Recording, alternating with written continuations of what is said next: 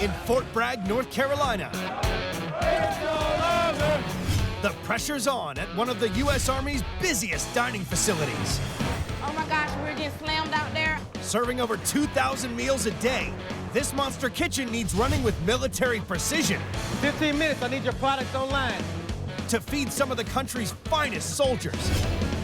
Yes, it's true. The Army marches on its stomach. On one of their busiest days, They're killing us right now. We're low on eggs. We need eggs.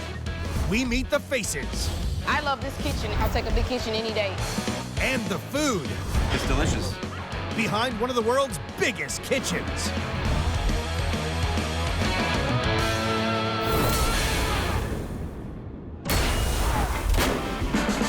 The 82nd Airborne Division. The U.S. Army's parachute assault specialists. When these elite soldiers get hungry, they eat big. Can I get eggs, bacon, and potatoes, please? The soldiers are very demanding. It's not like they miss a meal. They never miss a meal. And this is where they come. The Falcon Inn at Fort Bragg, North Carolina. A 3,700 square foot dining facility open to 50,000 active personnel. I'm gonna be honest with you, I never miss a meal. I'm always eating here. Boasting 8 serving stations, serving up 3 square meals a day, this 580-seat king-size cafeteria feeds almost 12,000 soldiers every week. This dining facility is the best one on post, in my opinion. This place is always packed. Keeping this monster kitchen running are 105 cooks, 8 oversized ovens, and 5 giant grills. You got to be able to handle the pressure, the stress. It's a big responsibility. Where you going with that? In charge of it all is Sergeant First Class Lamikius Gardner. I manage everything that happens in this building, good or bad. So it's a lot that's on my plate. Hey, go get the rest of those guys out of that office. And she'll accept nothing less than perfection. I'm very big on presentation. Look at these pans. That's a mess now, come on. We're the best dining facility on Fort Bragg. And not because I'm saying it because I'm the manager, it's been proven. 8:15 a.m. After a morning of physical training, 800 starving soldiers invade the Falcon Inn for a big, bad breakfast. I want as much protein, as much food as I can get. I just ran 5 miles this morning, feeling kind of bad. So this breakfast is about to help me re-energize and get my day started. The race is on in the kitchen to churn out 800 breakfasts every hour. In the course of 2 hours, we make bacon, sausage, turkey sausage, steamed rice, egg whites with spinach. The list truly goes on and on. The cooks can't work fast enough. They're running low on sausage, they're running low on bacon. And one breakfast essential is running out faster than most. Really good. I enjoy it every single day. It's delicious. Cream of ground beef. Lean minced beef mixed in a creamy sauce create this Army staple, a cornerstone of the military diet since World War II. Today, it's as popular as ever. In just 90 minutes, the Falcon Inn will make over 4 gallons of it.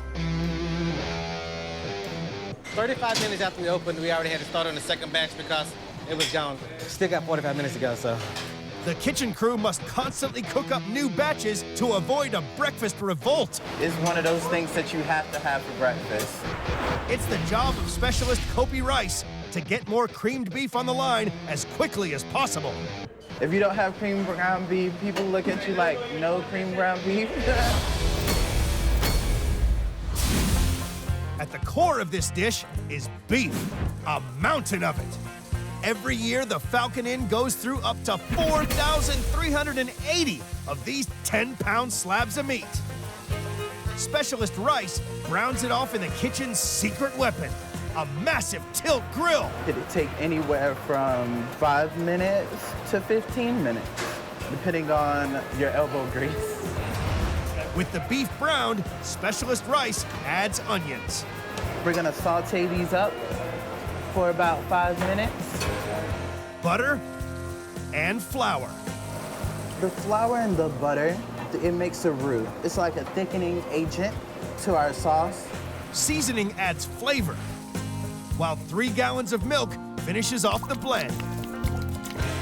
After 5 minutes of simmering, this breakfast stalwart is just the right consistency. That's good cream beef. Time for the tilt grill to earn its stripes. Over the course of a week, it pours out more than enough creamed beef to fill a bathtub. This is coming out excellent. The result of Specialist Rice's efforts is a healthy dose of protein-filled fuel for a day in the field. Every year, chefs here cook up 40,150 servings of this essential Army fare. That's enough to fill the fuel tanks of 41 military Hummers. And on the front line, the latest batch arrives just in time. I'm actually on my third pen over here already. Here you go, and you have a great day. The cream beef is actually really good. It's delicious. The Falcon Inn's been open for just 90 minutes, and already it's dealt with a breakfast barrage. It's 9 o'clock and we've already fed close to 700. That's one breakfast every 8 seconds. But this is merely the calm before the culinary storm. Once it starts, no stopping. Lunchtime is on the horizon, and it promises to be even busier. Guys jumped last night and they got to jump today, so probably trying to get their meal before they go out for the airborne operation today. As the airborne division fuels up for an afternoon jump. Fort Bragg, North Carolina, 10:30 a.m. 50,000 soldiers are finishing up their morning exercises and looking forward to their next meal. Let's go, 1 hour, 1 hour. The 105 cooks at the 3,700 square foot Falcon Inn are up against it. Who's setting the lineup? And after the big breakfast battle, their supplies are starting to run low. So we went through 30 pounds of bacon today. We used 20 pounds of ground beef. We went through 30 pounds of turkey links, 2 cases of egg whites, 3 cases of shelled eggs, 4 cases of liquid eggs, 2 5-gallon bibs of chocolate milk, over 100 cartons of half-pint milk, almost 200 boxes of cereal. We go through a lot of stuff. The kitchen's 5 huge stock rooms normally store 157 different items, but today they've taken a hit. It comes off my truck, it comes in here, it goes right back out. It looks like it's a lot of food. This will be gone in the next 3 days. All of this will be gone. And these vast stores are about to be raided again as the Falcon Inn prepares for a mammoth lunch for 800 soldiers, all coming in from the field. Okay, today for lunch, we have baked stuffed fish, we have chicken fajitas, beef fajitas, we also have stuffed pork chops. It's 18-year veteran Sergeant First Class Anthony Moulton, who's taking charge of this frenetic shift. It is a challenge, but anything for the soldiers. I love food service. Adding mushrooms and bacon for the burrito bar. That's just a passion that I have. Today, he's overseeing the preparation of one of the kitchen's most popular dishes, apple and rosemary pork roulade. I give it a good 2 hours to be out. They're gonna eat it all. They love it. With vegetables, bacon, and cheese stuffed into succulent pork loin. This is the perfect combination of protein and veg for the hard-working soldier. Each batch starts with a healthy hunk of meat that is marinated overnight in apple juice, apple jelly, and rosemary. It's tenderized to make the most of the cut before the filling can begin. It's like basically making a pizza. First, red peppers, followed by spinach and mushroom. That's good. Now, the best part, raw bacon. Every day, Sergeant Moulton and his team get through a whopping 1,000 rashers. They finish the rich stuffing with cheese and garlic. Then, this huge pork slab gets rolled, tied, That's why we want it. That means everything's inside of it. and seared on the grill. The purpose of this stage is to get that golden brown color before we get ready to put it into the oven. With the flavors locked in, it dons a full metal jacket, then squeezes into the oven, which will be on the go all day to churn out the 160 portions needed. That's where the magic happens. 90 minutes later, this meaty missile is ready for launch. Tender pork that packs a nutritious punch. Over the course of a year, these cooks serve 8,320 plates of this Falcon Inn favorite. That's enough roulade to stretch the length of a football field. That means Sergeant Moulton can't slow production of this 2-foot-long pork package. We will use at least 80 pounds of pork today, but it's only this 90-minute period meal. At the carving station, the servers are on to their third rely. Definitely taste the pork, but then when you bite into different spices, everything hits you at once. So it's a really good flavor combination. Excellent, very tender, very juicy, and the fill is very good. Half an hour into the lunchtime serving, the lines in the Falcon Inn are getting longer. But out the back of the kitchen, there's a problem. The storerooms need resupplying. Where's my truck at? We're just waiting on the truck to show up. The morning delivery has gone AWOL. It's a $12,000 truck, and it's a truck that prepares me for the next couple of days. I cannot afford for this truck to be late or not to show up. It could turn up at any time, so Sergeant Gardner needs all the staff vehicles cleared out of its path. Sergeant Turner, I need you to call MPs so that they can come in and start trying to make these soldiers move the truck. I call the MPs, which is our military police, to come out and see if they can get some of these guys to move their vehicles so that we can get our vendors in. With 800 hungry soldiers expecting a large lunch, the kitchen can't afford delivery delays. Let's go, 30 minutes, I need your product online, let's go. It's midday in Fort Bragg. The lunchtime rush is reaching its peak. It's busy, it's constant. When we think we're gonna slow down, it doesn't. And as hungry soldiers crush into the Falcon Inn, You gotta refuel the warfighter. Sergeant Gardner is dealing with a supply crisis. A missing delivery. Where's my truck at? Vehicles outside the loading bay are stopping her delivery truck, drop off crucial supplies. It's an 18-wheeler truck. It's huge. They'll continue to pass by until I can get some room for them to get the truck in. As a last resort, she's called in the military police, and it's doing the trick. Not every day that I have to call the MPs, but I will if I have to. One by one, the cars move, and Sergeant Gardner's critical delivery begins to offload. A whole heap of food that includes over 1,400 eggs, 300 pounds of bacon, and 120 pounds of flour. But it won't last for long. This right here covers me 2 days, 6 meals. Yes, that's a lot of food. As the new stock is hurried through the back door, out front, the hot meals are being hit hard by the lunchtime rush. Hey, I need every wrap in like in the next 2 minutes. Right now, we're really getting slammed. Just make sure the soldiers get in and get out at a prompt time. Over the course of 90 minutes, this colossal cafeteria will feed the next sitting of 800 soldiers. You can see out there, they're killing us. And right at the end of this main course line is one of the most popular lunchtime options. Baked stuffed fish. Herb-crusted stuffing wrapped in fresh pollock.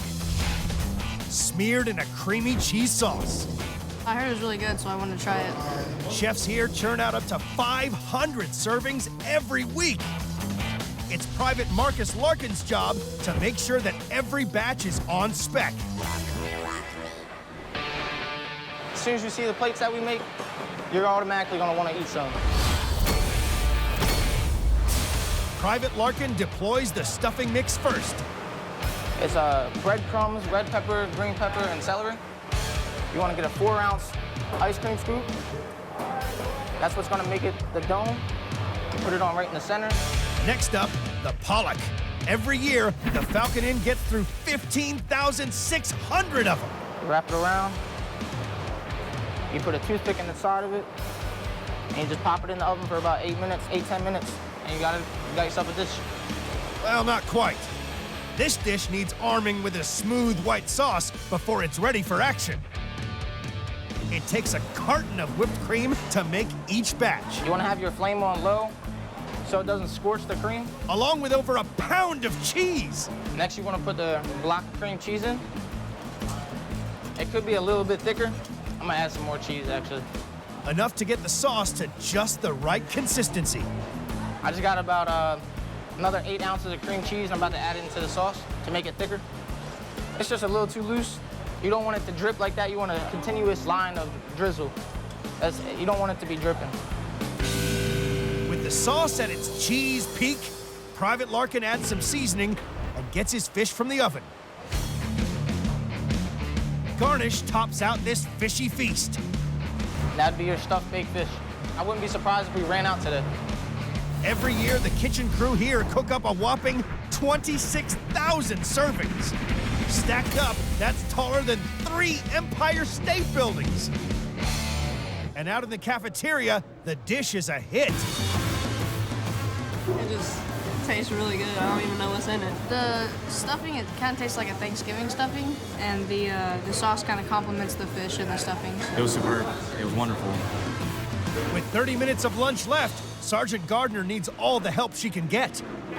Hey, go get your people to help them out. Tell Rations come out of their office to come help the shift out. I need to get everybody out in the front area because we're getting slammed. That and here. Next man. I normally don't come out here, but right now, I need everybody out. It's how it is. Busy all the time. Every service station is down to its very last portions. And one has almost run out entirely. He needs some pizza. Pizza. They eat pizza today for some reason. He just put one in here. They normally don't eat pizza like that. Today they want pizza. Nothing's left over. They're eating everything right now. In Fort Bragg, North Carolina, there's half an hour left of the manic lunchtime rush. What you need? I need the pizza cutter. Oh, it's very busy. As you can see, everybody's scrambling. Nobody's sitting down at a desk or anything. Hey, somebody get the pizza cutter. Go back to the pizza. Somebody. Hey. The 25-strong team on duty are rushing to restock every service station. No one works harder than the salad bar crew. We definitely are the busiest. 50 items need constant replenishing. This is one of the toughest jobs around.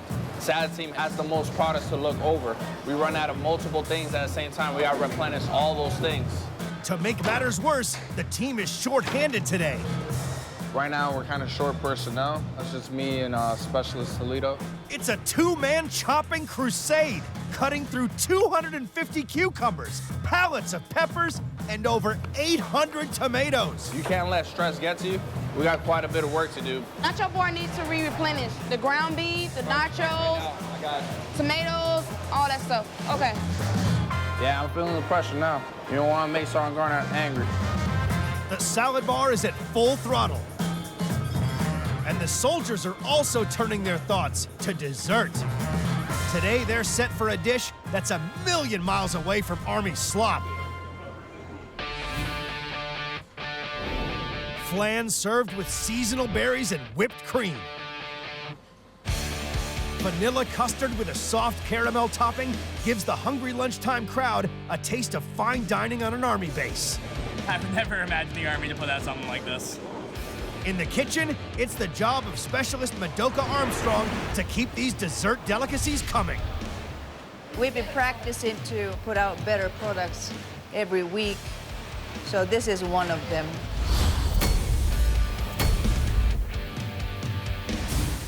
First task, make the custard mix that forms the body of the dessert.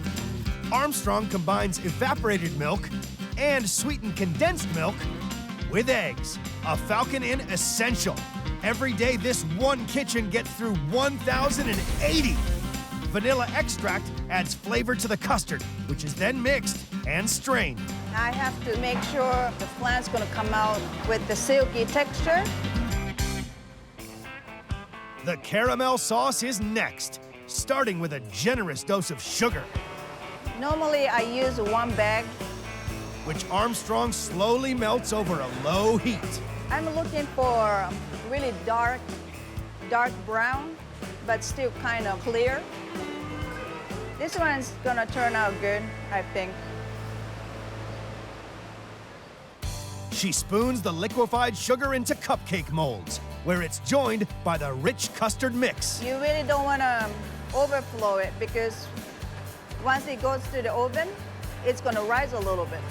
After 20 minutes in the oven and at least 2 hours in the fridge, the first batch of this sugary sweet treat is ready for action.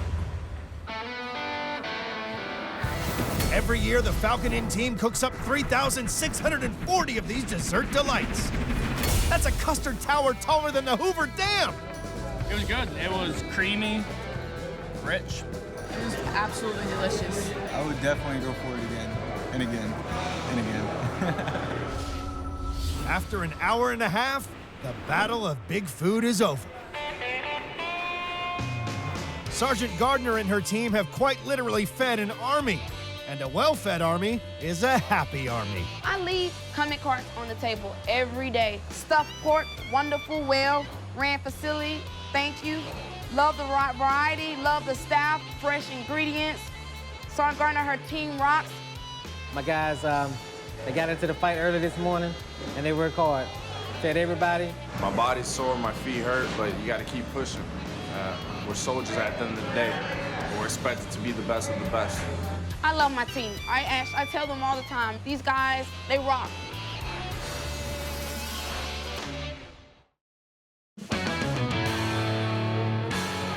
In Manchester, England, Pass. Come on, darling. the heat is on for one of the world's most renowned curry houses. I can go outside, please. This king-size kitchen cooks up 720,000 curries and 32,000 pounds of rice every year. From lamb chops to halim, we got it all here. This is spicy cuisine on a super-sized scale. Jagir, can you go and check main course outside? Asim, can you check the lamb chops as well? Are they ready or not? On their busiest day of the year, Come on, Mama, hurry up. we meet the faces A lot of chilies. and the food It's absolutely delicious, completely wonderful. behind one of the world's biggest kitchens.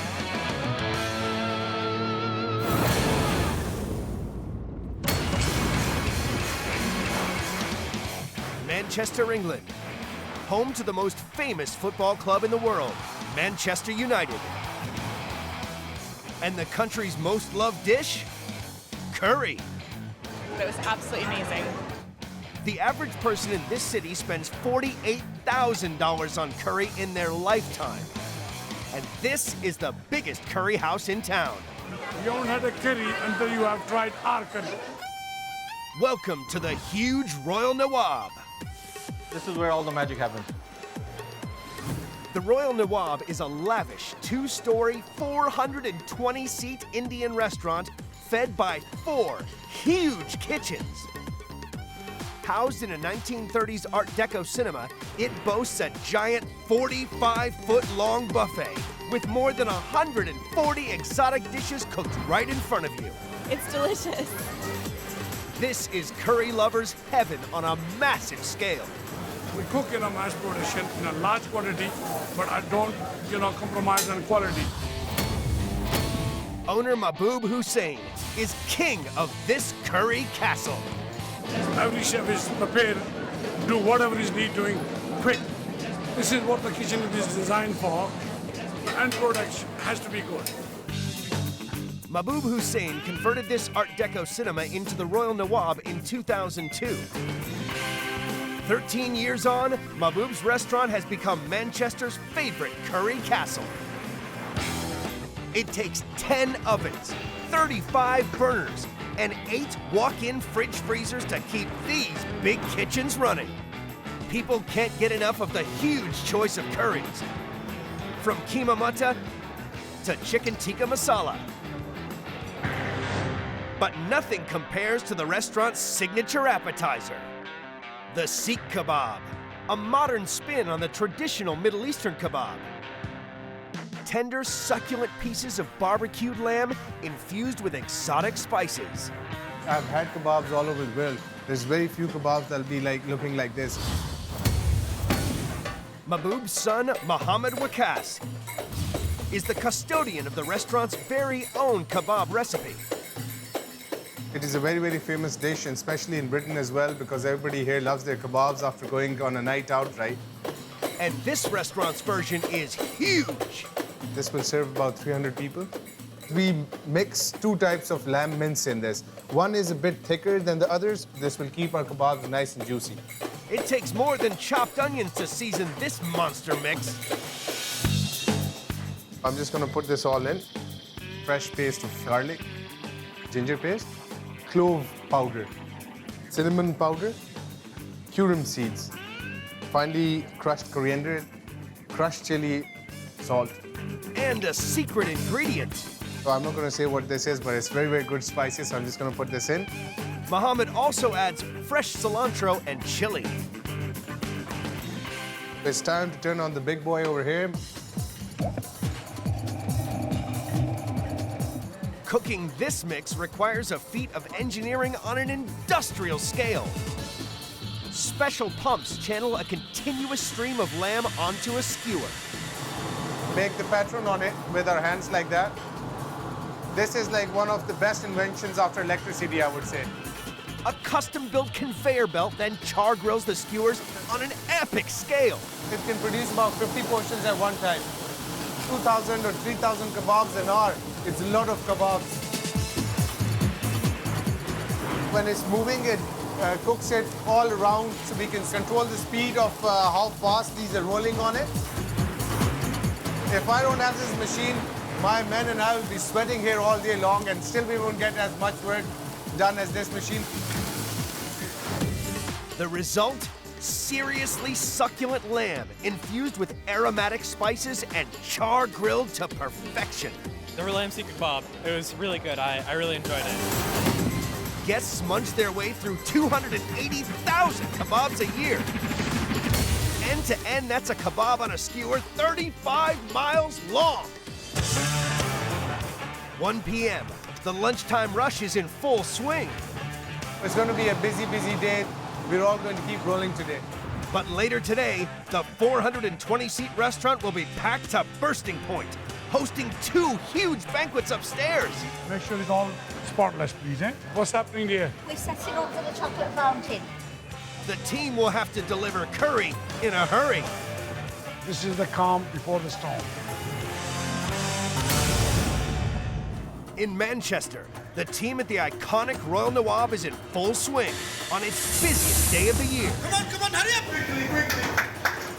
The buffet will be maxed all day and all night, and 2 huge banquets upstairs will push the kitchens to the limit. You have to quick, please. 2 p.m. The first banquet is about to begin. I don't want to be embarrassed when the customer walks in and the hall is not ready, okay? Not rush now, everybody's trying to get things sorted out. Meanwhile, downstairs, 420 guests are feasting in the restaurant. Today we have a lot more customers than we normally do. It's organized chaos, so to speak. Asad Malik, the owner's son-in-law, is responsible for the thousands of guests that will cross the monumental 4,000 square foot foyer. We have such a high turnover of people walking through these doors. It's important we have an area where they're comfortable and are entertained. 2:30 p.m. The first banquet is on. Jangir, can you go and check main course outside? Put them in the machine, please, quickly. The kitchen staff brace themselves. We're fully stocked in the kitchens and in the storerooms and stock rooms. Owner Mahbub Hussein briefs the banquet service team. So I'm proud of you all today, okay?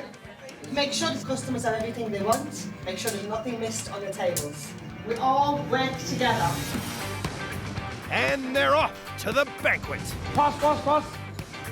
So come on, serve them quickly. Come on, darling. Sumptuous, steamy roast chicken, fish, and spicy chips roll out as appetizers to the first banquet's 320 diners. They've done the starter for nearly 400 people in 7 minutes. You're slow. What's up with you? Hurry up because people are waiting. The Royal Nawaab's famous main course curry, chicken karai, is always a hit. This super hot chicken dish is not for the faint-hearted. For spice addicts, it's a dream come true. This is the best Pakistani chicken dish that you can have for your main course. It's not very popular with English people because they prefer their sauce and gravy with their meat, whereas we prefer it nice and dry. It needs to be hot if it needs to be curry. The dish gets its name from the giant pan it's cooked in, the karai. It cooks super-sized batches at super fast speed. It has a uniform heat to it. The things cook in it as fast as you want it to, and it gives a very, very nice taste and flavor to the things. Fried onions and garlic and ginger paste, kickstart the eye-watering taste bud tang of this dish. It's after the tomatoes and chicken that things really start to heat up. We have 3 types of chilies that go in it. There's a crushed chili, there's a red powdered chili, and black pepper. Turmeric and salt goes in next. Crushed coriander. This is like the magic spice. Some yogurt. It starts looking like chicken cry now. And obviously more chilies for garnish. I just love the smell of it.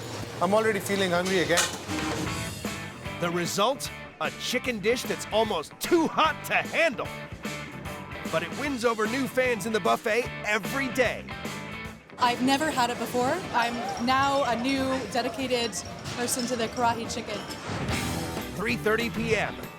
The kitchen is maxed out, providing mountains of food for banquet and buffet. We have tons of people coming through the door, and we have tons of food going out the kitchen.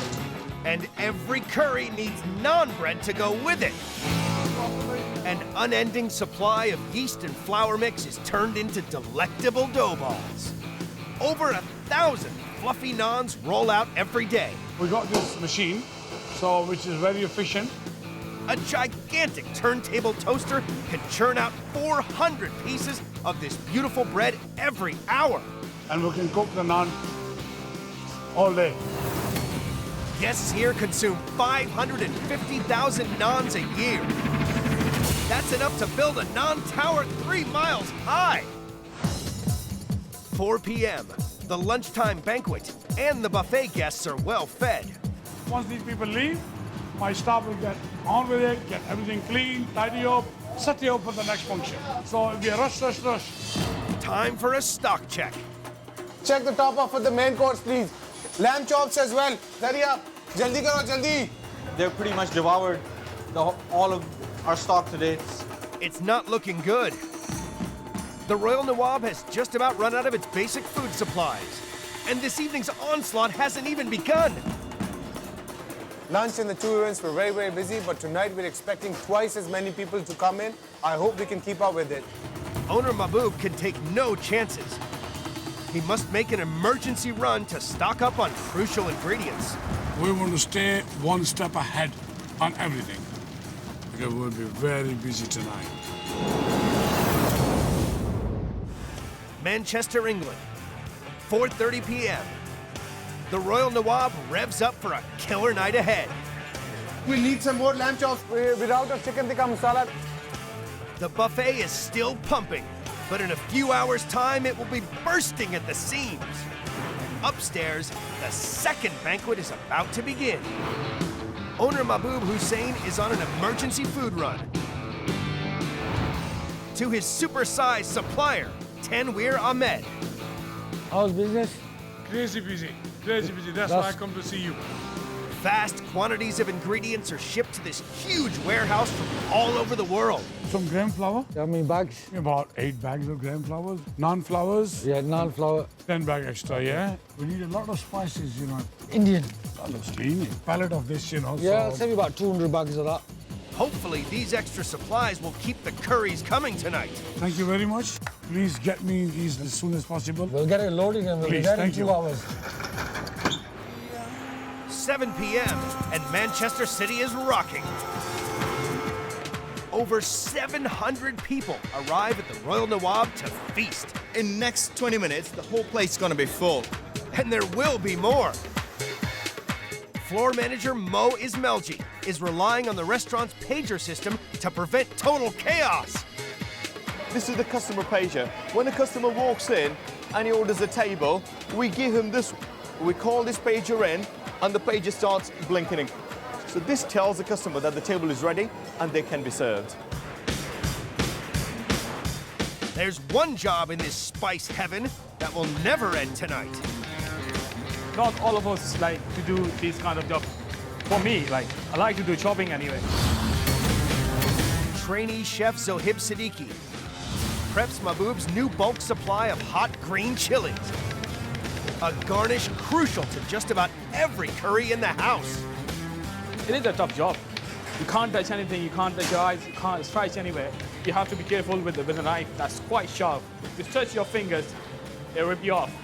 We cook about 12 pounds every single day. A lot of chilies.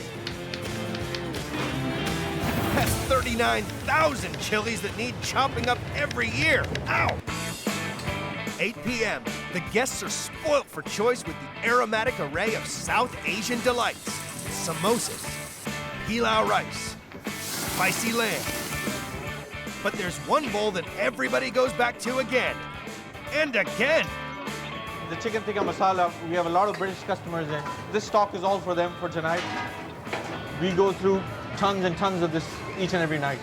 English people, they're crazy for chicken tikka. Head chef Asif Qureshi knows how to make a curry in a hurry. Those people that don't like too spicy, they go for this one, yeah. Chicken tikka masala, voted Britain's second favorite national food. This combo curry of fresh chicken pieces, tomato sauce, and cool creamy yogurt is a South Asian sensation for the less spicier palate. A cool yogurt marinade tempers the aromatic blend of exotic spices. Then we will marinate the chicken. Now we are mixing slowly. Yeah. Slowly, and then it will be mixed nicely. We are going to cook now. Even more yogurt tempers the onion and tomato masala sauce. Now chicken tikka we add into the sauce. Final touch, a big bowl full of cool cream. Oh, it's nice smell, you know, it's really is very good. I love chicken tikka masala. It's really very creamy, it's very nice. Chicken tikka masala go. Another 3 gallons of the creamy, aromatic delight. This has been a really lovely and unique tikka masala. It's one of the best that I've had. Guests munch their way through 80,000 servings of chicken tikka masala every year.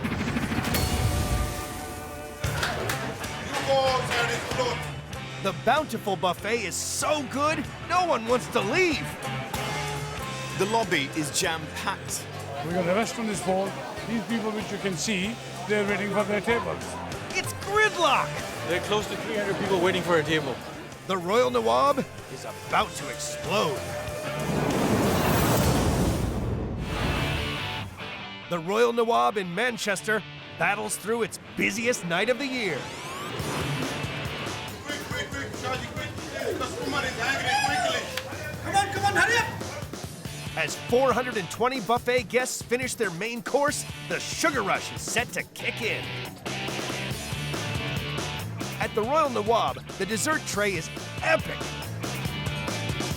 30 scintillating sensations. But it's the Nawaab's signature sweet dish that is always on every table. Gaja Hava, an unusual orange oasis of delight, on the menu since the restaurant opened. This is a very, very popular dish in India, Pakistan. It's my favorite and also my customer's favorite. People love to have this, and we go through with tons of it. Not all the guests know its main ingredient. I have no idea what the key ingredient is, really. It's not something I've ever had before, so I'm really interested to know. Carrots. Lots of them. I could never have guessed that carrots were the main ingredient. The Royal Nawaab has a secret weapon. A giant industrial grater that chews up the 6,000 carrots needed every week to make this dish.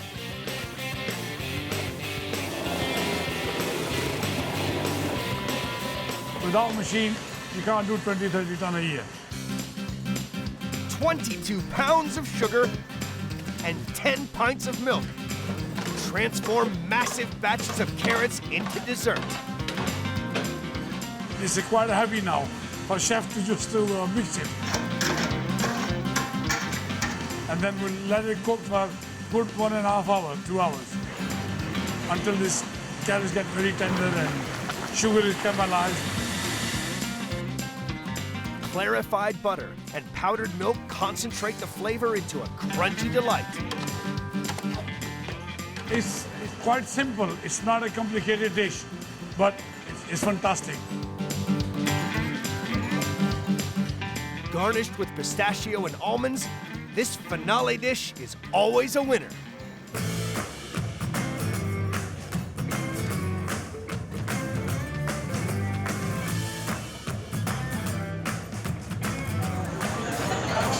Kind of a unique dish. I don't know why I haven't ever tried it or experienced it. It's absolutely delicious, completely wonderful. But it was absolutely amazing.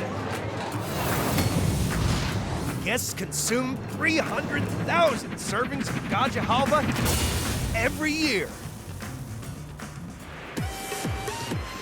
11 p.m., the busiest day of the year, comes to an end.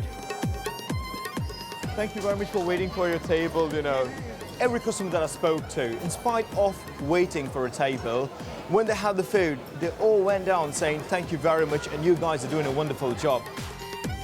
Over 2,000 kebabs cooked, 1,000 naans baked, and hundreds of gallons of curries served. We actually feel proud that we've done something at the end of the day. It's always like smiles and cheers at the end of the day.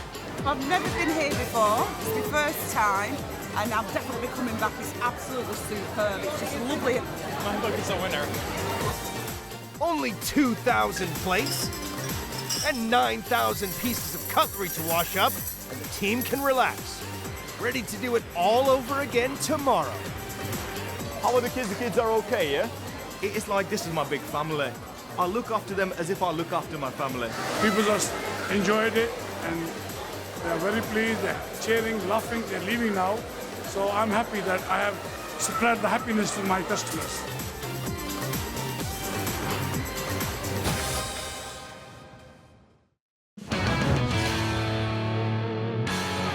In New Orleans, it's Mardi Gras. The party is here 24/7. New Orleans kicks ass. And the heat is on for one of America's most iconic seafood joints.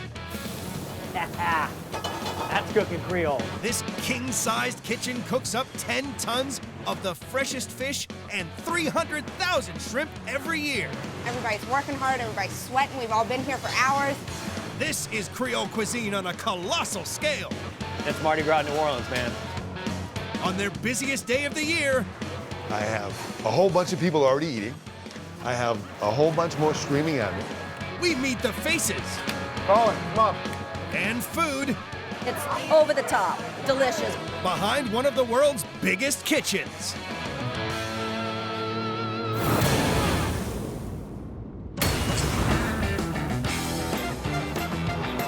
In New Orleans, it's Mardi Gras. Over 1 million people are flooding into the city to celebrate this 300-year-old carnival. These crowds want to party, and they want to eat. And one of America's oldest restaurants is ready for its biggest day of the year. Ladies, welcome to Commander's Palace. Welcome in, my friends. I'll be right with you, and I appreciate your patience. Give me 5 for being so handsome. An extraordinary amount of people will come through this door. These are all the people that are coming in today. Today is going to be insanity. 50 chefs and an army of kitchen staff will prepare some of the freshest fish and mouth-watering southern sensations. This joint does fine dining on a huge scale. If you want to come to New Orleans and get that southern feel, that southern hospitality, Commander's Palace is your place. This old establishment restaurant has been at the heart of Mardi Gras since 1880, when it first put Creole cuisine on the international stage. 135 years on, it has expanded into a 400-seat gourmet castle that serves up quantity and quality. It's the best restaurant in New Orleans. Every time I come to New Orleans, I have to eat here. It takes 19 ovens and 11 fridges to keep this monster kitchen cooking. Philosophy for us is everything's got to be perfect. Keeping up with the massive demands of Mardi Gras requires superhuman skills from head chef Tori McPhail. I feel like I'm a freak of nature. You know what I mean? We're so obsessive compulsive beyond what is normal. 11:30 a.m. It's only brunch, but people can't get enough of this restaurant's signature dishes. Chicory coffee lacquered quail and French white truffle with winter mushroom risotto. But nothing compares to one dish that's as old as Mardi Gras itself. The turtle soup at Commander's is the best in the city. It's the king of all Creole dishes, and guests at Commander's Palace eat over 1,000 turtles every year, enough to fill 12 pickup trucks. I gotta tell you, the first guy that did a turtle was hungry. They put off a smell. It's very, very distinct, but it's fantastic when you're cooking it. Chef Chris Barbado preps a supersized batch of this highly prized turtle soup. Turtle soup was invented by the first New Orleans settlers, forced to eat reptiles to survive. Supersized soup requires supersized kettles. These things will be filled and emptied 5 or 6 or 7 times. They get dropped in the morning, they get turned over again. They're constantly in use 24/7. Supersized mixing spoons. In the kettle, we're gonna brown it. It's probably gonna take about 35-40 minutes. It's big and slow. It's really quite labor intensive. So we'll make 45 to 60 gallons 3 to 4 times a week. That's how popular this soup is. Time for the supersized ingredients. A half a gallon of whole garlic cloves ground up, 60 onions, 15 heads of celery, and 60 green bell peppers. 3 pounds of kosher salt. Pureed lemons. A mixture of hot sauce, Worcestershire, 3/4 of a gallon each of those. 3 to 4 gallons, flour and butter. This is 90 eggs. 15 pounds of spinach. 25 gallons of veal stock. And one last supersized kick. And we add 8 bottles of sherry to it. And really start to smell all that good now. Tell me that doesn't look awesome, huh? May look like a lot of soup, but we're gonna have to do it all over again tomorrow. The result, an old Creole soup elevated to exquisite fine dining for Mardi Gras lunch. It's hot, it's delicious, it's everything that you think of when you think of Southern cooking and Grandma's kitchen. Guests sip their way through 6,000 servings of turtle soup every month. That's 25 beer kegs.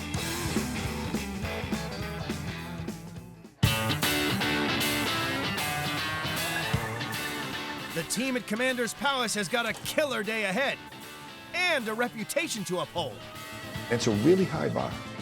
I mean, people read about us from all over the world, and they have incredibly high expectations. Today, the Mardi Gras crowds will demand hundreds of the world's greatest appetizer.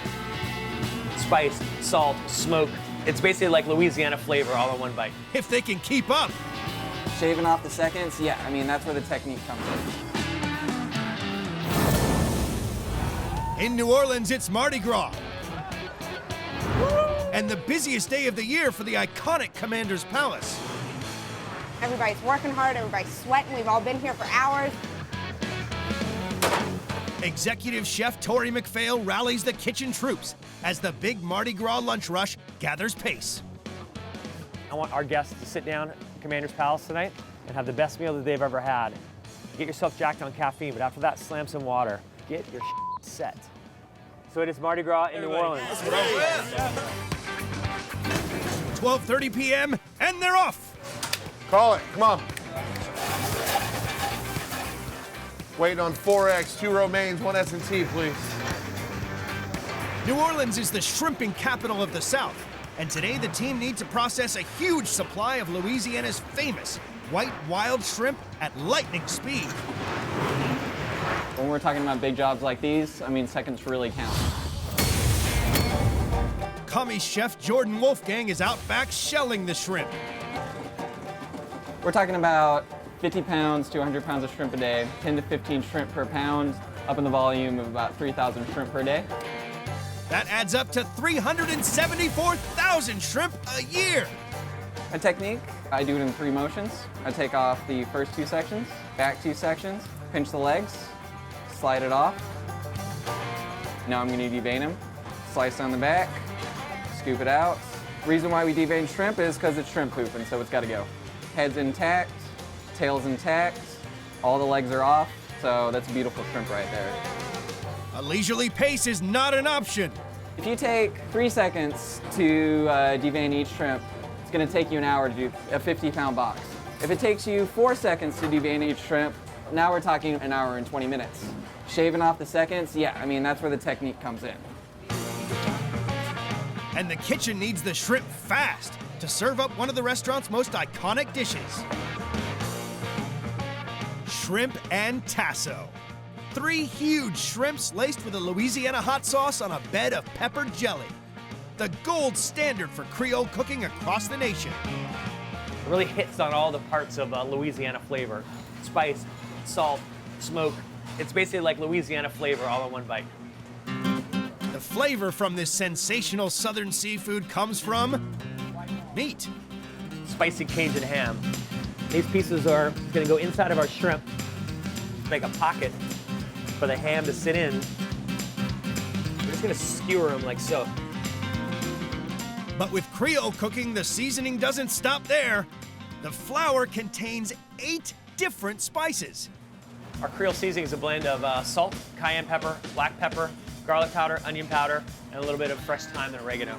It'd be very embarrassing to have people come to the restaurant and then they reach for the salt and pepper shaker. I'd be so embarrassed, I would crawl under the table.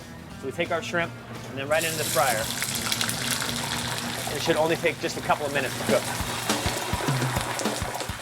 There's a secret to Tori's hyper-speed cooking. It's all about efficiency. You're basically standing here stationary, so you have one half of the station here and the other half over here, so you can reach all the way over here and get to the end of it, or again, all the way over here. You always want to have food to the plate, never plate to the food. You don't want to double your steps. Tori coats the fried shrimp in a sumptuous hot sauce, and a 5 peppered jelly finishes the Creole flavors. This is exactly how we do it here in the kitchen at Commander's. The result? An exquisite eruption of Louisiana's finest food. It's over the top, delicious, with a little kick in the back. Tori and the team cook up to 6,000 shrimp and tasso every year. That's 20 wheelbarrows.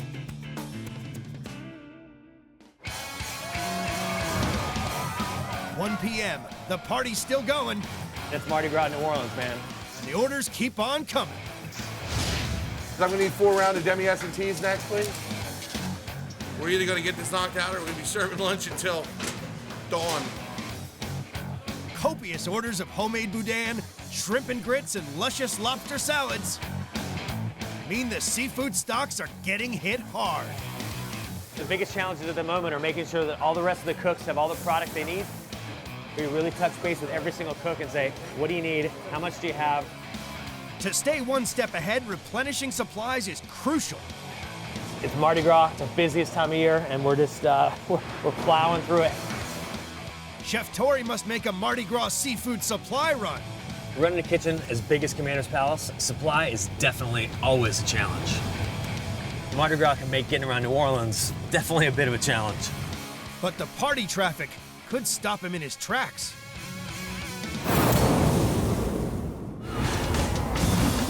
It's Mardi Gras in New Orleans, and Commander's Palace, one of America's most famous restaurants, is slammed out for lunch. Waiting on 4X, please. And this is how we dance.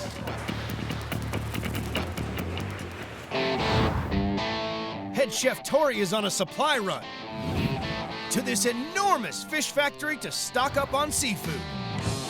This place turns over 4 million pounds of fish every year. And today, every chef in the city is fighting for factory owner Cliff Hall's stock. Hey, Chef. Good to see you. Good to see you too, man. What's been happening around here? Oh, getting ready for just a slamming weekend. It is crazy right now because every pound that comes in goes right out. It really makes my life hectic. Let's go check it out. Let's walk around.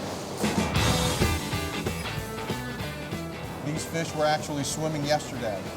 Got some shrimp over here. Ah, these are beautiful. These come right out of the Gulf, huh? Look at this stuff over here. Fresh speckled trout. I mean, to get that on a thin hook and line. Woo! So these guys are great. This is like the perfect size. Probably go through a couple hundred of these.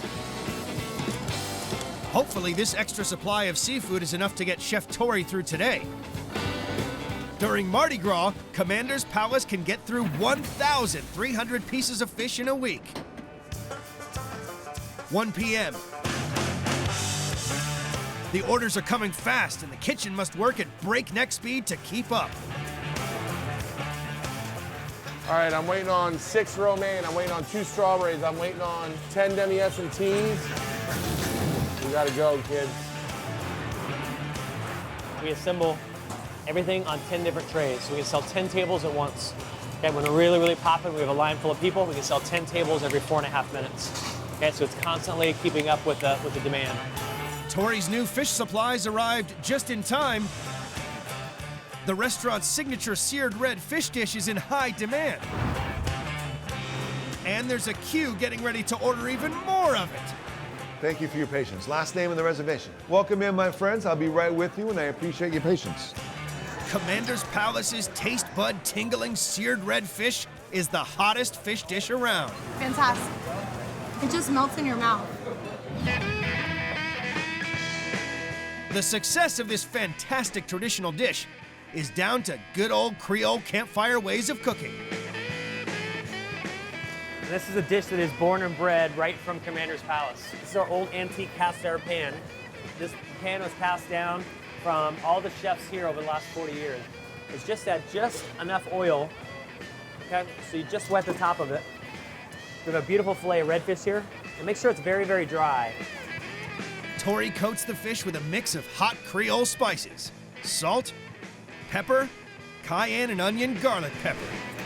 Take our fish and lay it bone side down. And we're not gonna saute it, we're not gonna move it. It's just gonna sear in that hot skillet. About maybe 3.5 minutes on the first side, and we'll let it turn over and do its thing on this side. The simple red fish is complemented by a mix of quick-fried local vegetables, spiked with a dash of liquor. A little shot of brandy, I'm just gonna shake it up. That's cooking Creole. Finished with basil vinaigrette and a dash of chili oil. Great local vegetables, a simple piece of fish across the top of it. It doesn't need to be complex or overly fussy to have great flavorful food. The result, a taste bud tingling red fish infused with all the Creole flavors of campfire cooking. It's a simple dish, but I'll tell you what, we have a lot of these to get out tonight.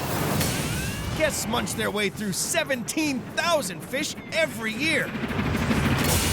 End to end, that's 4 miles of fish. 1:30 p.m., the parades are in full swing.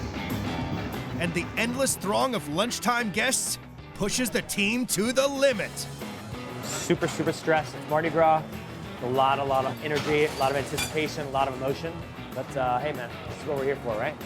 I have a whole bunch of people already eating. I have a whole bunch more streaming at me. I've got 2 phones ringing telling me what tables are coming up, which one's on. I'm calling people what's coming up. Help me.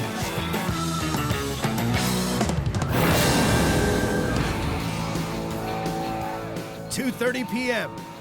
At Commander's Palace in New Orleans, the Mardi Gras lunch rush has reached its peak. I'm feeling exhausted. I can feel the veins in the side of my head like pumping all this caffeine. The pressure may be easing in the main kitchen, but the heat is on at the dessert station. The bread pudding souffle is a must.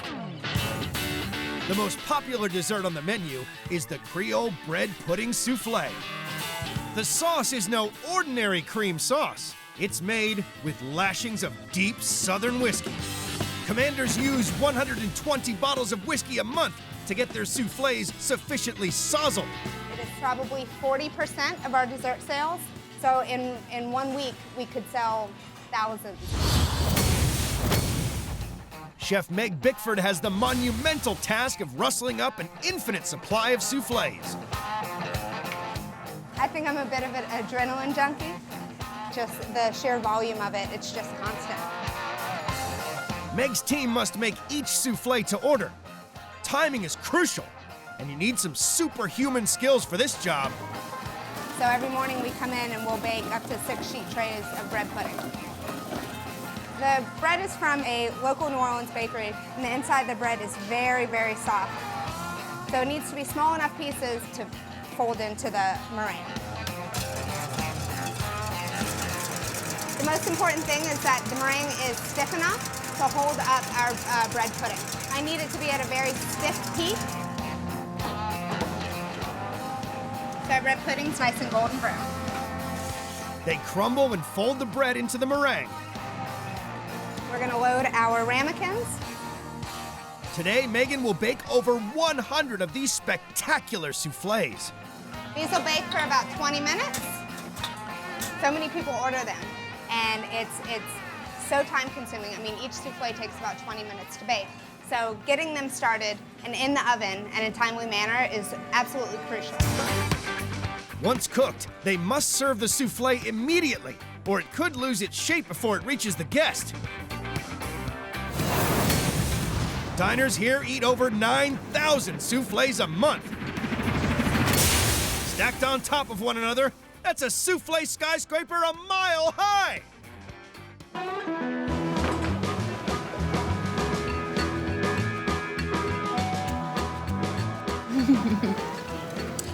Oh wow, that's really good.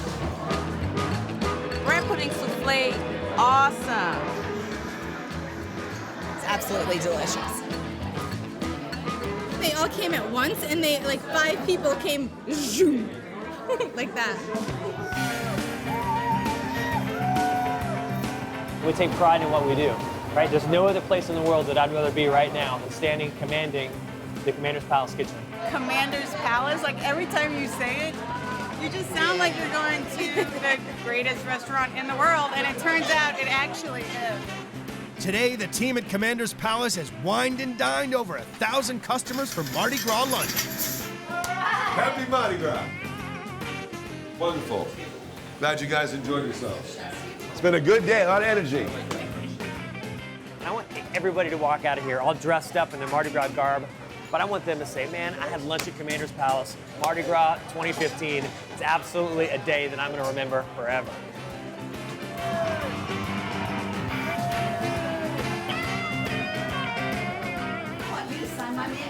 I would love to sign your menu. Happy Mardi Gras. We don't serve food. We make dining memories, and that's what makes it special. These guys are fantastic, and we work together side by side.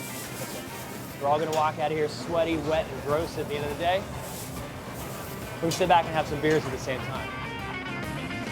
Time to party. Ah, you're the best.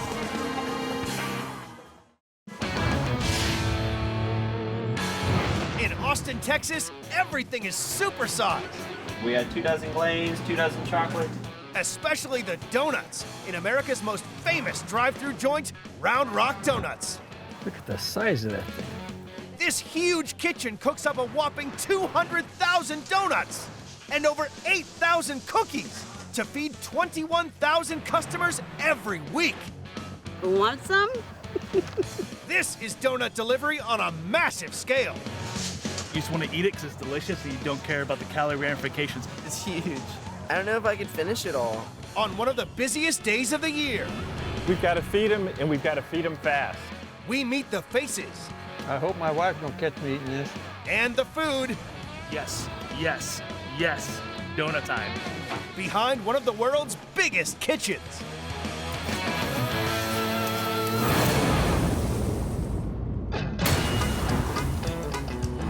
Just 20 miles from Austin, Texas, is Round Rock Donuts.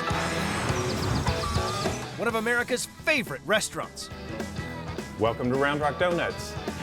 Feeding up to 3,000 customers every day.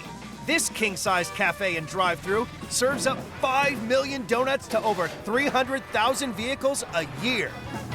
You say donuts? Thank you. You have a wonderful day now.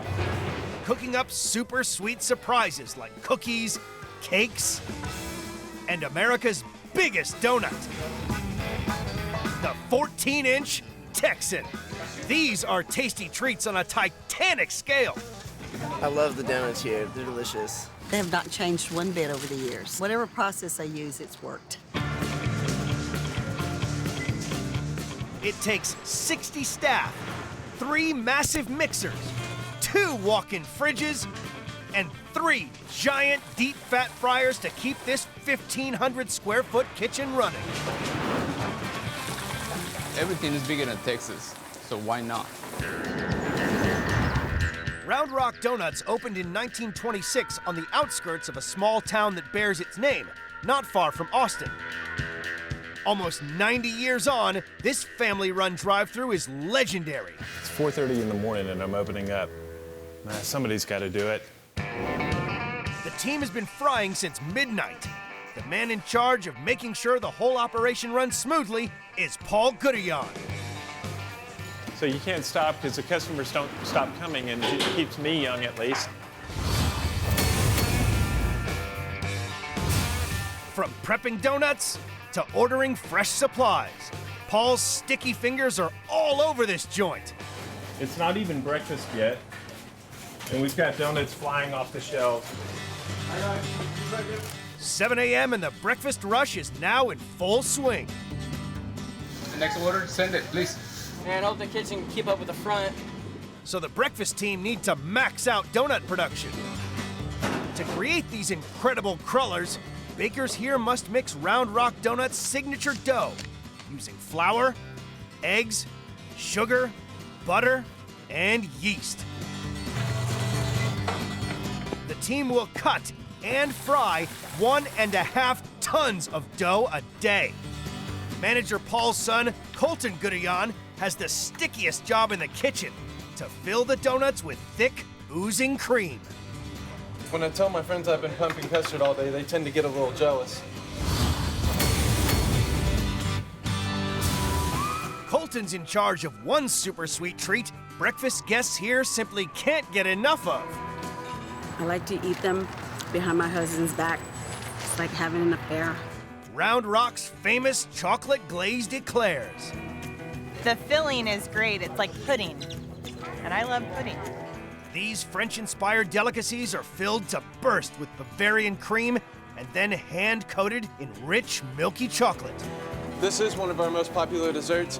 People really do enjoy the Bavarian cream and the chocolate together. It's a good combination. Bakers make the eclair from the same legendary dough as the Round Rock Donuts, but for the perfect bite, they must cook it differently. So you want to keep it submerged the whole time. That way they can fry evenly. An overcooked eclair will taste burnt on the outside and it'll also make the inside way too crispy and the cream won't even stay inside of the donut. Each week, Colton pumps 3,000 crispy pastry shells full of thick, gloopy cream. Now I'm gonna do my favorite thing. Then gets hands-on with his eclairs. It feels very nice. It's kind of like a hot tub for your hands. You're gonna wanna dip your hand in there and just smoothly cover it with chocolate. You just let the chocolate kind of roll off your hand. Colton smears his way through 275 gallons of hot chocolate each week. These dreamy, creamy confections are a breakfast to die for. Round Rock Donuts sells over 150,000 eclairs each year. End to end, that's 14 miles of tasty breakfast pastry. The icing on top is perfect. It just kind of melts in your mouth when you eat it. It's perfect. That's good. I like the filling. Delicious. Don't tell anybody I'm on a diet. It's only 10 a.m., and the breakfast sugar rush will soon become the lunch rush. You need a dozen glaze and a dozen chocolate? The team are serving one car every 45 seconds, selling 50 donuts a minute. We're pushing out quantities, but we got to keep the quality up. And soon, they'll be slammed by 1,000 more customers as one of Texas's biggest classic car festivals rolls into town. I'm ready for them. We have to mentally prepare ourselves to be ready for them. Wow, we're about to get slammed. In Round Rock, the biggest drive-through donut joint in Texas is gearing up for the craziest Saturday of the year. So it's getting busy now. We've got a queue outside, we've got people in the lobby, and the machine is really starting to roll. It's 11 a.m. 15,000 donuts and eclairs have already left the shelves, and And out at the drive-thru, the first few classic cars are arriving in town for the big show. Man, all those gas guzzlers are gonna want some feeding. So we're all geared up for a busy day. You've got your people placed. I do. 30 seconds per car if you can get it going that way. All right. Thank you, thank you, thank you, thank you. Round Rock may be synonymous with donuts, but as the lunch rush kicks in, demand for a savory treat takes off. We're selling these almost as quickly as we're making them. Lunchtime drive-by diners love to pig out on this punch-packing pork product, the legendary sausage kolache. Jalapeno cheese kolache, my favorite dish here. You got a sausage and sausage cheese kolache? Yes, we can't come to Round Rock without having one of these. Nicknamed Pigs in Blankets, the kolache is a delicious smoked sausage flavored with jalapenos and cheese, wrapped in the sweetest of sweetbreads. The sausage kolaches are an old Czech recipe. This is a very, very popular item in this part of the country. Each week, Round Rock Donuts use up to 15,000 sausages to make this popular piquant pastry. These are no ordinary sausages. For the last 5 years, Big Boss Paul and his special supplier have developed a completely bespoke blend of herbs and spices to make his kolaches unique. So we're on our way down to Smoky, Denmark to pick up a hot shot of sausages. Paul's mission is to make sure that every one of the 4,500 sausages for today's lunchtime rush is perfectly formed. Quality control is really important to us.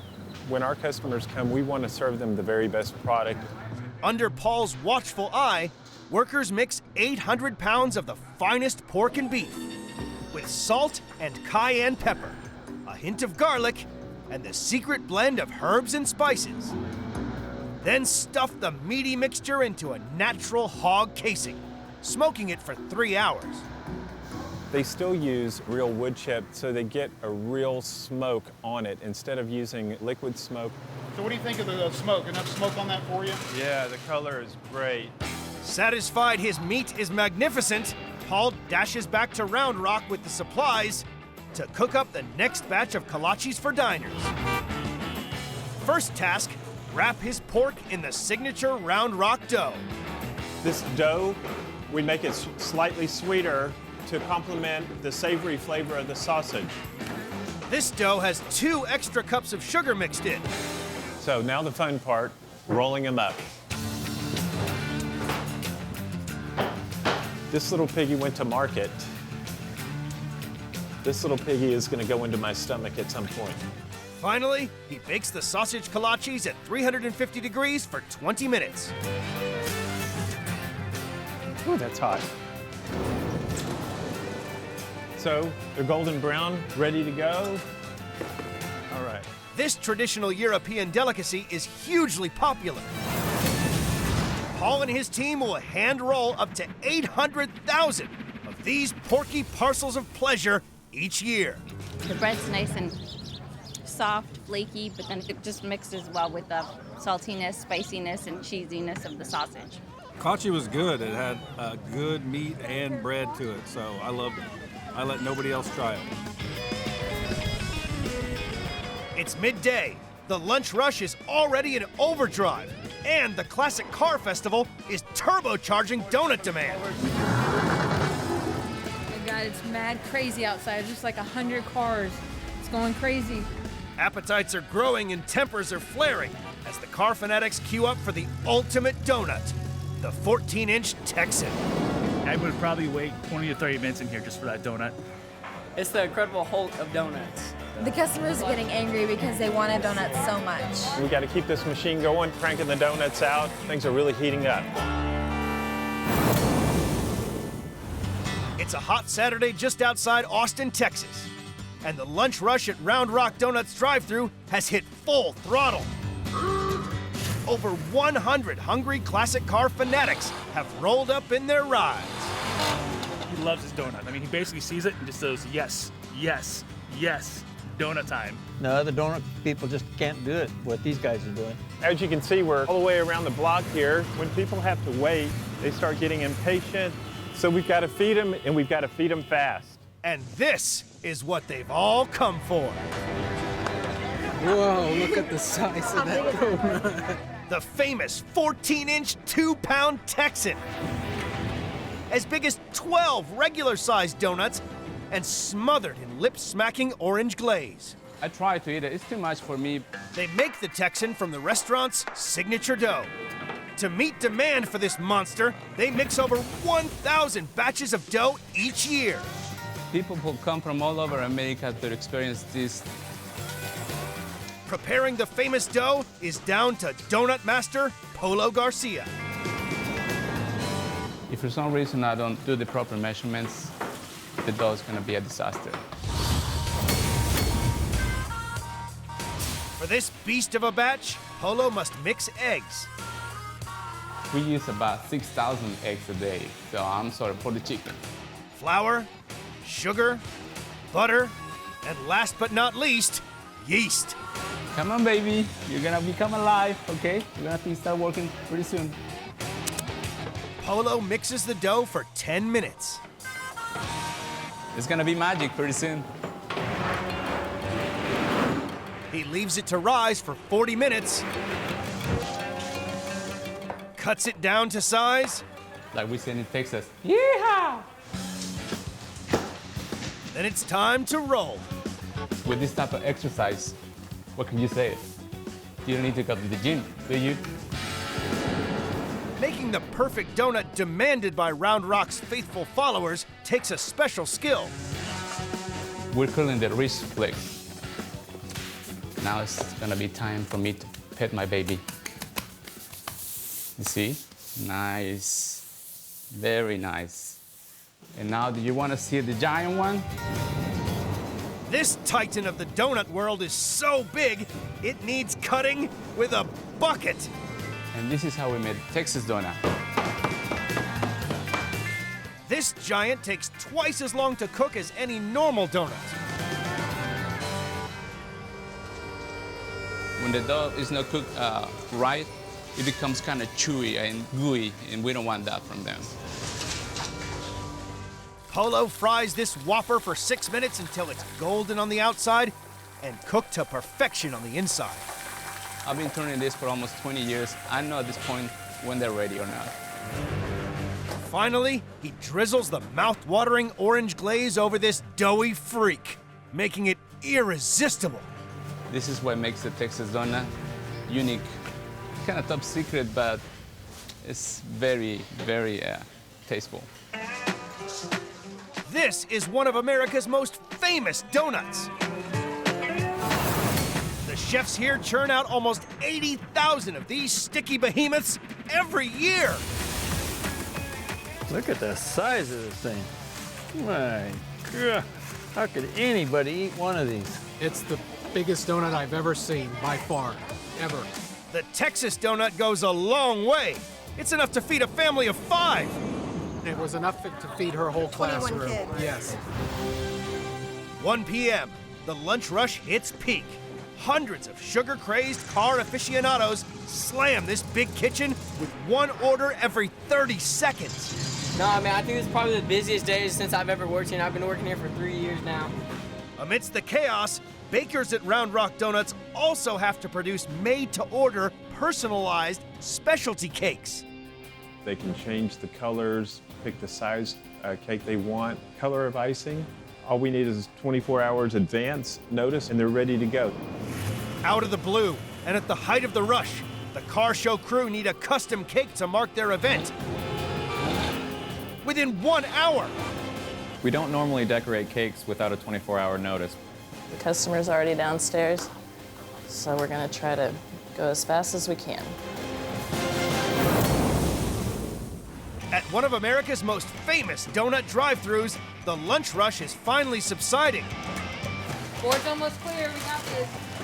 All the crazy cars are on their way out, so it's starting to get back to normal a little bit again. But with the car show organizers waiting on a special order, there is one highly skilled team that is still working flat out.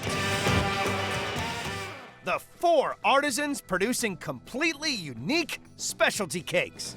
It's creamy and thick. I love it.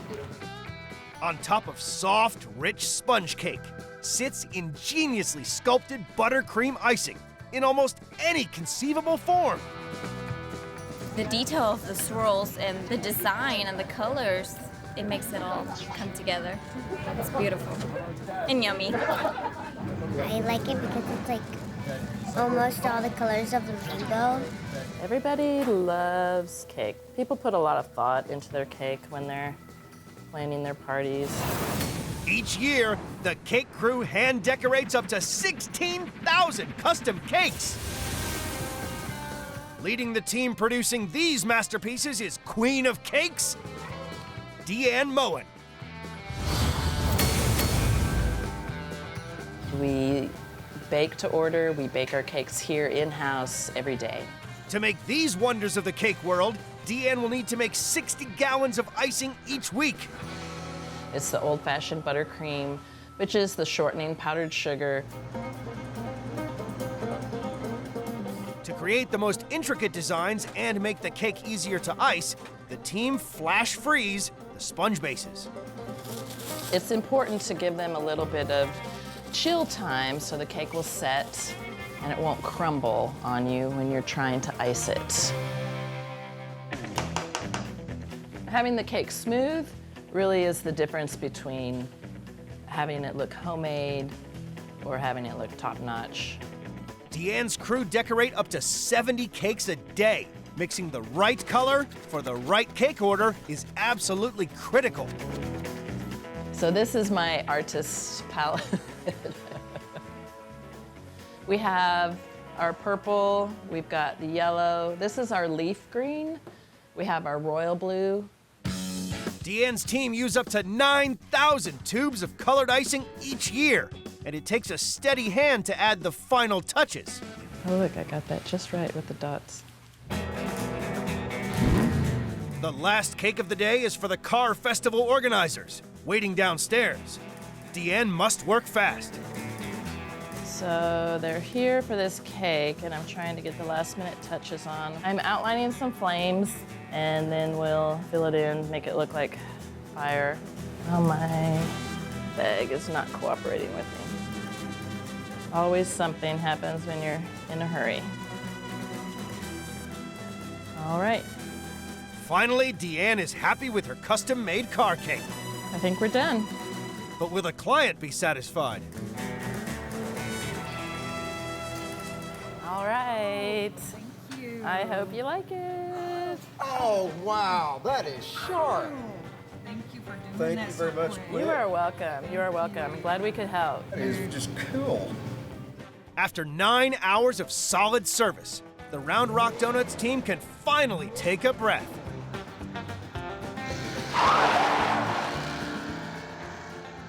So the guy that picked up the cake from the car club was pretty happy, and he was one of our last people, so I think we're in the clear now. Not only has it been the best day of the year, but I figure we've broken a record of about 32,000 donuts today. Just like people get attached to smoking cigarettes, I'm attached to Round Rock Donuts.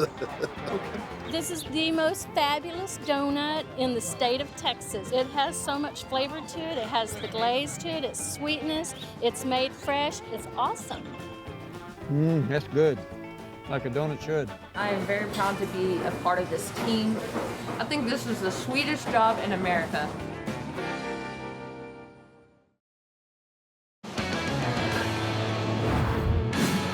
On one of the world's biggest cruise ships, the supersized galleys are at full steam ahead. You can tell by the noise in the galley that it's happening now.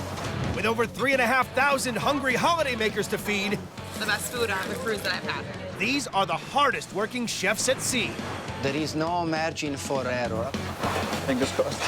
On one of the busiest cruises of the season. With no beds on the line, things are going to get a bit heated. Lobster line 2! We meet the faces. We will be busy. We will be extremely busy. And the food. It's definitely a treat I don't get at home. Behind one of the world's biggest floating kitchens.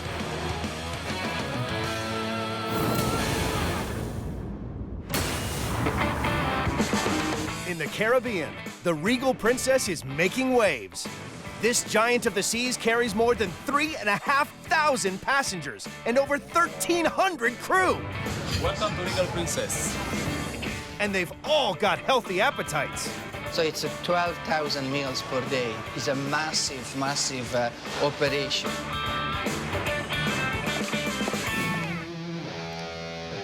On board, food is available round the clock, with a choice of 16 eateries across 19 decks. Princess really does have the best food than any other cruise line. To keep this gargantuan operation going, 215 cooks work across 20 galleys, stuffed with state-of-the-art ovens, giant grills, and baking gadgets churning out 20,000 bread rolls a day. It's huge. I don't think I've come across any galleys bigger than this. The Regal is the latest addition to Princess, a cruise line celebrating its 50th year. This Leviathan is longer than 3 football fields and taller than 15 double-decker buses. Since its maiden voyage in 2014, it's fed over 143,000 passengers. In charge of every morsel produced on board is executive chef Sean Camden. Anything can happen. This is challenging. I mean, we have 3 dining rooms, plus we have the steakhouse, we have an Italian fine dining, we have the self-service buffet up on deck 16. It is a mad, mad operation. Is you all right? Yeah, Sean must make sure that every bite is up to scratch. Okay. On a daily basis, I do basically 3 rounds a day. I think it's actually food that sells cruising. If the food isn't any good on the ship, then people just don't want to go back. On this ship, we demand perfection. It's the Saturday night of a 7-day cruise, and the ship is between the Bahamas and the Florida coast. The demand for deluxe dining is stronger than ever. High priority is the food. If the food isn't that good, we're not coming back. Tonight, lobster's on the menu. And for the kitchen team, that means a lot of cracking, cleaning, and cooking. Let's go! It's going to be like this until about 7 o'clock. You can feel the adrenaline rushing right now. In just one serving, Sean and his team will shift 2,700 of these flavorsome crustaceans. It's kind of a free-for-all, you know? We just give it until they don't want any more. We really want to just make sure that the flow just is continuous, and we haven't got time to stop plating. Lobster isn't the only deep-sea delicacy in high demand. They are tender and sweet, and these have been cooked perfectly. Sean's serving up another ocean treat tonight. Seared scallops in a 3 citrus nage. A ring of Japanese scallops covered in a light citrus sauce and surrounding a bed of summer vegetables makes for one of the ship's most popular dishes. Yeah, this is busy now. There's a heavy run on the scallops tonight. First task, prepare over 6 gallons of sauce. It's a very delicate sauce, so it's important that you stay with it every step of the way. Each cooking station mixes a healthy slug of orange juice, lime juice, and lemon with a ladle of white wine and brings the mix to the boil. It's kind of getting syrupy at the edges right now, which for me is just about right. With the juices reduced, Sean's team add fish stock, thyme, and shallots. Thickened cream takes the acidity out of the mixture, while butter adds richness. Paradise. I mean, it's just, I can smell the fish and seafood. I can smell the wine and the citrus fruits. With the vegetables already on the go, Sean turns his attention to the star of the show, the scallops. Every year, the Regal Princess passengers chomp their way through 1.8 million of them. They're still very firm. They've kept their shape. They still have that salty, kind of sweet aroma, which is exactly what I'm looking for. Just 30 to 40 seconds each side, and the scallops are ready to turn. Over the course of the night, Sean and his team will have to flip 4,000 more. Just giving me that color there. That's what I'm looking for. With the scallops seared evenly, the elements of this favorite come together. In the words of a famous chef, it's summer in a bowl. Every year, Sean and his team cook up 38,676 plates of this dish. That's enough scallops to cross the Golden Gate Bridge twice. Okay, let's move on the scallop line, guys. Let's go. Tonight, we'll get through about 1,200 portions. That's a lot of scallops for sure. You got the next batch ready? Okay, let's go, let's go. As you can see, the queue of waiters is building up right now, so I want to keep this line moving. To keep up with demand, Sean must open up a second service station. Okay, like this, okay? Veg, scallops, 1, 2, 3, 4, 5, and then potatoes on the top. We've never had to open 2 lines before. Scallops are great. They're just perfect, actually. They're to die for. It's an excellent meal. 9 p.m., the shellfish bedlam is dying down. But below decks, the ship's massive provision rooms are looking bare. These galleys need restocking fast.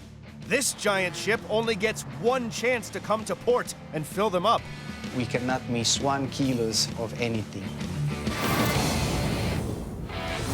5 a.m., Fort Lauderdale, Florida. One of the world's largest cruise ships creeps into port to take on crucial supplies. In just 10 hours, the Regal Princess needs to be back in Caribbean waters, fully laden with 140 tons of food. Delivering high restaurant level food to 4,000 passengers per day, 3 times per day. There is no margin for error. It's the job of Food and Beverage Director Mirko Milo to make sure every last item is safely on board. If we miss something during our cruise, we cannot go to Costco and buy something. With 5,000 passengers and crew to feed, Mirko's shopping list is epic. Spices, chips, peanut butter, juices. We have flour there, 9 kinds of cornflakes. That's on top of 432,000 eggs, 5,000 pounds of potatoes, and 6,000 lobster tails. The numbers are huge. It's a massive, massive operation. All 140 tons is stored in 15 massive provision rooms across 2 decks. And every last inch of space is filled. 4 p.m., and with the last stock stowed, the Regal Princess heads back to the Caribbean sunshine. There are over 3,500 new passengers on board, and it's not long till they're hungry. I'm an eater, so I look forward to a good meal. I like to eat. The kitchens are back in full swing. Managed chaos.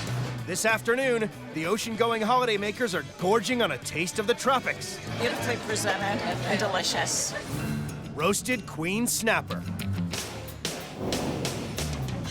Delicate sweet fish served with eggplant caponata and drizzled in a lemongrass vinaigrette. It's a very nice and refreshing dinner meal. In charge of this colorful offering is Romanian executive sous chef Florin Dragan.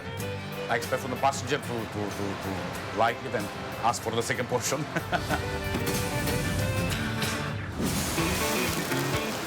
Florin starts with the caponata, an eggplant and vegetable stew. He cooks onion, garlic, celery, and tomatoes with black olives and capers. Cook for a couple of minutes till we get nice and soft. In a separate pan, he fries off the eggplant. The eggplant is very, very delicate. If you cook together, they're gonna smash it. With a little tomato paste and vegetable stock, Florin combines the ingredients to complete the caponata. Very good. Last but not least, the snapper hits the hot pan. The snapper we serve with the skin on, so we put first on the skin. Every month, Florin and his team go through 2,400 fillets. Half cooked, he carefully turns the fish over. Gives a nice golden brown color. It's exactly what we're looking for. With the snapper cooked to perfection, Florin serves it on a bed of thinly cut vegetables, with the caponata and a drizzle of lemongrass vinaigrette. It's very important. It's every single plate of them to go perfectly outside.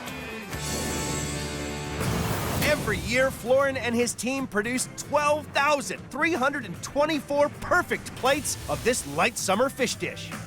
That's enough snapper to run up and down Wall Street. Right now, the grill is full, and the fish is in demand. It's actually got the nice red color, and it's cooked just right. The snapper was good. It was crispy. It was moist. I really enjoyed it. I think it's just very tasty. The restaurant customers may be satisfied. So far, so good. But 3 decks below, there's no rest for the food and beverage team.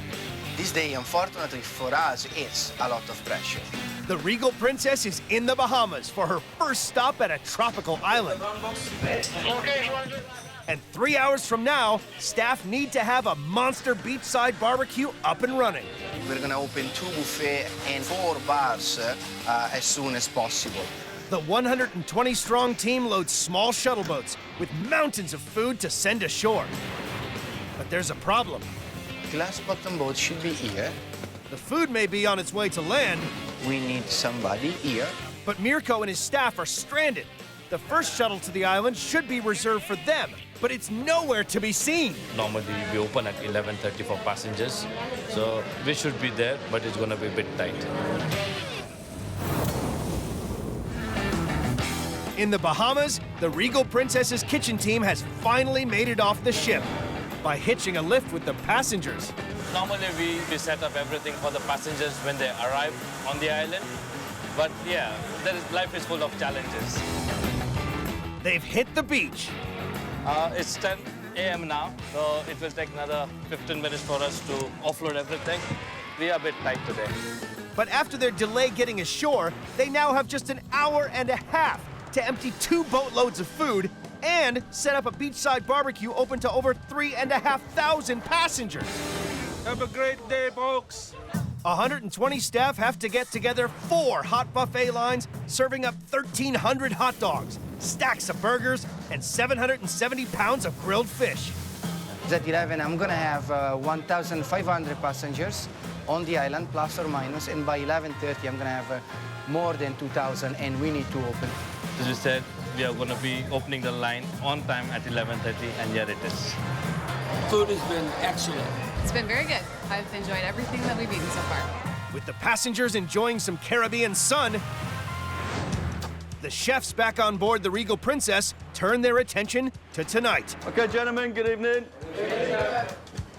It's set to be one of the biggest nights of the year. And tonight is what night? Gala night, so the signature menu for the week, okay? To mark 50 years of Princess Cruises, the kitchens are rolling out a deluxe celebratory menu. It's going to be full on tonight. The chefs get a taste of what faces them on this crucial dinner serving. One dish stands out from the rest. Braised oxtails served over rotelle pasta. Slow-cooked meat drenched in a rich tomato sauce takes diners on a tasty trip to the heart of Italy. Young Italian sous chef Davide Manabo is in command. Of course I enjoy it. It's my passion, and I'm very lucky that it's my job. With the passengers getting back on board, Davide can't waste any time. He needs over 200 plates of pasta ready to roll as soon as dinner begins. Davide starts by braising his oxtail in olive oil to lock in its strong flavors. With the meat browning, he adds a mix of onions, carrots, and celery. That's the base of the sauce. A sauce without vegetable is not a sauce. A healthy glug of red wine is next, followed by stock and chunks of tomato. It's looking great. I smell Italian. I smell my country. Davide brings the mix to the boil, then transfers it to the oven to be slow cooked. After 4.5 hours, the tender oxtail is separated from the bone. Davide then drains the sauce to create a rich gravy. Time to bring this dish together. In a hot pan of oil and butter, he sautés more onions, carrots, and celery, followed by the dark sauce. Looking very great. We just wait a couple of minutes more. The meat is next into the mix. Finally, the pasta. It's tasting home. My home is tasting Italy. It's tasting.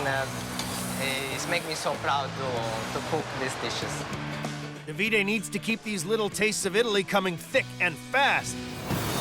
Every year, the kitchens here slow cook their way through 11,284 plates of this oxtail delight.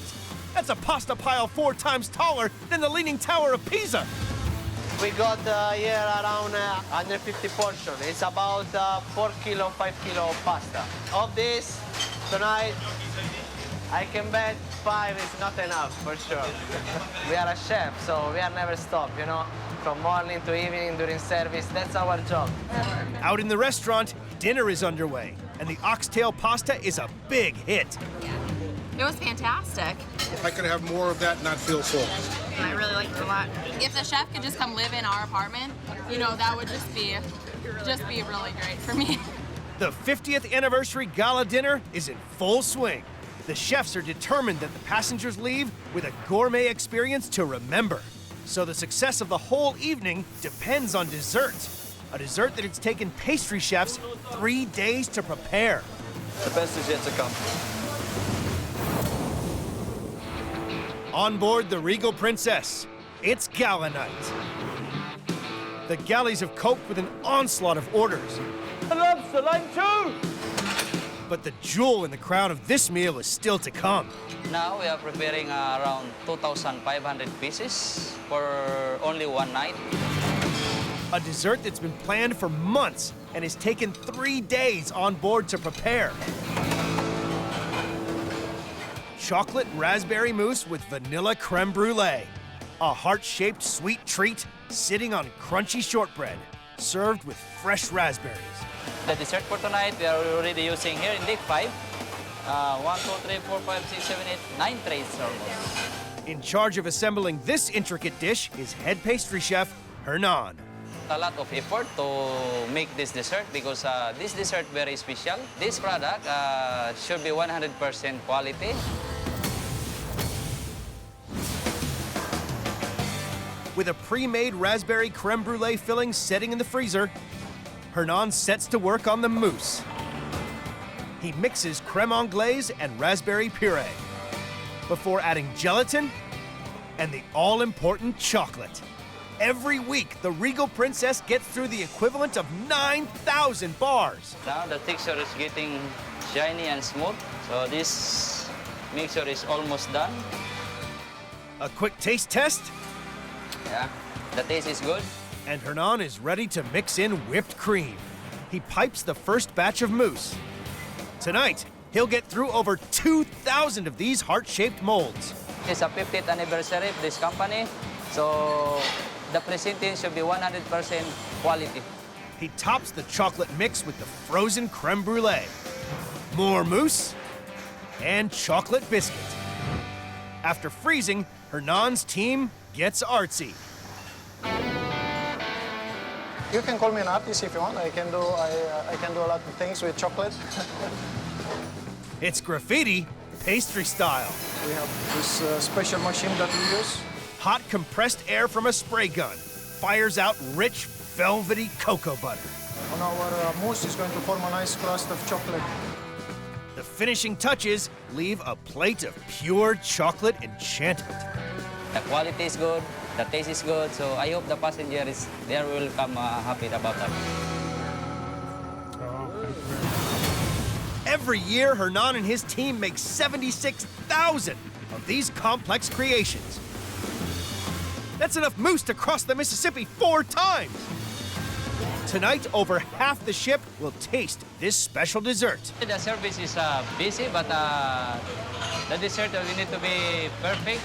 It's all hands on deck as the Mousse March begins. Go creme brulee, raspberry, give me the raspberry. And in the restaurants, the guests are smitten. It was wonderful. It was decadent. It just melted in my mouth. It was very good. Best one we've had on the cruise. Can we have it tomorrow? As the final dessert leaves the galley, the chefs can finally wind down. This is the last tray of the dessert. I prepare 50 trays. It's all gone to the dining room. And a monster cleaning operation gets underway. Guests are leaving the Regal Princess's restaurants after a 50th anniversary meal to remember. I always think the food makes the trip a lot better. There's a wide variety. There's a lot of food experiences to be had. Overall, it's been high quality. I haven't had anything that I don't like. the Gala team can notch up another successful night in one of the biggest kitchens on the high seas. A great success. Everything flowed as smooth as a Swiss watch, so I had no issues tonight. It went very, very well. We are all tired, no issue. Everybody's been fed, everybody's happy. It's successful. It's excelente. You can see my face? Of course, I'm happy.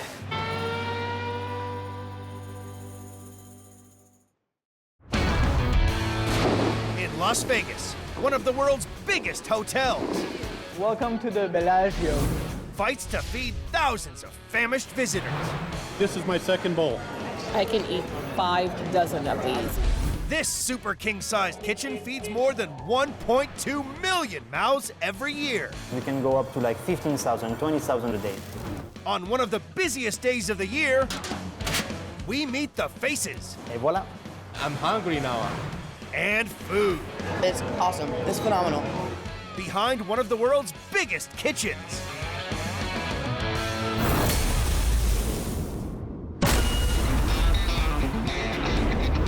Las Vegas, Nevada, casino capital of the world, attracting over 3.3 million visitors a year.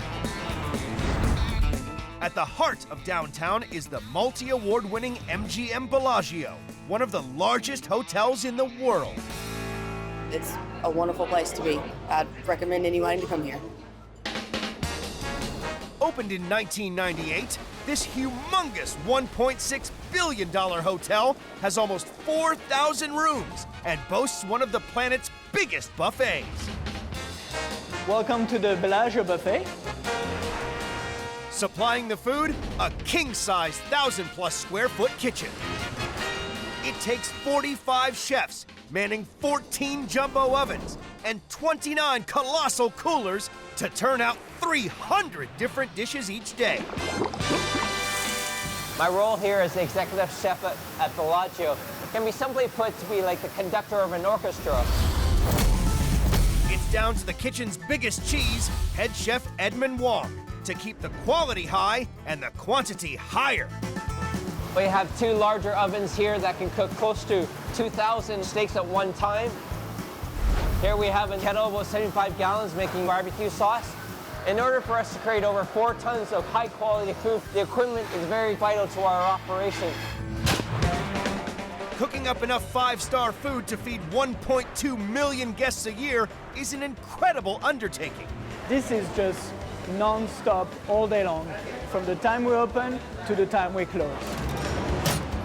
It's not like a normal buffet. In Sin City, this is the only place to come for sinfully delicious dishes. It's a great selection, but the quality's even better.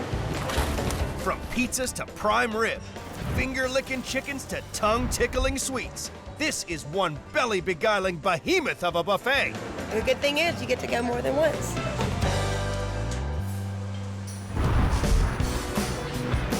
Midday on Saturday, the busiest day of the week. The hotel is fully booked, and the hungry chowhounds are already here. We're feeding thousands of people in a volume that is unseen anywhere. Everyone's baying for the Bellagio's champion chowder. As soon as I swallow it up, it just warms my whole body. Our soup is amazing. Edmonds enlisted Bellagio's soup sorceress Jeannie Bautista to ensure the buffet's #1 broth is stocked up by the barrel. Whenever you want soup, the #1 answer you're gonna get is chicken noodle soup. Bellagio's scrumptious chicken noodle soup is soul in a bowl. That good old taste of home in the middle of the Nevada desert. It's definitely something that reminds me of mom. Each year, Bellagio uses 12,480 chickens for their noodle soup alone. That's enough chicken to fill 15 massive hot tubs. First, we're gonna start with our oil. Making mega vats of soup requires mountains of ingredients. 80 onions, 307 sticks of celery, 267 carrots, plus 80 heads of garlic. Whenever I smell onions cooking, my mouth waters. Brewing up 80 gallons of soup in one go takes one of the kitchen's 3 Mondo mixers. We would not be able to make this large quantity without this wonderful machinery that we have here. Next, It's in with the chicken stock by the gallon. We'll be doing this about 29 more times. Even the seasoning is supersized, with fresh thyme, parsley, and salt going in by the pound. You just stand here for hours and just looking at it. Now it's chicken o'clock, all 150 of them. Jeannie's team pull all the meat off by hand. I eat our chicken noodle soup every day. They decant the vats of cooked soup into smaller urns. Add 30 pounds of noodles, and it's off to the buffet. This 80-gallon batch of soup is equivalent to about 2,400 bowls of soup. Steaming, succulent meat in a hot, salty broth. A good old-fashioned dose of Vegas penicillin to soothe those post-pina colada pains. Every year, Jeannie and her team serve up a soup tsunami, a jaw-dropping 2.5 million bowls of soup, enough to cure every hangover in Chicago. A lot of chicken, very hot, very tasty. This is my second bowl. 1,200 appetites may have already been whetted for lunch, but that's just for starters. The biggest is still to come. Edmund's team braces itself for the arrival of Hurricane Hungry. We serve over 20,000 meals in an average day. Saturday in Las Vegas, the busiest day of the week. The Strip is buzzing, and so is the MGM Bellagio's record-breaking buffet, one of the biggest buffets in the world. The quality is really good. It's higher than any other buffet I've been to. 1 p.m., Edmund's team are fighting to keep ahead of the game as hordes of famished food fans hit their celebrated buffet for lunch. This sushi is delicious. The sushi was excellent. It was very, very fresh. It's just perfect. I can eat 5 dozen of these continuously. The sushi is one of the buffet's most munched morsels. Tempting tuna, divine salmon. This is a Japanese party for the palate, and everyone's invited. The sushi bar is such a main attraction because they see the fresh fish, the interaction between our cooks and the guests. It just has a magnetic draw to it all. It takes a team of 10 highly trained kitchen ninjas to slice, dice, and roll 500 of these deep-sea delicacies an hour in 15 fishy flavors. The chefs make it very, very quickly. They keep on coming out with it, different selections, and it's delicious. Every month, the Bellagio's sushi machine steams more than a ton of sticky rice, enough to make California rolls that can span the Hoover Dam. That's 1.5 million pieces of sushi a year. We use about 500 pounds of different types of fish every day that's flown in fresh. To meet the ludicrously high demand for fish, Edmund's team needs 2 fresh fish deliveries a day. We require half a ton of seafood to be received at our docks daily. With the sushi bar demolishing the salmon, it's up to Edmund's right-hand man, Rob Ferris, to check each delivery meets the Bellagio's sky-high standards. Right here, we have a shipment that just came in moments ago. We have to verify our temperature, making sure that it's as fresh as possible. If the fish isn't fresh enough, it'll have to go back, and that would leave Rob and his team in dire straits. We're at 27 degrees, so we're perfect with this. We're also going to check out how long it's been out of water. This is another situation that we have to verify, and then from there, we'll definitely receive it into the dock. 50 fresh salmon arrive just in time. The ravenous buffet goers are hankering for the first batch of Bellagio's finest fish dish. The salmon I'm eating is very good. I'm loving it, and I'd go back for more. Sumptuous pan-seared salmon on a bed of buttered veg, dressed with a zesty tarragon beurre blanc, haute cuisine for high rollers. The Bellagio leaps through 45,500 salmon a year, the same weight as 8 killer whales.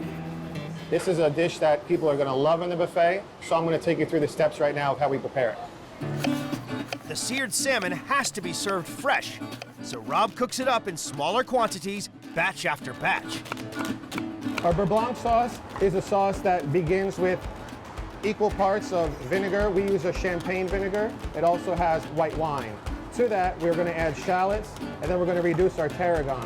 And this is our fresh orange juice. This gives, obviously, the acid to it. While he reduces the beurre blanc, he sweats off leaks in butter. We don't want to let our butter brown. Beautiful leeks. This is a very popular dish. We'll actually serve about 800 portions on a weekend. Next, he individually sears the salmon fillets. Cooked nice and evenly, golden brown. Looks great. To finish the beurre blanc, he whisks in cream, adds fresh tarragon, and then passes the mix through a fine sieve. We really want to get all that flavor out of there. One batch down, another 29 to go. A pan-fried salmon with soft buttered veg and a lavish citrus sauce. A perfectly seared crowd pleaser. Now we're ready to bring the pan of salmon out to the buffet for people to enjoy. It's really, really fresh, bursting with flavor and kind of melts in your mouth. The fish may have gone down swimmingly, but with 2,000 mouths fed and the kitchen stretched to its limit, Edmonds pulled in an expert to bump up the buffet with an extra special dish. I've been doing the Peking duck more than 10 years. Saturday, 6 p.m. Dinner time at the Bellagio on the busiest day of the week. As well as having a full house, hundreds of extra tourists are lusting for the gloriously gut-busting buffet. One of the more popular stations that we have is the rotisserie. This is a carnivore's cloud nine, with every kind of meat under the sun being turned out by the ton to keep up with demand from the meat-seeking food files. Over here we have spice-rubbed Kobe beef, our version of St. Louis-style ribs. As a holiday special, Big Cheese Edmond has drafted in an expert to prepare a rare meaty treat from the Far East. Right?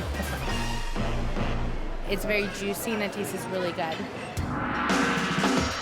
Peking duck, Bellagio style.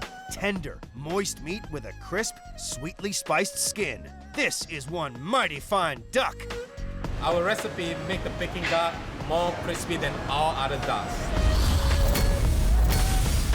Executive Chef Patrick Lee is Bellagio's king of the Peking duck, turning out 70 in a day. Making the perfect Peking duck takes a lot of time and a lot of love, and no one loves duck more than Patrick. I'm going to doing the most popular dishes in the buffet. The whole process takes 2 days. Step 1, prepare the seasoning for the first batch. And then we have the marinated sauce, and then we have hoisin sauce mixed with the ground bean sauce. And then this is important. Star anise, the ginger, garlic, at the same time, you put on the mixed bowl. It smells so good. Wow, fantastic. Now it's rub-a-duck time. Patrick massages the aromatic amalgam deep inside each of the 14 ducks for maximum flavor penetration. 1 spoon is not enough, so another spoon, look at that. Now the most important, you need the skewers. He sews up the duck to make it extra moist and tasty. Look at that, no dropping. The next step is a hot bath in boiling water, followed by a sweet and sour shower. This is the secret sauce. Red vinegar and maltose. The secret to perfectly crisp skin? Hanging the duck out to dry for 24 hours. Then, it's on to the second batch. Now it's time for the roasting. Look at that. Oh, the fire. Woo! Good luck. Patrick roasts the batch of birds he prepared yesterday for 75 minutes. Wow, look at that. It's crunchy and beautiful. Now I pull out the skewer. From here you can see the juice is coming out. Get ready. Oh, yummy. I'm hungry now. Crisp on the outside, moist in the middle. No wonder when duck is on the special menu, visitors flock here for their daily dose. The Bellagio buffet flies through 15,120 plates of this super special duck dish a year. Enough to fill 4 pickup trucks with duck. Wow, that's delicious. It's moist on the inside, very delicious. The third batch of ducks may have gone down famously, but there's no rest for the kitchen. 8 p.m., nightfall on the Strip, and the gamblers are coming out to play. Tonight, the stakes are extra high. Some high rollers are dining at Edmund's executive chef's table. One of our specialties is the very famous prime rib. And it's right-hand man Rob's job to blow them away with the buffet's best beef. We go through about 22 prime ribs a day. For the prime rib alone, the Bellagio buffet chews through 7,300 cows a year. The secret to this mouth-watering meat? An extra special rub. In the rub right here is lavender. We have pink peppercorn. We have salt. We have pepper. We have cilantro. We have parsley. We have dill. We have oregano. And finally, we have some mustard seed. This has really become quite the famous rub here at the Bellagio buffet. Once Rob's ribs are thoroughly rubbed, it's time for a spit roast in one of the kitchen's gargantuan rotisseries. Good evening. My name is Edmund Wong. I'm the executive chef here at Bellagio. Edmund's esteemed VIPs have a need to feed, but can Rob's beloved beef cut the mustard? I don't know exactly what's going to be served, but my expectations are extremely high.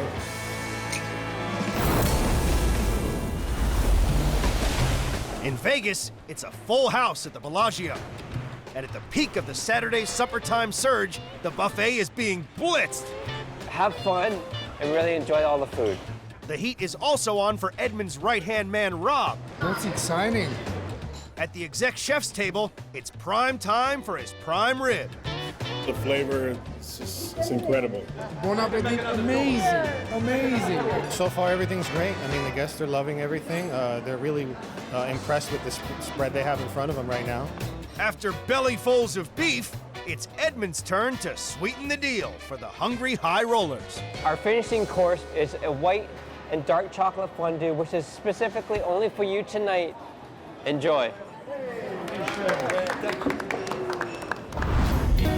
9 p.m. It's battle stations at the main buffet as Edmund's team prepares for Operation Dessert Storm. Here, to cater for the incoming sugar rush, even the desserts are made on a super colossal scale. We produce a lot of pastries, a lot of them. There's only one man Edmund can count on to manage the Bellagio's mountain of mouth-watering morsels, executive pastry chef Sylvain Bortolini. We do over 5,000, 6,000 desserts every day, and we can go up to like 15,000, 20,000 desserts a day. His team may turn out sweet treats by the ton, but it's Sylvain's creme brulee, which is the patisserie's winning pièce de résistance. Et voilà. That's my first time to have it, but it's awesome. It's phenomenal. Rich, silky vanilla custard, locked away beneath a sheath of crunchy caramel. To hit the sweet spot jackpot, all you need is a spoon. Sylvain and his team burn through 73 tons of sugar a year.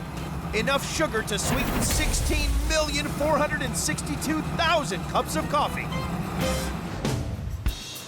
He starts by warming up milk and heavy cream. This is why it is so rich. Next, that all-important flavoring. Vanilla bean from Mexico, you know. Sylvain adds the yolks of 30 supersized eggs to his creamy creation. Okay, like this. Sylvain's team turns out up to 600 each day for the buffet alone, which means making this tray of brulee 20 times over. What's gonna make the difference is the quality of the ingredients that we use. He beats sugar into the yolks until they completely dissolve. My milk is getting warm. When the vanilla cream is almost boiling, Sylvain pours half onto the egg and sugar mix and quickly whisks. Because this is very hot and the eggs cooks very fast. We don't want that to happen. For a perfectly spoonsome dessert, Sylvain warms the half-gallon of custard to precisely 185 degrees Fahrenheit. It's gonna get thicker, and that's how you know that it's ready to be baked. He bakes each batch of 30 bite-sized brulees at a low temperature for around an hour until set. And voilà, this is perfect to be caramelized. To seal the meal, Sylvain tops with brown sugar. Crème brûlée in French means burnt cream, which is the most fun part of the process.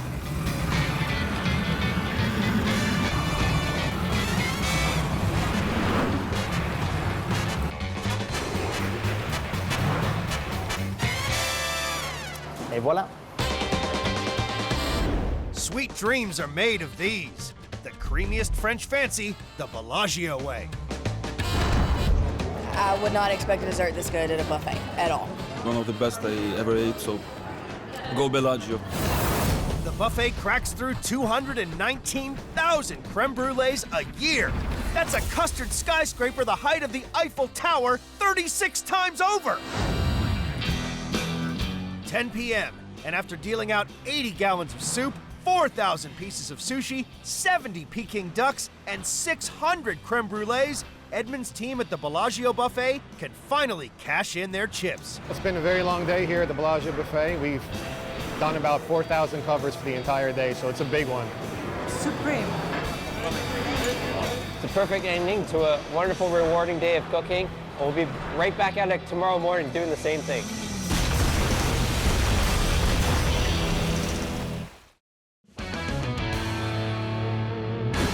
On this episode of Big Kitchens, temperatures are rising at the biggest chili restaurant in Albuquerque, New Mexico. This king-sized kitchen cooks up more than 3,000 chili dishes a night. It's all about the chilies. This is New Mexican food, Super Grande style. Every time we come to El Pinto, it's fantastic. On one of the busiest nights of the year, The orders will be coming through here. There'll be about 3,000 of these tickets tonight. High five. we meet the faces Delicious. and food.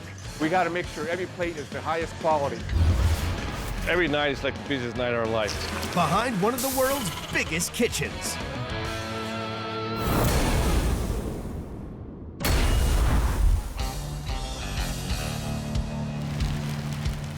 Albuquerque, New Mexico. Home to the most popular chili restaurant in America, El Pinto. On a busy night, it's like going into a battlefield. Feeding up to 20,000 customers a week, this joint does Mexican cuisine on a massive scale. From spicy red chili ribs to green chili enchiladas, this is some of the hottest food in the U.S. El Pinto is owned by twin brothers John and Jim Thomas. They live, breathe, and eat chilies. We're in the chili capital of the world, and we've grown to this size because the customers enjoy our food so much. Been eating this for 25 years, and every time I come here, this is what I get. El Pinto was opened in 1962 by the Thomas family, with 10 tables serving their grandmother's recipes. It was an instant hit. Today, it seats more than 1,000 customers and feeds 250,000 people a year, including celebrities and presidents. El Pinto makes me feel like I'm at home, like, you know, just like at my grandmother's. How you guys doing? Doing good. El Pinto's kitchen is 5,000 square feet of giant grills, oversized ovens, and king-sized cauldrons of food. A kitchen staff of 100 cooks 1 ton of food a night. But the real key to keeping this monster Mexican running smoothly is a constant supply of fresh chilies. 5 million a year.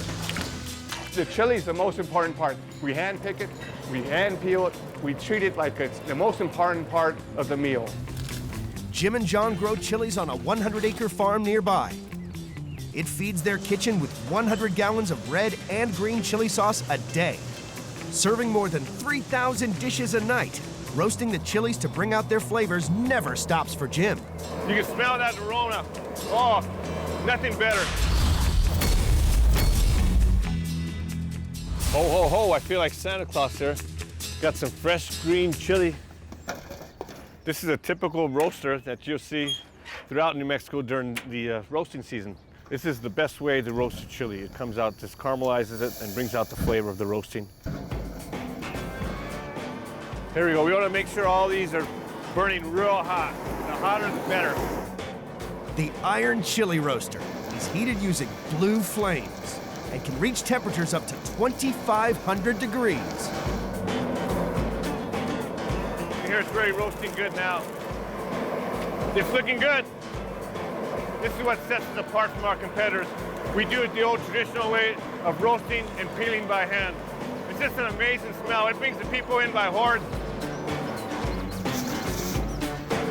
To make the perfect chili sauce, Jim first fries up onions with garlic. In with his chilies, fresh tomato sauce, and a touch of salt. We have customers getting ready to line up out the door. This takes a lot of preparation to do a real good chili. It all takes time. The perfect chili to accompany El Pinto's most famous dish? The green chili chicken enchilada is really the whole enchilada. 3 layers of shredded chicken, cheese, and piles of hot green chili. All stacked between fresh-baked corn tortillas. El Pinto goes through 10,000 tortillas a night. It's love, passion, and chilies here at El Pinto. Preparing the enchiladas is down to Brother John. We add the green chili on here. We add the chicken, some more green chili. Now we have 2 types of green chili here. We have a hot and a mild. This one is actually the hot. I prefer hot. Cheese, not too much cheese. That's not a pizza. We add some more chili. 3 more layers of chili, chicken, and cheese top the dish. The green chili chicken enchilada is a masterclass in New Mexican cuisine. Every year, they serve 350,000 of them. Since El Pinto opened, it has made enough enchiladas to stretch across America. I love it. It's fantastic. Every time I come here, I order it. You know, I've always been a fan of El Pinto. Always great food, great atmosphere. And I love their enchiladas. They're great. Good. It's lunchtime now, but Jim and John are already gearing up for a huge challenge tonight. It's Saturday, their busiest night of the week, and they're organizing a giant pig roast for a big party of guests. Wow, wow. The oven is sizzling. I guess it's pretty hot. It burned my probe. Oh my God. We got 200 customers coming, and if we don't have this pig ready, that's it. So.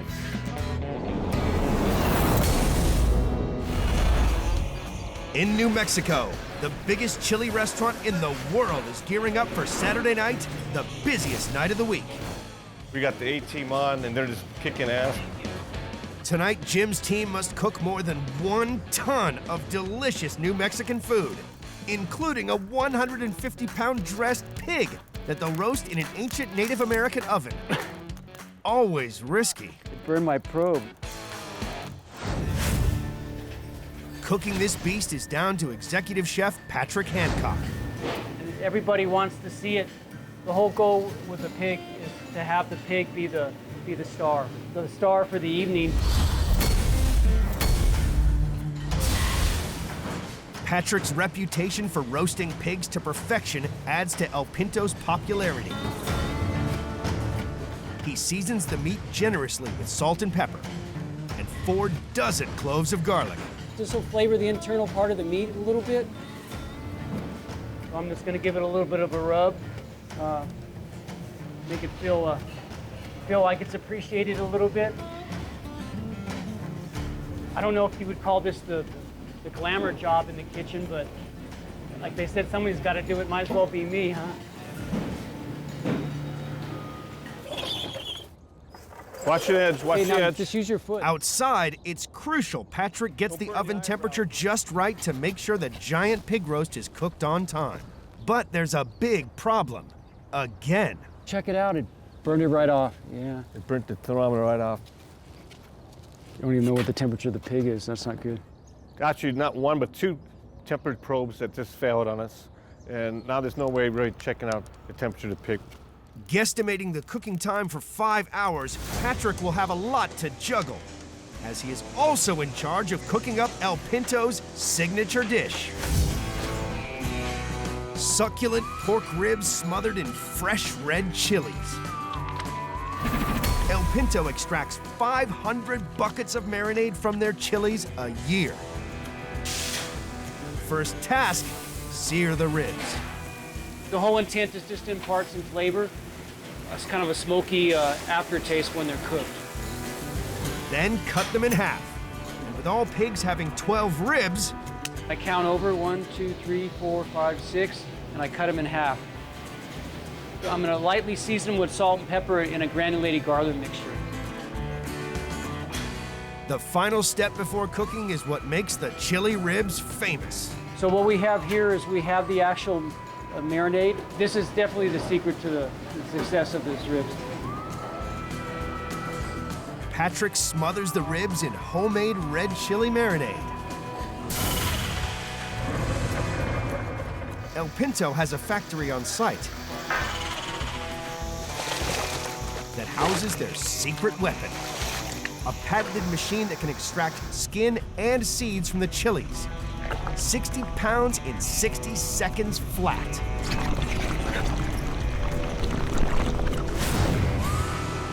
The temperature of the oven is about 250 degrees. These will be cooked for about 6 hours. El Pinto sells 25,000 plates of red chili ribs every year. That's 40,000 pounds of pork. The finished dish is a sensory overload of chili spice explosion in the mouth. I like when I ate them, it just fell off the bone. It was really easy to eat. El Pinto has it down. Yeah, they're the best in Albuquerque, obviously, and probably in the Southwest. Our favorite spot, once a week. Making sure El Pinto matches quantity with quality has taken years to get right.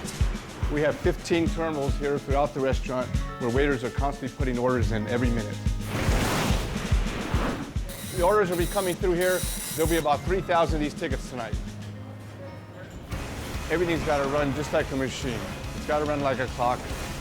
So it's all about communication between the front of the house, the back of the house, and we have a massive house. As the lunch rush heats up, so does the demand for the green chili sauce. Let me grab my green chili sauce here. With more enchiladas being sold than expected, Jim now needs to make a fresh batch of green chili sauce from scratch, ASAP. I don't want to say balls to walls, but I'll tell you, it's going to be balls to walls. It's going to be tough tonight.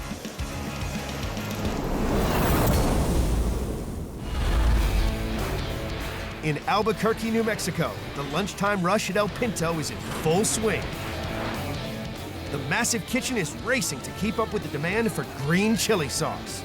It's not only picked by hand, but it's also peeled by hand.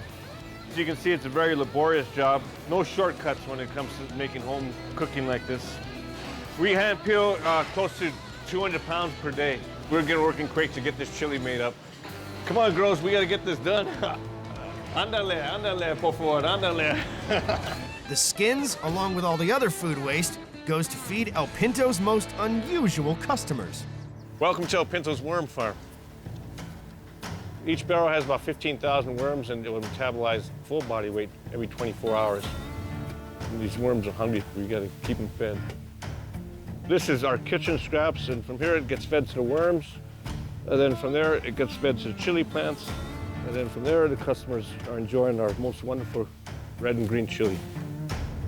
With the nutrients deposited back into the soil, they collect any waste liquid in barrels to fertilize next season's crops. They call this liquid gold in the industry. Ah, Mother Nature is in the palm of my hand.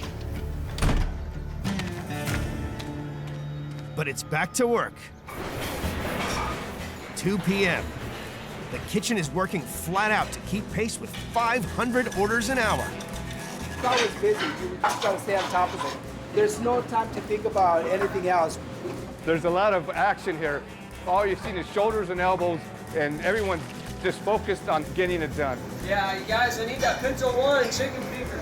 The people that are working on a busy night have to focus on what they're doing, and they gotta be right on their game. They work as a team. Quite a machine here at El Pinto. We call it the Machina.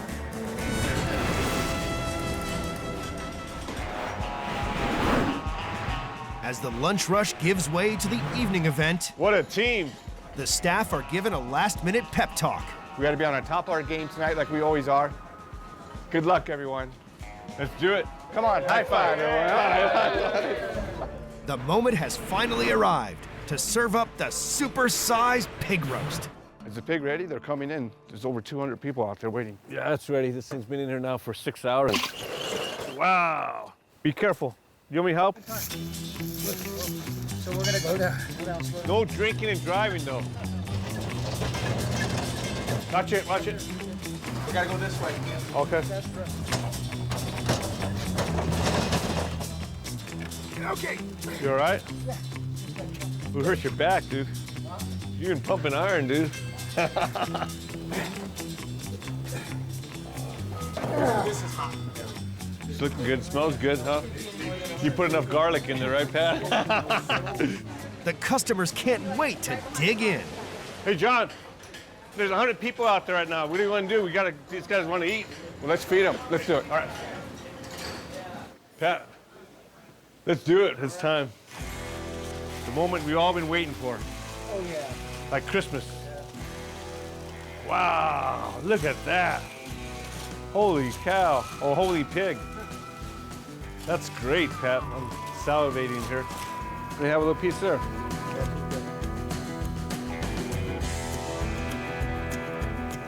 Wow. Pat, you gotta be kidding. That's the best one. Best one. Sure. We just set the bar level a little bit higher for this Pinto here today. Congratulations, guys. Thank you. Good job. Here, Javier. Can I get some of that cheek meat, please? Sure. That's the best part of the pig. Fantastic. We're here for the montaggio. We're at the pig roast, so I've got some rice, some guacamole, and some pig. It's delicious. We keep coming back because the food is amazing. Every time we come here, it's always just above and beyond.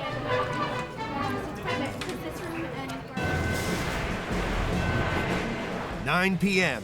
El Pinto is slammed. Will Jim and John's crew crack under the pressure? We're running at full peak right now. Putting out a dish every 30 seconds.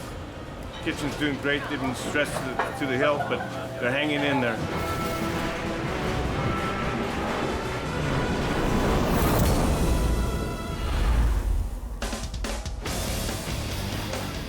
In Albuquerque, New Mexico, the 100-strong staff at El Pinto are working at a breakneck pace to feed more than 2,000 customers.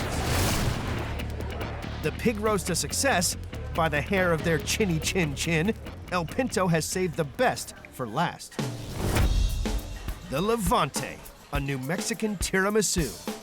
Layer upon layer of cream, custard, and sugary biscuits. It's heaven on a plate. It's El Pinto's most popular dessert, and the baking team gets through a staggering 5,000 biscochitos every month. This is good. Levante is delicious. Fantastic. Quite rich and tasty. It's delicious. People just fall in love with this dessert.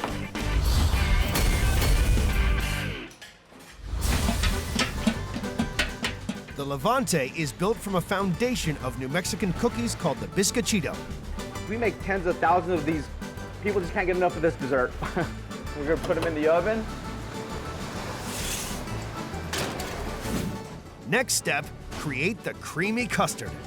This is egg yolk, sugar, and XO Café liqueur. So now I'm gonna take the custard mix here and take it up front and cook it up for 30 minutes. You just cannot rush this recipe. That's Levante. Ronnie marries the custard with a mountain of mascarpone cheese and whipped cream. Okay, we're gonna go ahead and put the final touch on these biscochitos, and that's cinnamon and sugar. You can never have enough cinnamon and sugar. Hacer Levante means to fall in love. That's why people love this dessert so much. Okay, now the fun part. We finally get to build the Levante. It's like a puzzle. It's looking good already, huh? Okay. My goal when I make this dessert today is to make sure each and every customer that orders this dessert falls in love with Levante. Topping it off, chocolate spiked with chili. We're gonna infuse chocolate with some red chili. The heat is gonna complement the sweet. The red chili, it doesn't affect any of your tongue. It's just, when you swallow, it just hits you right down here on the throat. It's unbelievable filling. It's just so warming and lovely. Voila, Levante, the dessert you'll fall in love with. El Pinto serves up 10,000 Levantes a year. Piled on top of one another, that's a mile-high tower of spicy tiramisu. The final result is pure passion for the senses. It's so good. Some of the chocolate has a bit of red chili in it, so it gives it a little kick. It's very good. Chocolate and chili is fantastic. Great taste. How many calories in here? I don't care.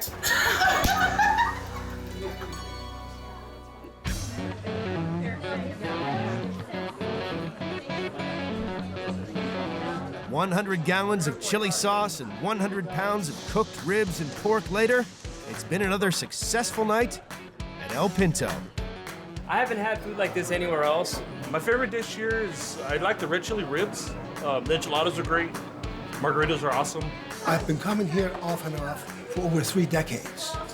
This is one of the most authentic New Mexican places you can find. It turned out to be just a wonderful evening. It started off a little rough, you know, with that pig, the thermometer's breaking, but everything was executed just perfectly. Making things special for the customer makes it very difficult for the kitchen, but that's what it's about, pleasing the customer. Like my grandma says, panza llena, contente corazón. That's probably the most important thing. Full stomach and happy heart.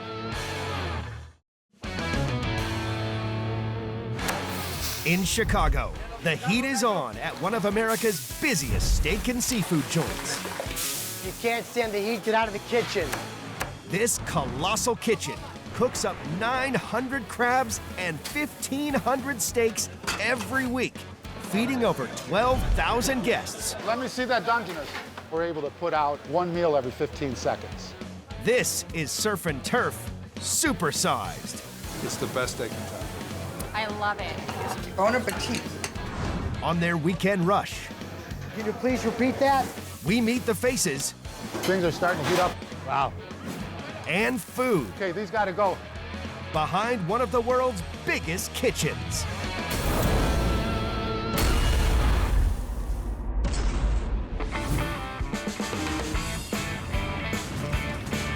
Just 30 miles from downtown Chicago, Bob Chin's is one of the busiest restaurants in the U.S. Hi, welcome to Bob Chin's Crabhouse. Feeding up to 4,000 seafood lovers every day. 130 kitchen staff prepare thousands of crabs and steaks every week. This joint does surf and turf on a colossal scale. We got a big kitchen, this is a big broiler, and I love it. Bob Chin opened the original Crabhouse in 1982. The 175-seat restaurant was an instant hit. 30 years on, it has exploded into a 700-seat crab castle. The food is fresh, delicious. There's nothing better. Explosion of flavor. I've been coming here forever. Everyone's been coming here forever. It's a great place.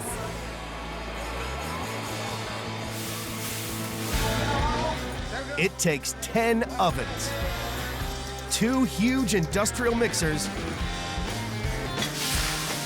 and 25 fridges to keep this monster kitchen running.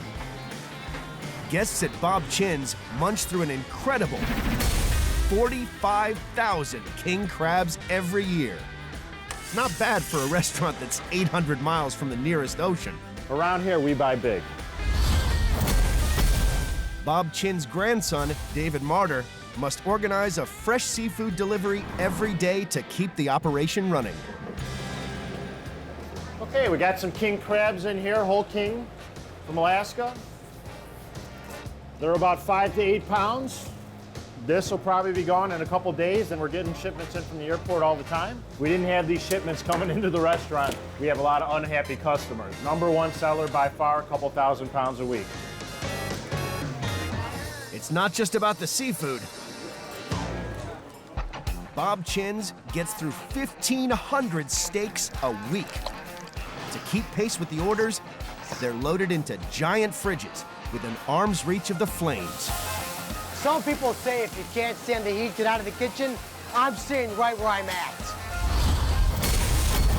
Chef Paul Edelstein knows how to handle his meat. People come in here for many of our specialties.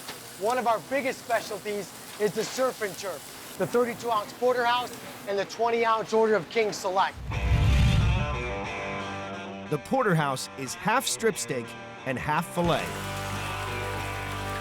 Paul garnishes these monsters with sizzling mushrooms and onions, serving them with king crab's legs. This is surf and turf supersized. Every year, Paul and the team cook 75,000 steaks, enough to fill 11 pickup trucks. Depending on the doneness of the steak, we'll put a slit inside by the bone so the meat cooks more evenly. I got 2 medium rare and 1 medium. To meet the lunchtime demand, this kitchen has a secret weapon. This particular oven is an infrared broiler. I can easily fit about 50, 60 pieces of meat on here to keep up with all the orders that we have. Infrared heat cooks every steak the same, no matter how many are on the go. This is the filet part, that's the strip part. The filet cooks a little quicker, the strip part takes a little longer. It's my responsibility to know where the hot spots of the grill are. About 2 more minutes on that. Without this machine, we would be screwed. This is Bob Chin's secret seasonings. It's got a little bit of sea salt, garlic, and a little bit of white pepper, and that's all I'm really gonna be able to say, because that's what keeps our customers coming back. The result, a king-sized feast for 2. Very good. Cindy, are the parties all set? On shift for Saturday's lunchtime rush, 30-year veteran Dino Ramanadakis. When I first started here, I was thin and I had hair.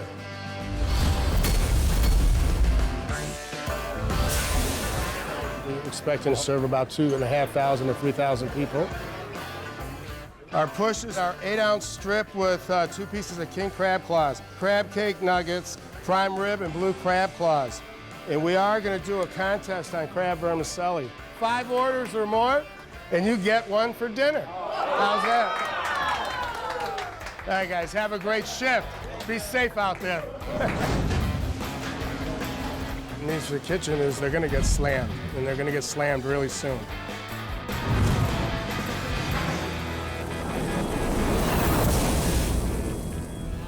In Illinois, the biggest crab joint in the Midwest is gearing up for their Saturday rush. Hello, Blanco. See and taste. It's going to get pretty crazy, and hopefully there's not too much yelling. Let me see that Dungeness. Okay. In the kitchen, Dino's brother Manny is the boss. I'm in charge. The buck stops here. It may seem like a chaotic kitchen. Can you please repeat that? But the chaos is actually rhythm. What? Positivo pescado. Each person is like a piston in a motor. They're all doing the job at the same time and ticking, ticking, ticking. Manny constantly monitors the lunchtime stocks of fresh seafood. This is going to tell me how many king crabs I have available. So I have one 4.5 pounder, one 3 1/4 pounder. This is designed to maximize the orders. And this way, the server won't bring something in that we don't have. With this system, we're able to put out one meal every 15 seconds.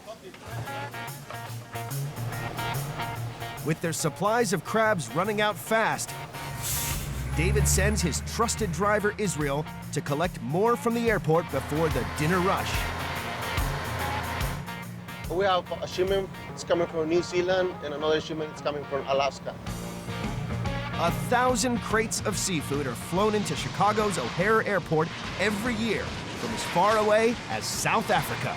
We come up here, pick them up, and we gotta go back as quickly as we can. But Israel's not the only one expecting a delivery today. It seems like it's pretty busy right now. There's a lot of trucks up here. So who knows how long it's gonna take us to pick up the shipment here. Hey Dave, I'm at the airport and I have 8 drivers ahead of me. Hang tight. Just get it and come on back as soon as you can because we need it for dinner tonight. All right, I'll be back as soon as I can. The lunchtime rush is now in full swing, and pressure on the remaining crab stocks is off the scale. How's everybody going tonight? Everything going okay? How's your appetizers? You've never had the crab vermicelli? Isn't it the best? The crab meat vermicelli is a mouth-watering explosion of noodles, Asian flavors, and of course, crab. I've been working in the Nawaab for 30 years. Abel Arias fries up 400 of these shellfish sensations every weekend. So what we're gonna do, we're just gonna throw the vermicelli noodles inside.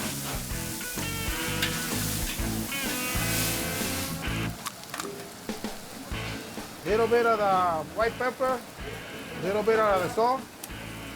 The eggs, they're gonna make the vermicelli to stick together in the water.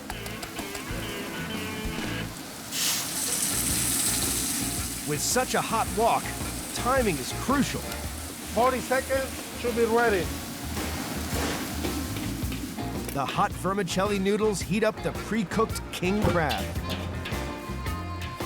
Now we're gonna top in with the oyster sauce, onions and cilantro. Now this thing's gonna go straight out to the table before they get cold. This eye-catching crab feast is Bob Chin's signature dish.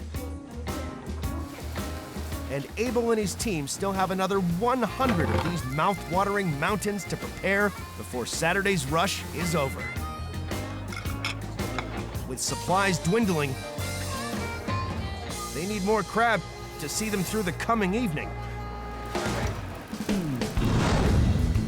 At Chicago International Airport, Israel is finally loading the shipment of frozen seafood onto his truck. So I'm gonna go ahead and take the temperature on them. If the king crabs have defrosted, Israel won't accept the shipment. All right, 30 degrees, it's good. Now we're gonna take this back to the kitchen.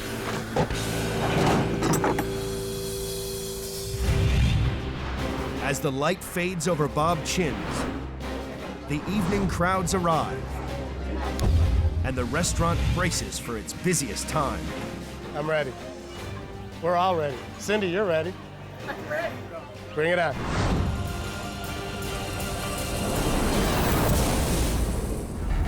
On the outskirts of Chicago, the evening crowds are descending on Bob Chin's Crabhouse, one of the biggest kitchens in America. We're about 3/4 full right now. It's getting there. I'm starting to sweat a little. Every order comes with a basket of Bob Chin's legendary garlic rolls.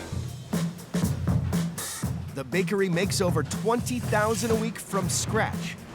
And on a night like this, there's no let-up. People love it. I mean, sometimes we can't keep it in stock.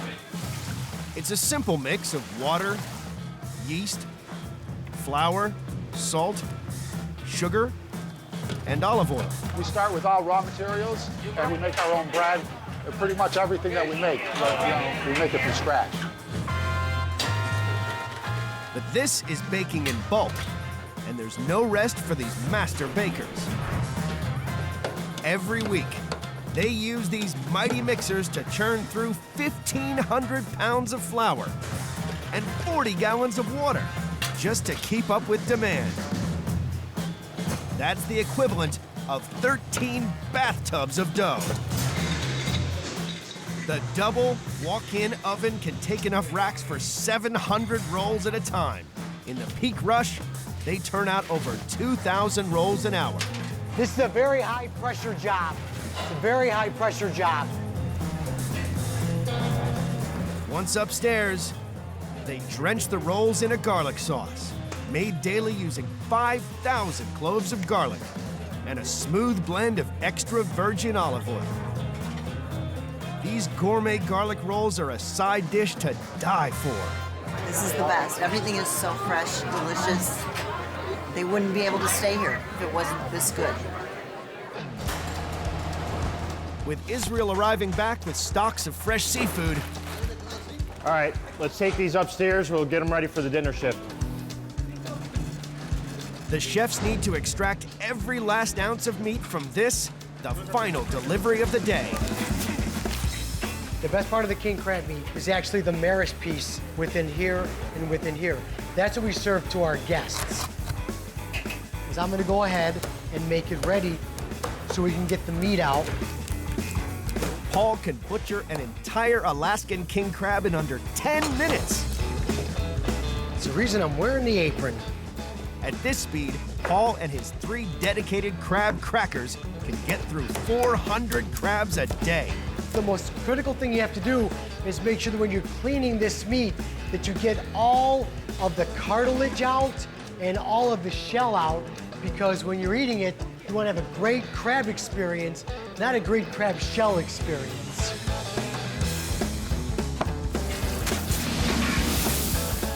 In the kitchen, the orders are flying in thick and fast. We've got 3 parties arriving within the next hour. The total is over 100 people. Is the 6:30 party here yet? Okay, so I'm gonna go to 3:10 now. Now we're starting to get a little bit backed up. The tickets are starting to flow in a lot faster. With one meal now leaving the kitchen every 15 seconds. Wow. It's up to the front of house teams to keep up. It looks like it's madness. Everybody's very busy trying to get our guests whatever they need. All right, guys, we have a whole king crab. This could be the biggest night of the year. Things are really crazy out there right now. Got a lot of hungry people this evening. They all seem like they want steak, and I'm glad to provide it for them. The porterhouse was excellent. One of my best meals. And I don't like it bloody. I like it just like this. But these steaks aren't the end of the story. People also come from miles around for Bob Chin's devilish desserts. They sell up to 1,000 slices of pie a day. Really good. And tonight, the diners just can't get enough of it. We just run out of paradise pie.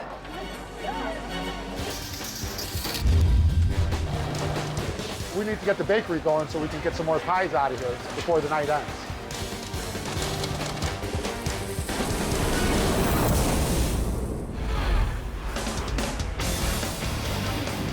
At Bob Chin's Crabhouse, the Saturday night rush is stretching the kitchen to its limits.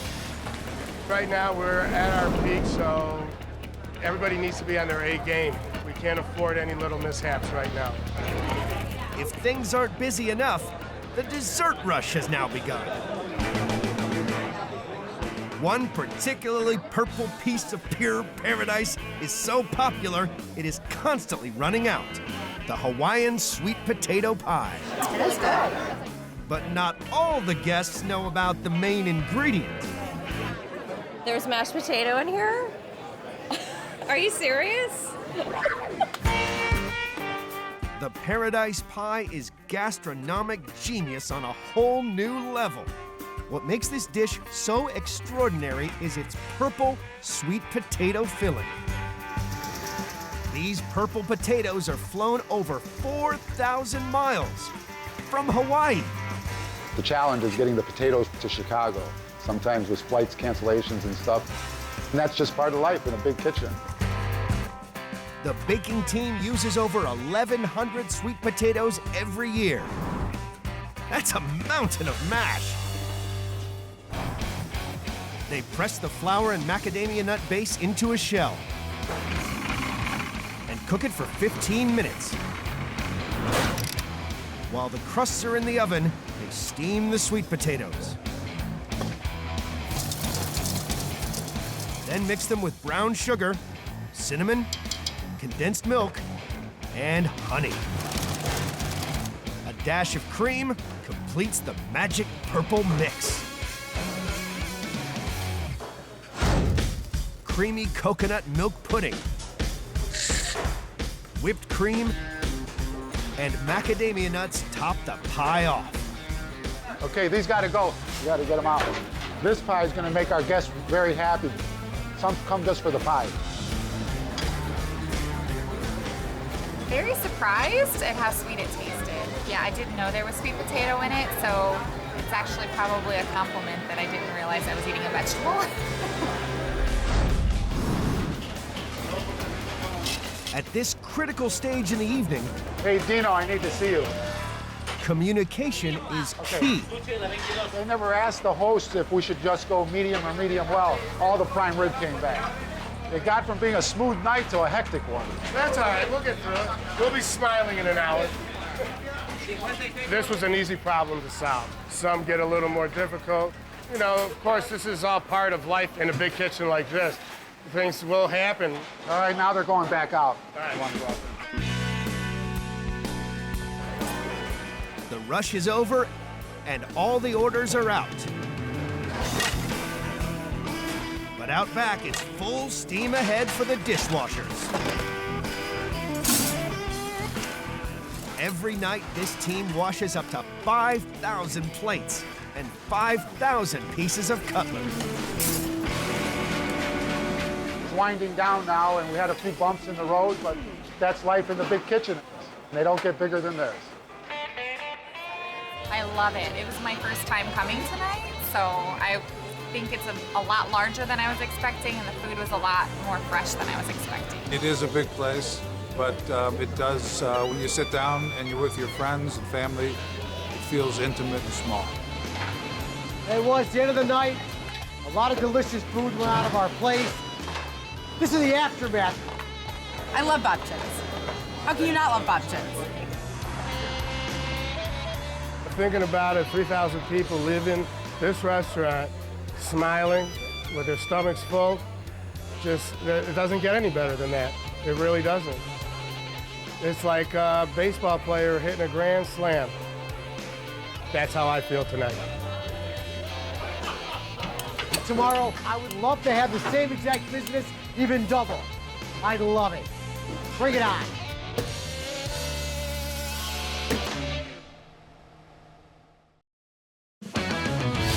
In Dubai, the world's biggest airline kitchen struggles to keep pace with the explosion of international travel.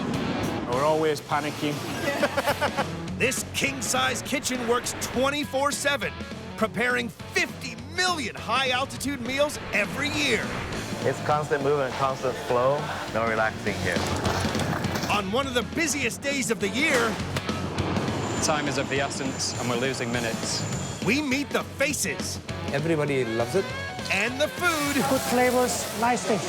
Behind one of the world's biggest kitchens.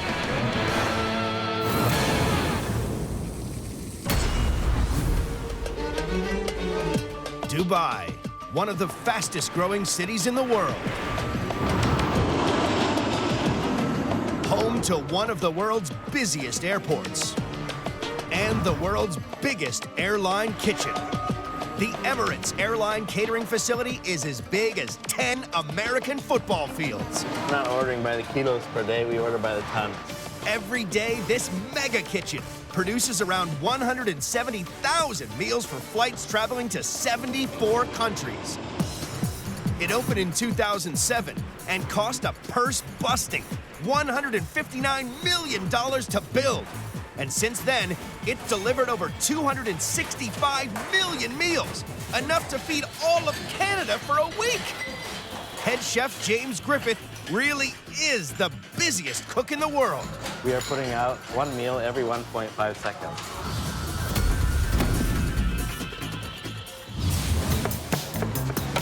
His team of 520 chefs from 42 different countries cook up everything from steak to sushi and pastries to pasta. It's important to offer a regional destination dish, giving people something they're familiar with, making them feel more at home on the aircraft.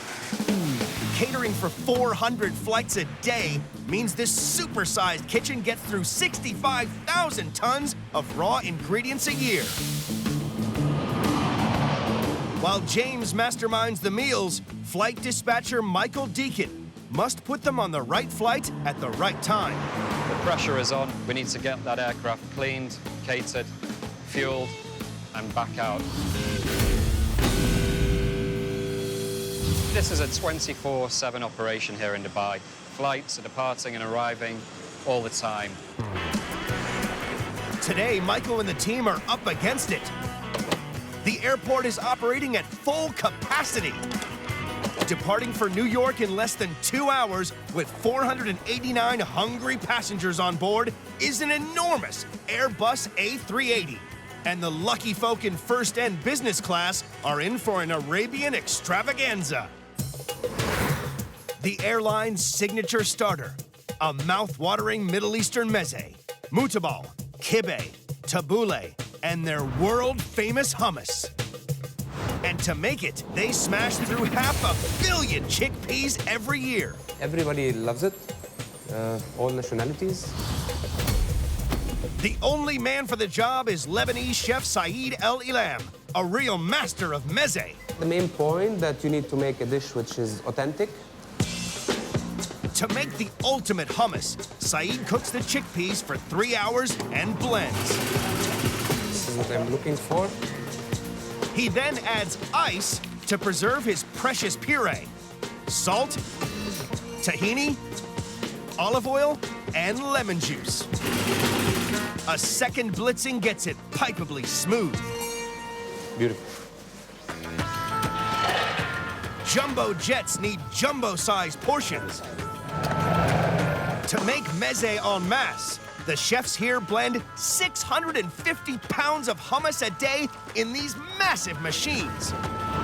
The hummus is the pièce de résistance in this Middle Eastern masterpiece, with the essence of the Emirates in every bite. Cooking high-quality food in such high volume puts the chefs here under high pressure. Just gonna do a final check before we cover it.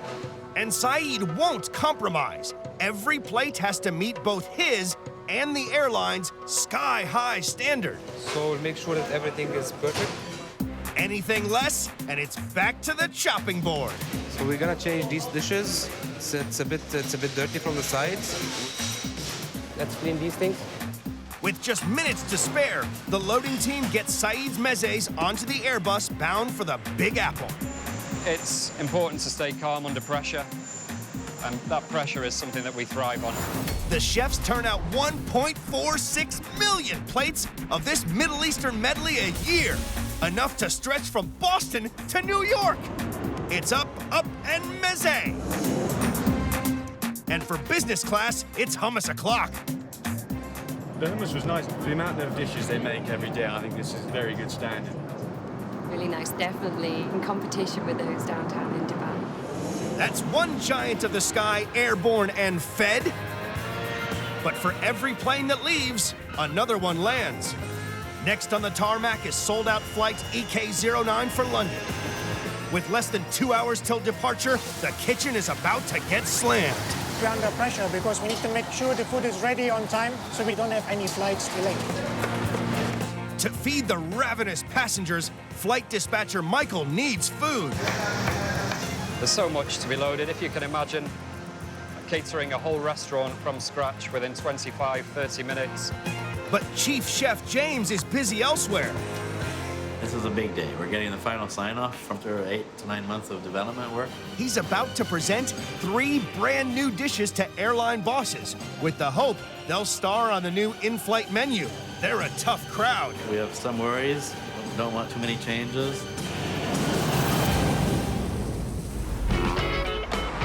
At Dubai International Airport, flight EK09 for London has less than 2 hours to be filled with 1,500 dishes. Flight dispatcher Michael is in a race against time. From the moment that aircraft pulls onto stand, we've got 105 minutes to get that aircraft cleaned, catered, fueled, and back ready and send it on its way to London. While Michael watches the clock, head chef James should be overseeing the London flight's food, but he's tied up preparing 3 new dishes for sign-off that he hopes will end up on an all-new in-flight menu. If there's a dramatic change, I think I'd quit. The fate of James's brand new menu lies with the Emirates' big cheeses, and they're notoriously tough to please. Hi, good to see you. You all right? Will all James's hard work pay off? The decision lies with head honcho Stefan Lotz. Color-wise, dish looks nice. Sumptuous tomato and pine nut ravioli, delectable black cod with vegetables, and tempting Tunisian spiced lamb. They're all perfect dishes. We tasted everything. I'm happy with all of them, so they're all approved from my side. So again, thanks very much. Wow. Thank you. Thank you. Perfect. They are all approved for takeoff. That was very good. Well pleased. After 8 months of work, a big team, they put a lot of work into this, and we got it signed off just like that. Quality control is key in this colossal kitchen, and it doesn't stop once a dish gets on the menu, which is refreshed every 3 months. Every day, specialists spot check 300 meals to ensure they're up to the high-flying diners' high standards. Quality for us is number 1. And nowhere is it higher than in first class. And that's the turf of executive chef Mike Borsdorf. He's making sure the London flight gets gourmet grub to fly for. In terms of the products we're using and also the food we are cooking, it has to be a highest standard. Passengers on flight EK09 are being treated to the barbecued kingfish, crowned with a velouté sauce and sitting on a throne of walnut-studded barley. This really is the king of cloud-level cuisine. Emirates chefs will fry up over 2.1 million fish fillets this year. That's a lot of Nemos to find. First, Mike makes fresh stock for the sauce by boiling fish bones with vegetables, fresh herbs, and peppercorns. Now it smells really good. We're using the bones of the kingfish, so the flavor is quite intense as well. To pack a real gastro punch, Mike makes a knockout barbecue rub. He mixes a secret blend of spices with brown sugar, slicks the kingfish with oil, and gives it a spicy rub down. Nicely coating the fish. He grills the kingfish steaks a minute each side for that fresh off the barbecue flavor. We have sugar in there. It's gonna get lightly caramelized.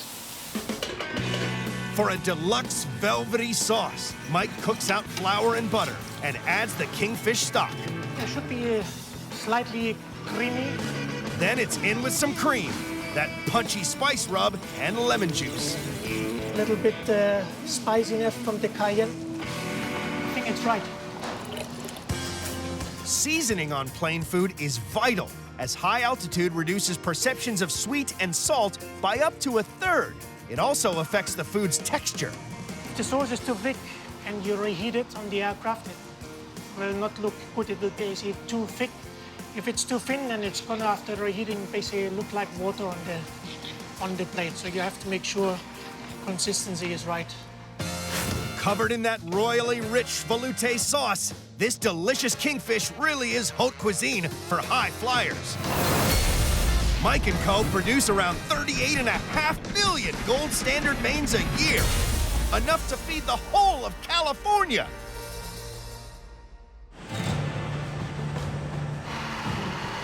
There's less than 90 minutes until EK09 takes off. Mike's kingfish must make the gold standard before it makes it to the flight. Of course, we're under pressure because we need to make sure the food is ready on time. Our main goal is that we don't have any flights delayed. But the heat just got turned right up. A senior team of taste testers arrive without notice to make a spot check. Mike's up for a grilling. Senior VP Duncan Davis is the man he has to impress today. There's zero tolerance for mistakes with Emirates.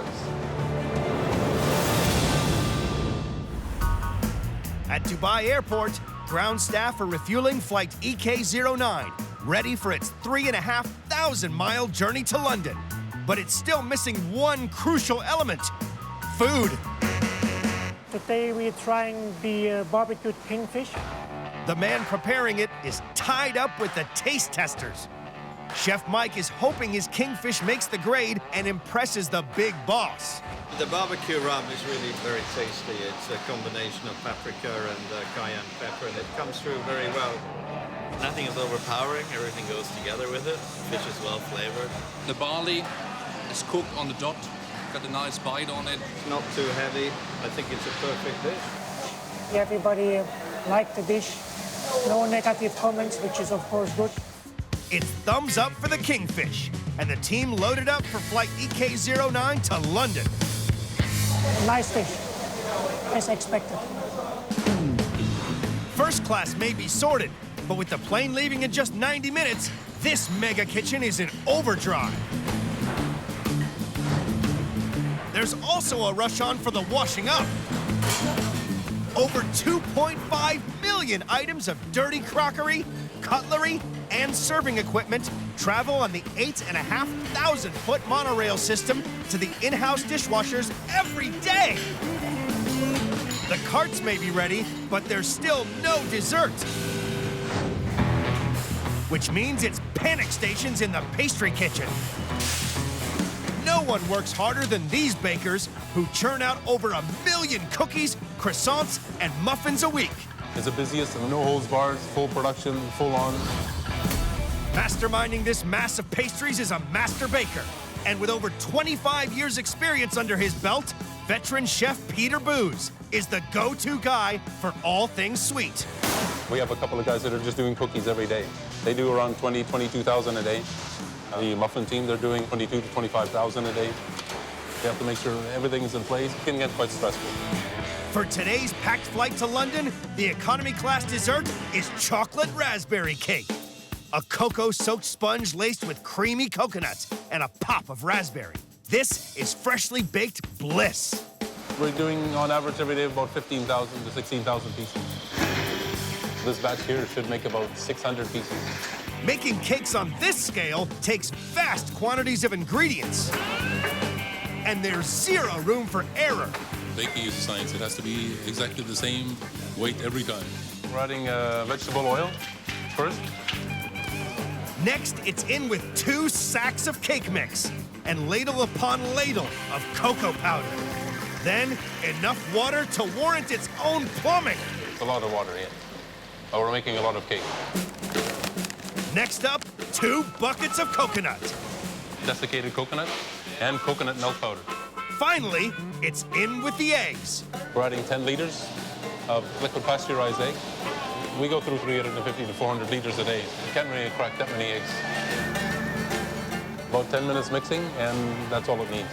They pour the batter into an automated dispenser, which fills up monster trays boasting 30 cake molds, 20 at a time. Raspberries top off each and every one of the 16,000 cakes a day. Then it's time to bake. This lip-smacking end to the meal is the cherry on top of the economy class cake. Well, the raspberry. This super sweet treat tickles a lot of taste buds.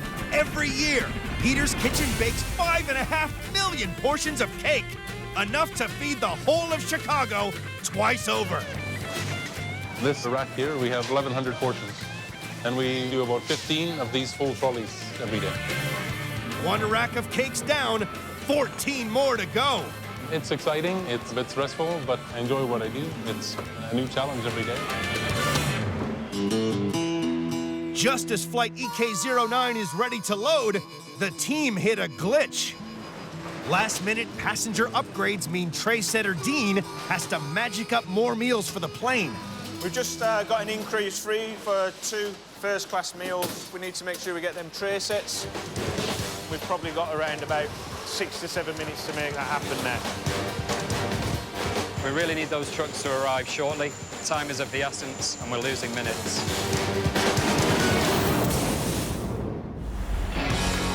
In Dubai, flight EK09 to London is waiting. There's just 1 hour to go for the ground team to stock it with carts carrying 500 three-course meals. Cheers, Lindsay. Okay, ready to go? Tray setter Dean has less than 10 minutes to magic up 2 first-class meal upgrades. It's tight, but it happens. Time to relax then, Dean? We're always panicking. First class is still minus dessert. Over in the supersized pastry kitchen, veteran chef Peter is breaking a sweat to turn out 100 plates of pastries in time. We make it fresh. They're made as close to departure time as possible, so we can make, bake, and send it on the flights quickly. This mouth-watering medley is the ultimate show-stopping finale to the first-class meal. Cherry crumble, chocolate ganache, and coconut cake all lead up to the star attraction, the Turkish baklava. A delicate pistachio-filled phyllo pastry, baklava is a tough treat to master on a small scale, let alone turning out 5,000 of them a day. It's a highly skilled job that Syrian Fadi Al-Zir has been doing for the last 20 years. This involves quite a bit of skill, taking the dough and rolling it to paper-thin width. Fadi dusts sheets of dough with corn flour and layers them up 10 times. Now this is where his pastry skills really come in, rolling all 10 layers paper thin. You could actually see through them. Yeah, they'll be so thin.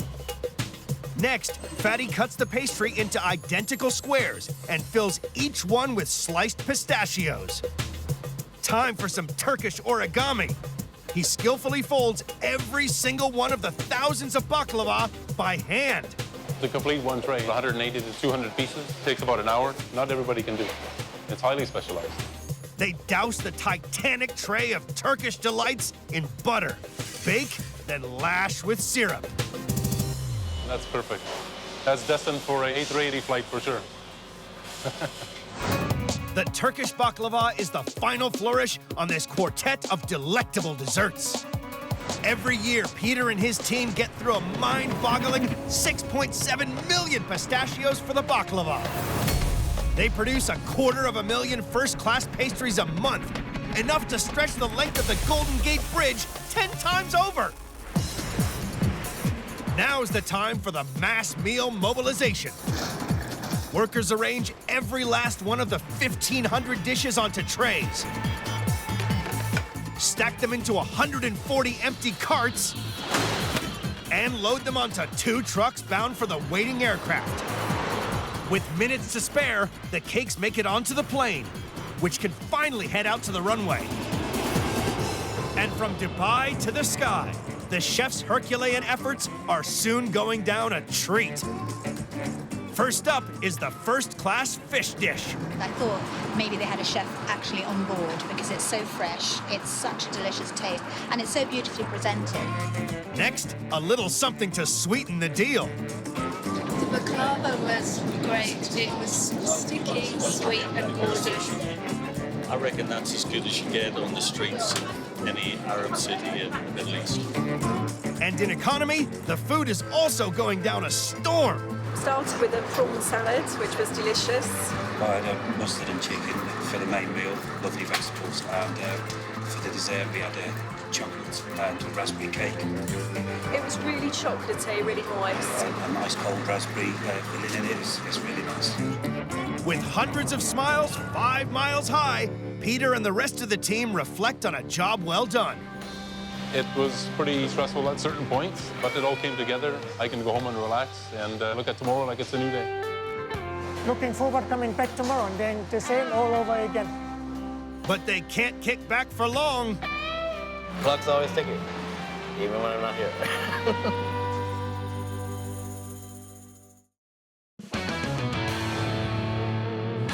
In San Antonio, Big Lou's Burger and Pizza restaurant proves everything in Texas really is bigger. just like eating an elephant. Cooking up big fast food for big crowds. Probably have right now about 100 to 200 people in line. 1,000 pizzas a day fly out the door here. We can get through about 100 plus pizzas in a good hour. We meet the team serving giant food to more than 3,000 customers a night. How do I keep my calm? This is calm. In one of the world's biggest kitchens.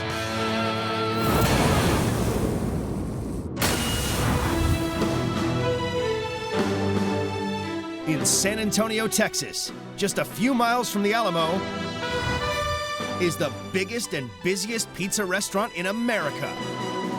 Need 5 miles, please, 5 miles. Pep lasagna. Somebody getting the pep lasagna?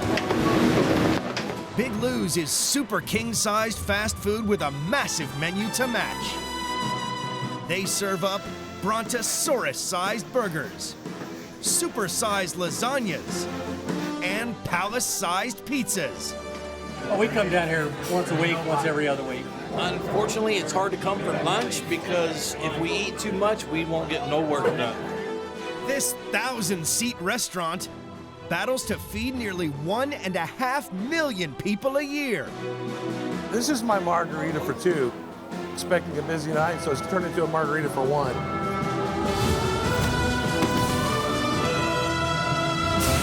Come on, baby. This is an amateur night. To keep up with surging demand, Brian has an army of more than 100 fast-moving staff. We can get through about 100 plus pizzas in a good hour. 4 industrial-sized ovens and equipment made especially for gargantuan food all help. It is something that has taken us years to design, years to perfect, has cost us thousands of dollars.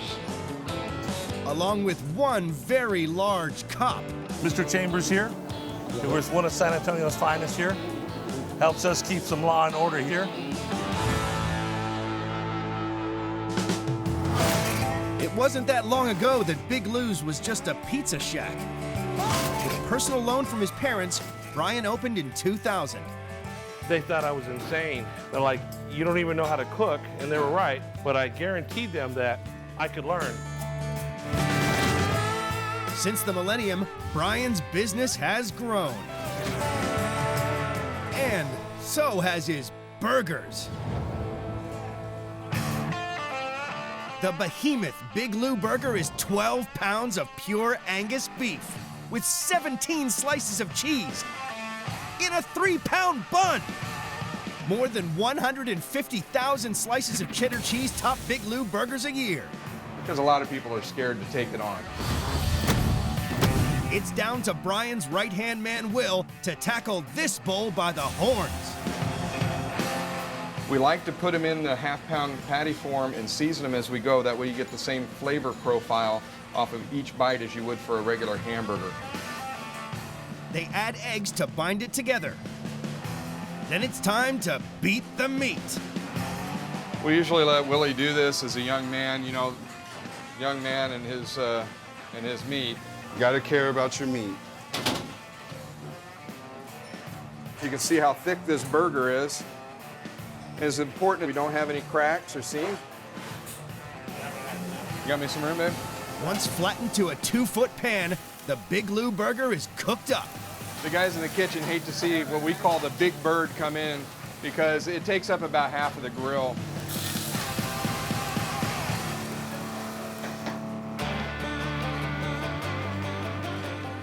This is our version of the hamburger bun. This is probably about 15 regular hamburgers all in one. There you see here, it kind of blocks me completely out. That's a big bun. After 8 minutes on the grill, they add 1.5 pounds of cheddar cheese, a pound of jalapeno peppers, and a few handfuls of lettuce and tomato. The funeral home across the street has tripled their business since we opened. This is just an absolute monster burger. Boasting 25,000 calories, the Big Lou burger also comes with a warning. The record is 5 skinny kids that came from high school. They didn't finish the sides, but they did finish the burger. We've never seen those guys again. I hope they're okay. The Big Lou burger, Nobody's gonna say, "Where's the beef?" This behemoth could topple Paul Bunyan. Big Lou's cooks up 10,000 big burgers a year. That's the same weight as 350,000 Big Macs. All right, guys, big burger coming through. Oh my God. There you go. I got it. Guys, you enjoy. Please let us know if we can get you anything else, okay? There's nowhere else where you can get a burger like this. We're gonna have one heck of a try finishing this burger up. Well, we're gonna give it our best shot. Let's skip breakfast for today's burger. I think you could feed 20 people off of this thing. I may be good for one more slice.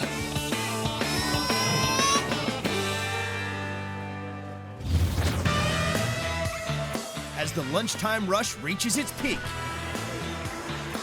I need a pep lasagna, please. Pep lasagna, please. Brian and his team will need to keep their guard up. They're about to get hit by some very demanding customers. I am hangry, which means I am hungry and angry at the same time. How do I keep my calm? This is calm.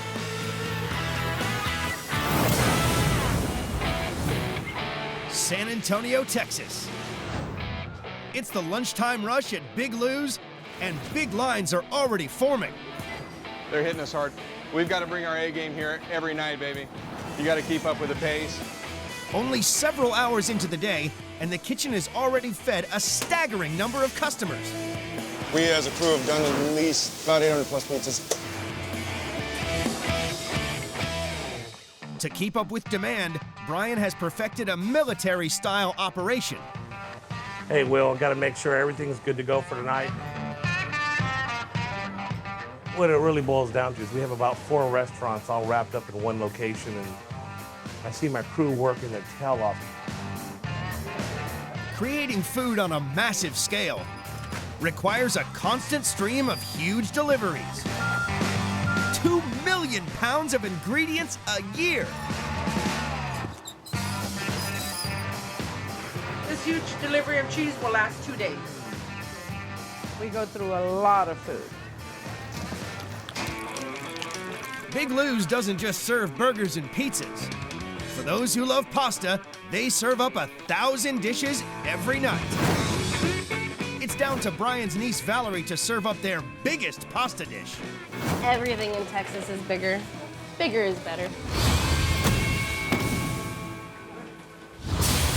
The Big Lou Cheese Lasagna, Texas style. 12 layers of pasta pleasure glued together with cheese and a secret sauce. Customers at Big Lou's down 5,000 crates of pasta a year. This is our secret family recipe, but I can't show it to you because it is a secret. But what we can reveal is that Valerie starts by mixing buckets of cottage cheese with giant tubs of ricotta cheese. This is why I don't have to go to the gym. After a bit of stirring, more cheese. So now I've got my Romano cheese. Along with, take a guess. We also put in 20 cups of the 5-blend cheese. It's 5 different kinds of cheeses. And this we use a lot of. She combines the cheese with 30 large eggs, black pepper, salt, and parsley. Then adds it to the cheese mix.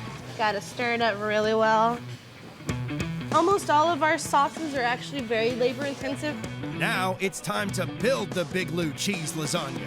We're gonna take our secret homemade sauce right here and we're gonna coat the bottom of the pan. So what we're gonna do is we're gonna get our lasagna, we're gonna get it to fit in here best as we can. Valerie adds generous heaps of cheese filling between each layer of pasta. It's almost like laying a wood floor. Sauce, spread it all over, kind of paint it on there. So that way you get the sauce in all the little crevices. That way that flavor kind of just sinks on in. 4 layers of pasta, sauce, and cheese. Topped out with 4 cups of our 5-blend cheese, So that way you got a nice cheesy topping. It's gonna look beautiful when it comes out. Into the oven for 45 minutes to bake till brown. I've learned one thing, if you're counting calories, it's not going to taste good. The Big Lou Lasagna, pure cheese satisfaction. Big Lou serves up more than 55,000 portions of lasagna a year. Over 15 years, that's enough to fill a 747. The lasagna is very good. It tastes very homemade. And it tastes like something that you would take all day to prepare. The sauce is delicious.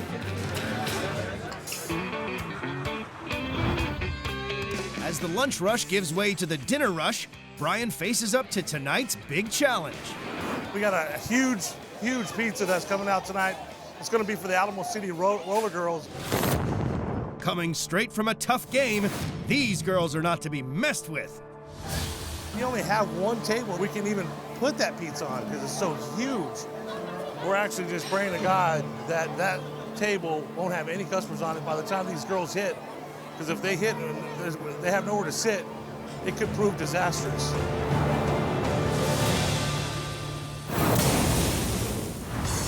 At Big Lou's in San Antonio, Texas, the dinner rush has kicked in. The volume of orders has doubled. I need a dozen mile, please, dozen mile. To make tonight even more of a challenge, Brian's team has an order in for their biggest pizza. We're actually making it for a special group of young ladies, the Alamo City Roller Derby team. And believe me, you do not want to get on their bad side. Making the Roller Girls' 62-inch pizza even bigger will be its monstrous topping, Big Lou's legendary barbecue brisket. We're using 100% Angus brisket. It's top of the line. It's 100% fresh. Its brisket flavors have been charring to perfection for 15 hours. Now it's ready for the Roller Girls. It's beautiful. That's just the way we want to see it. That's how we do brisket in Texas. We're going to go ahead and cut these into little cubes. Okay, Will, can you go ahead and get that to the oven ASAP? We need to get that for the 62. Out in the restaurant, the Roller Girl rushes on. These girls aren't just hungry. I am hangry, which means I am hungry and angry at the same time. Because I'm so hungry, I'm angry, and I'm angry makes me hungry. Brian has a special way of dealing with customers who are really hangry. What we are about to embark on is considered a culinary monstrosity. The Big Lou 62. 5 feet wide, this is the biggest pizza in Texas. Every year, Big Lou's ovens cook just over 1 million pizzas. Stacked on top of each other, that's a stratospheric pile of pizzas. Everybody loves the 62. They want to see the 62. They're here for the 62. People have fought in the parking lot over the 62-inch pizza. It's ridiculous. Making a pizza so huge stops the kitchen cold, and Brian and his team are under the gun. Clara, what time are these girls coming in? Some of them are just getting here? We haven't even begun. Everything about the 62 is supersized, starting with the 20-pound dough base. I'm really upset that our pizza's not here yet. I'm very, very hungry. You might want to stand back. If they don't start bringing our pizzas out soon, we're gonna have to go for the owner. Ready to sauce it up. Let's do it, baby. All right, it's time to get spicy here, guys. This is a homemade barbecue sauce. Say this is Pop's recipe, right? Pop's recipe. It takes more than a gallon of sauce to cover the 62. Now one of the most important ingredients. Along with 10 pounds of cheese. Every month, the customers consume 2,400 cases of this mozzarella cheese. Pizza, pizza, pizza, pizza, pizza, pizza, pizza. They've still got to top the pizza out with brisket. But it's not going to plan. Willie's gonna be ready to go with that brisket, right? Let me try and call. Come on, man. This is really bad timing. There we go. There we go. I'm trying. Dude, what the man? Dude, there's been, man. Where you been? Stuck in the bathroom. These girls are not in a good mood. I'm about ready to send your out there to go talk to them since you're the one that was running late. They layered 10 pounds of brisket on top. And for the first time in Big Lou's history, Ryan reveals the secret of how they cook the 62. We cut it because they do not have an oven with a big enough chamber to fit the pizza in. Come on, guys, hurry up. We got to get this in the oven. These ladies have been waiting long enough. Believe me, they're not in a good mood. Thanks to Willie, we're way behind. It takes 6 minutes at 450 degrees to cook the pizza. Oh, God, man, look at that. Voila. Last task, stitch the 62 back together. Then cut it into 32 slices. Come on, guys, let's go.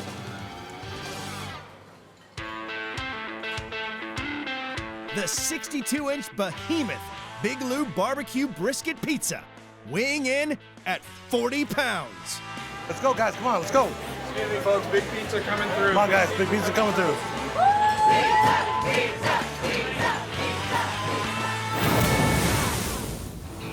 In San Antonio, Texas, the dinner rush at Big Lou's is at full tilt, and making their 62-inch pizza has pushed the staff to the brink. The team of roller derby girls are tired of waiting for dinner. Folks, big pizza coming through. Come on, guys, big pizza coming through. It's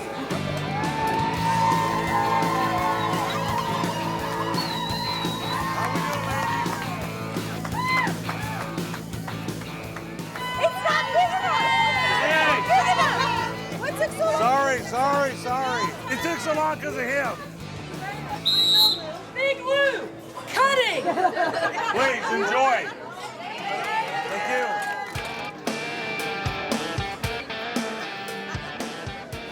The girls will be able to defeat the pizza.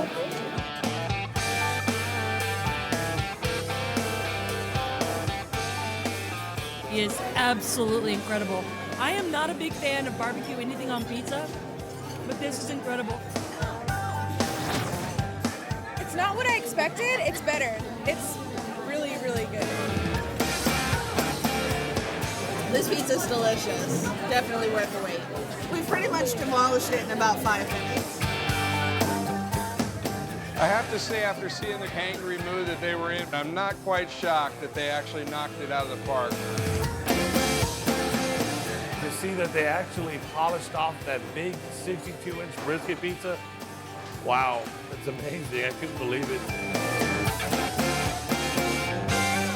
The dinner rush may be dying down, but for those Big Lou customers who have not gorged themselves full, there is the ginormous Big Lou cinnamon bread for dessert. Sweet dough, baked to perfection, topped with cinnamon and sugar, and hot frosting on the side. Definitely one of our more popular desserts that we have here. Baking chefs roll out a pound of dough to the size of a small pizza. Score it, and then bake it for 6 minutes before topping with, no, not cheese. We use a butter sauce that has just a nice butter flavor. And then we sprinkle cinnamon sugar all over it and serve it with a side of frosting. The Big Lou cinnamon bread. Welcome to sweet dough paradise. Big Lou sells 6,500 cinnamon breads a year. Over 15 years, they've made enough to span the Grand Canyon. I've been to this place a couple of times, and all the food I've eaten here has been really good. Remarkably light. Yeah, surprisingly light.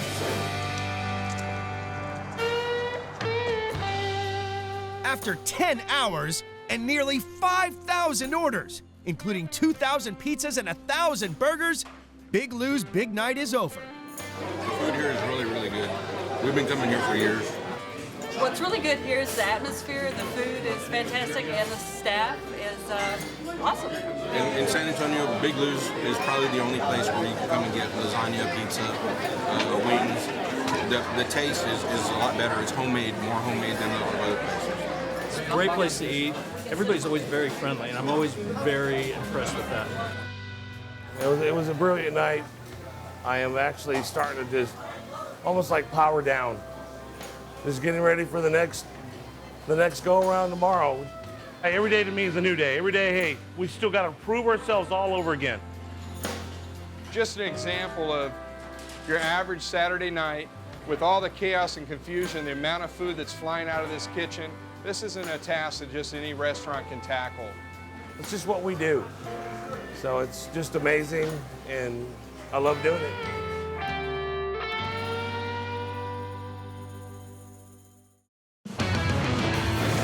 In Iowa, America's biggest truck stop.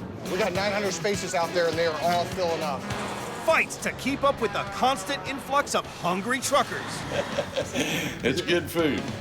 This titanic truck stop dishes up 350,000 meals a year. That's a lot of meat. On one of the busiest days of the year, it's pretty crazy right now. We meet the faces. It's getting super busy out there. And the food. You can't have none, but it's good. Behind one of the world's biggest kitchens.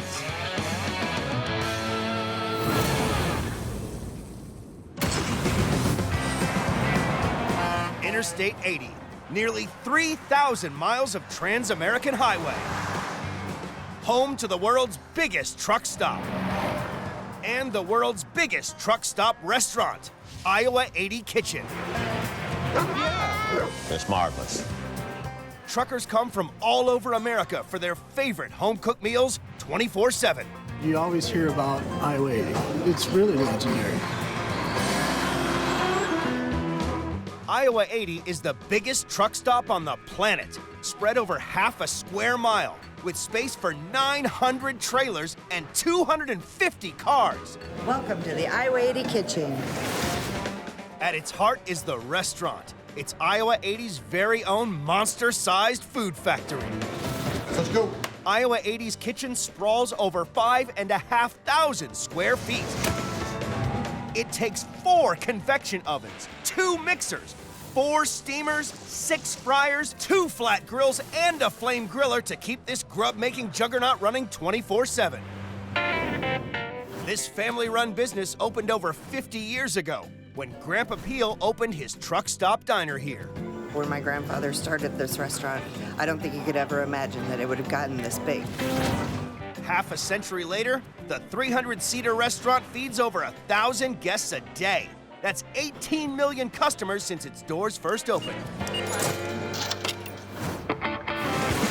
And Iowa 80 is more than just a truck stop. You can't get it here, you can't get it. As well as the restaurant, it has a barber, a dentist, cinema, half-mile-long chrome store, even its own chapel. There's always something to do here. The Iowa 80 truck stop is so legendary, its loyal trucker customers have been coming back for decades. I've been coming in here probably since the 60s or 70s. I came to Iowa 80 with my father, when I was younger. I used to come here back in the late 80s. 9 a.m. Outside, the 900 parking bays are filling up fast. Everyone's lured by the famous food at Iowa's legendary rest stop. Food's great, man. You don't want to tell a hungry truck driver his breakfast isn't ready. General Manager Rick has served over 20 years in this epic interstate eatery. Today is the first and busiest day of the new trucking season, after the deadly winter roads have thawed. I'm going to cover about 650 miles today. I'm traveling to Nebraska. Red-Eye Master Rick's on the early bird shift, feeding the first wave of starving drivers. I started at 4 o'clock this morning, and this is about midway, so I'm going to give me a nice good breakfast. It's breakfast like the gasoline that keeps you going throughout the day. The first rule of Freight Club is start each day on a full tank. And the same goes for the drivers, who come from far and wide for Iowa 80's trademark mega breakfast, the Hungry Man. I came up with the Hungry Man breakfast about 8 years ago. Definitely the breakfast of breakfast. Hungry Man breakfast is my favorite. And And who wouldn't love 2 large eggs, bacon, hash browns, sausages, and sausage patties, plus 2 flippin' huge pancakes? This is a supersized breakfast for super hungry truckers. Making breakfast here consumes a lot of eggs, 700,000 a year. Enough to make an omelet the size of a baseball field, twice over.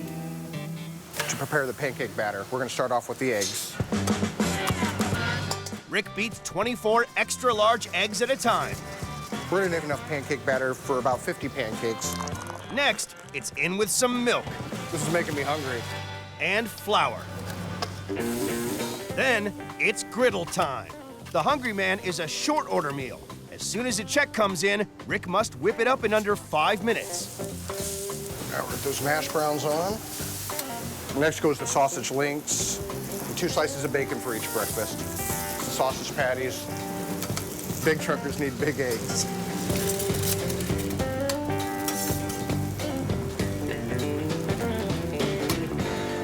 Here we have the Hungry Man breakfast. The Hungry Man breakfast is America's #1 morning meat injection to fill those empty human fuel tanks. Each year, Iowa 80 serves 36,500 Hungry Man breakfasts. That's 36,500 less hungry men and women, at least until lunchtime. It's got good crispy bacon, eggs, pancakes. It's all very good. It gives you the protein, everything you need. 10 a.m. The morning rush is going full throttle. Did you get the patties on that, Hungry Man? It's pretty crazy right now. Rick's crew must pump out a plate a minute to keep the truckers fueled up to the max. Got it. This is the busiest morning we've had so far this year. The next wave of starving drivers is about to come crashing in, but breakfast has hit the stockroom hard. It's getting dangerous. We're getting real low on eggs. Since the kitchen cracks through over 1,200 eggs a day, it's up to Iowa 80's Mr. Fix-It, Jake, to find emergency supplies. It's definitely my neck on the line when it comes to supplies. If we run out, it's going to be my fault. America's biggest truck stop restaurant, Iowa 80 Kitchen, is smack dab in the busiest day of the spring trucking season. Attention, service and gas, our breakfast buffet will be closing in 15 minutes. Thank you. 11 a.m. Ravenous truckers have smashed through 400 breakfasts, and now the morning menu switches to lunch. The heat is also on for Jake Harbeck, the kitchen supply manager and Mr. Fix-It. He's arrived at the suppliers 18 miles away to get enough eggs to last the kitchen until tomorrow. I need to make sure that we have those extra 500 eggs we need to pick up today. Hey, Brian, you get those extra 500 eggs we needed? Yes, sir, they're all there. All right, here, let me give you a hand with that. Sure is a lot of eggs in here.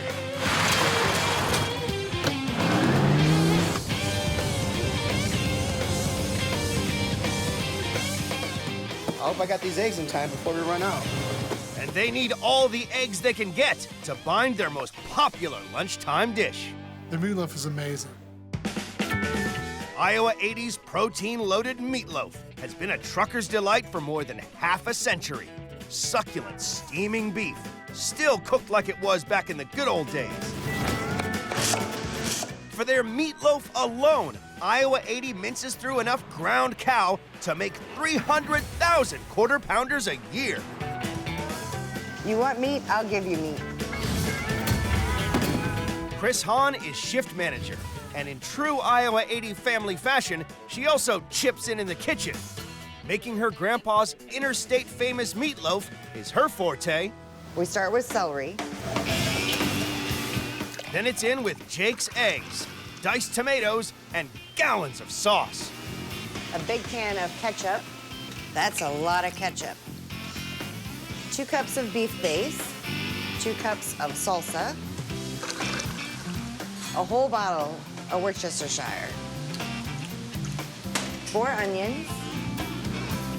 And 4 tablespoons of pepper. Now to mix this all together, I'm gonna use this giant whip. You can't make a meatloaf without pounding some serious cow. Here I have 100 pounds of beef, and it may sound like a lot, but we'll use this much in a single day. We're gonna have to use this industrial-sized mixer. And for that, I'm gonna need this humongous paddle. Truckers like their meat. Chris mixes the beefy blend in the mega mixer before adding that special spicy sauce. Now we're gonna add 4 pounds of breadcrumbs to our mixture. I'm sure truckers are dreaming about this all the way down the interstate.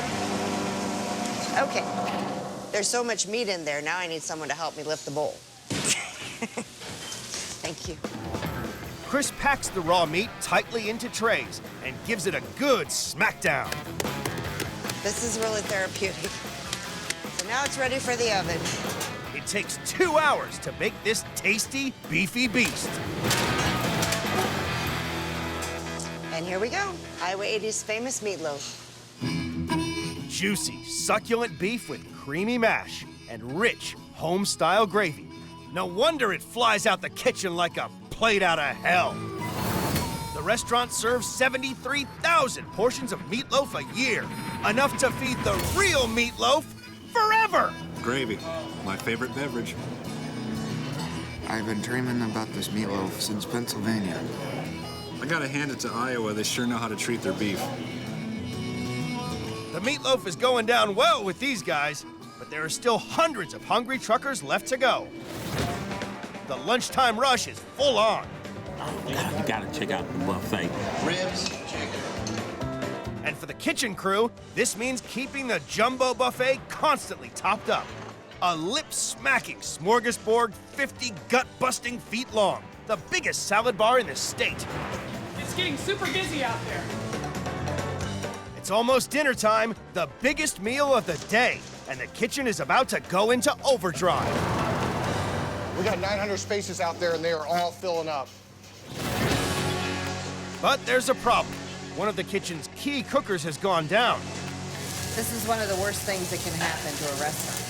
If he doesn't get it fixed soon, we're gonna be in a lot of trouble. On Interstate 80 in Iowa, on the busiest day of the new trucking season, the world's biggest truck stop is buzzing with ravenous customers. We're getting slammed now. 6 p.m., the giant diner is rapidly filling up for dinner. If you can't stand the heat, don't come in the kitchen. But at their busiest time, the kitchen is in crisis. Our pilot light went out in our fryer. We won't be able to get our food out to our customers. And the orders just keep on coming. I better get going. It's really piling up out there. Mr. Fix-It Jake has just 10 minutes to get it running, or hundreds of truckers will go hungry. This can be very difficult and dangerous if you don't know what you're doing. There's a lot of people out there waiting for their food. I hope Jake can get that pilot light lit real soon. I think we got this one going. Just gotta wait a couple seconds. All right, I think we got it fixed now. The mega kitchen machine is back to firing on all cylinders. There's always pressure, but I have a good team, and we can always deal with pressure. Pressure only makes us work better. They need their monster grill to cook the kitchen's best-selling dinner order to piggy perfection. Sizzling 3/4 of an inch thick char-broiled pork chops, served with a steaming baked potato and fresh off the farm veg. Iowa 80 Kitchen cuts through 125 tons of pig a year, the same weight as 3 fully loaded semis. It's gonna get messy in here. Veteran chef Bobby Mayfield is a past master with a meat cleaver. Tenderize it, slice it, cut it, pound it. No one beats their meat and chops their chops quite like Butcher Bob. Now it's time to get busy. Bobby hacks his way through 100 tons of beef, 150 tons of chicken, and 125 tons of pork a year. That's a lot of meat. I love my job. This is the most dangerous job in the kitchen, and only Bobby's cut out to do it. You gotta be very careful with this. These industrial saws are so sharp, they cut through bone like butter. A bad day in the office means it's hand sandwiches for lunch. One little mishap, you could lose a finger. To keep the meat cold, he must work at a teeth-chattering 35 degrees. I can show you how cold it is in this meat room. So it's not just the saw that's a threat to his fingers. Frostbite is too. Most people can cut meat for about 5 to 10 minutes. I can do it for about a half hour. I'm used to it. I am a bigger guy, too. A little more meat only. To keep up with demand for pork chops, Bobby uses his super butcher skills to cut 30 at once. This is where it all starts, cutting our famous pork chop. This is a day's work right here, 120 pounds of meat. He cuts each chop 3/4 of an inch thick. But Bobby's skills don't stop there. This is one of our #1 sellers. Hear the fat and the bone just sizzling. This gives it a nice flavor. Cooking Iowa's signature pork chops to perfection is a fine art. Charred on the outside, moist in the middle. I've been cooking these chops for 35 years. It's very important to pay attention. You're off 15, 20 seconds, it's critical. And there we go. Perfect pork chop from the Iowa 80 kitchen. A pound of pure porcine pleasure makes this dish the most popular meat to eat at the Iowa 80 truck stop. The kitchen serves up 36,500 of these fork-worthy pork chops every year. Stacked on top of each other, that's a pork chop skyscraper towering 2 Empire State Buildings tall. They have it just right here. I'll definitely come back and eat this again. They are good. They're a thicker cut pork chop than you normally get anyplace else. Another satisfied customer ready to hit the road.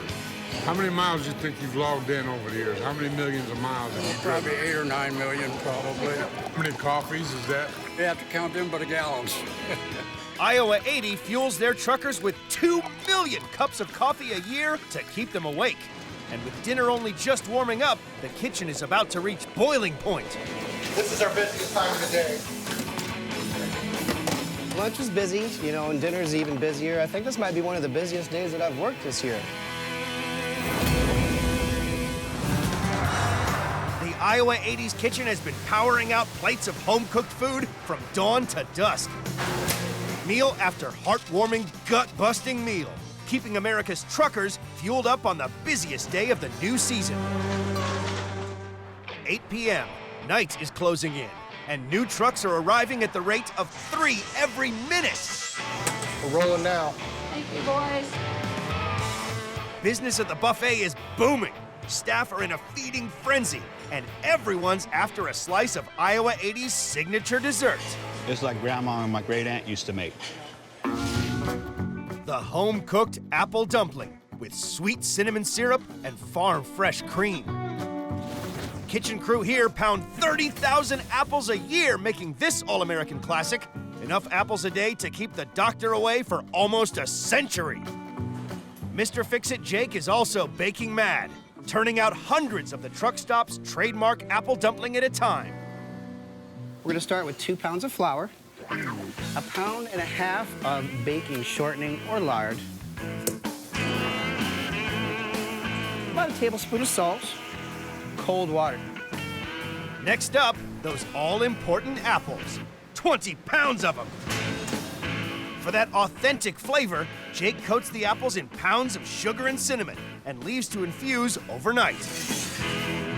I do have a batch that's already ready. And now's the part where we have a lot of fun because we're gonna make a mess. Jake uses a whole load of flour power to stop his dumpling dough from sticking. Rolls it out. This is one of the original recipes that came with the restaurant. He uses coffee cans to cut the dough into circles. It's the right size that we want. You don't want somebody to be jealous that somebody else's dumpling looks better than theirs does. Now comes the fun part where we get to fill it up. Jake makes a pastry pocket and stuffs his dumplings just like Grandpa did. This is where the magic happens. He seals the deal by making sure all those apples are tucked up tight. None of the juice is gonna come out and go underneath. A final sprinkling of that sweet cinnamon fairy dust to give it a crisp caramel crust, and those big appley bad boys are good to bake.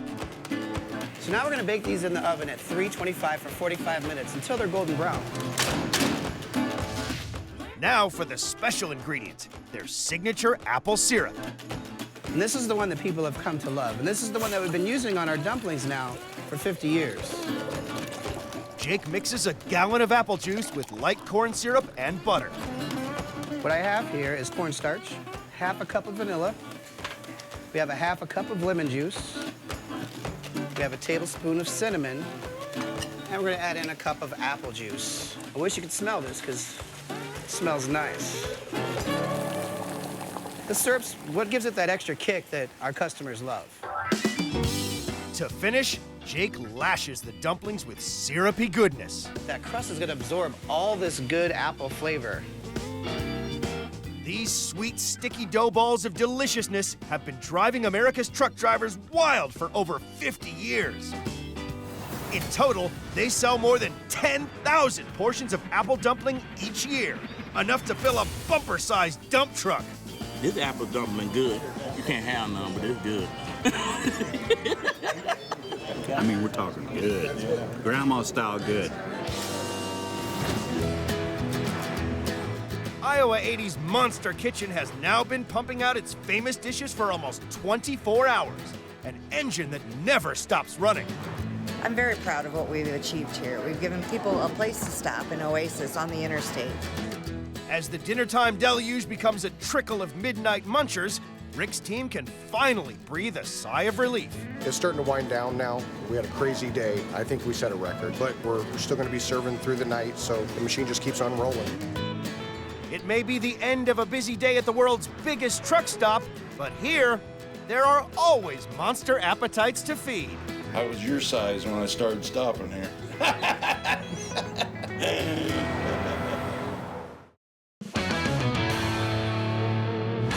In New York City, it may be cold outside. I need to get that going. Here's the roast chicken.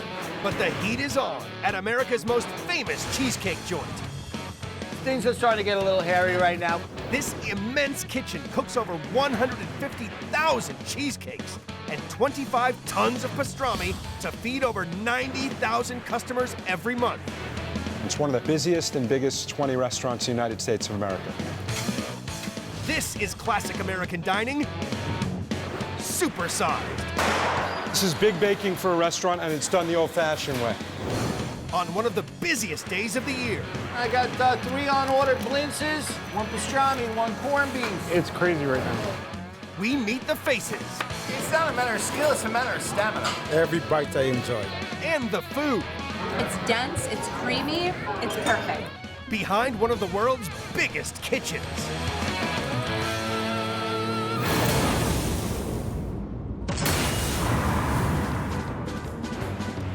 Right in the heart of downtown Brooklyn is one of the busiest restaurants on the East Coast, Junior's.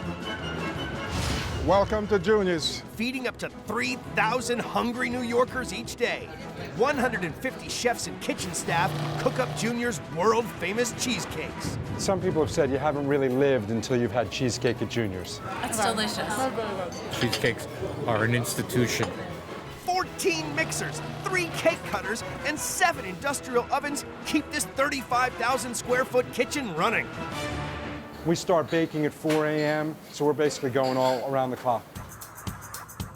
Junior's even do takeout. The cheesecake is so popular, since opening, they've doubled in size to keep up with demand. This is baking to the max. It's open pretty much 18 hours a day. It's been part of our family forever. Harry Rosen founded Junior's in 1950. It quickly became a Brooklyn institution, welcoming everyone, including presidents. This is Brooklyn. Junior's is Brooklyn and what Brooklyn stands for. Probably every mayor since we've been in business has been here. Today, Harry's grandson, Alan, runs this 450-seat cheesecake castle. I need 3 cases of Philly steaks. From placing supply orders to welcoming customers, he has his fingers in all the pies. We love everything about it. What's not to love? Alan's been handed the secret that keeps the customers coming. Junior's legendary cheesecake recipe. I'm not going to be the schmuck who changes this recipe. This is the star of the show, a mountain of sweet, creamy cheese sitting on a slice of light sponge cake. This is the creme de la creme of cheesecakes. Junior's goes through 62,000 tubs of cream cheese every week.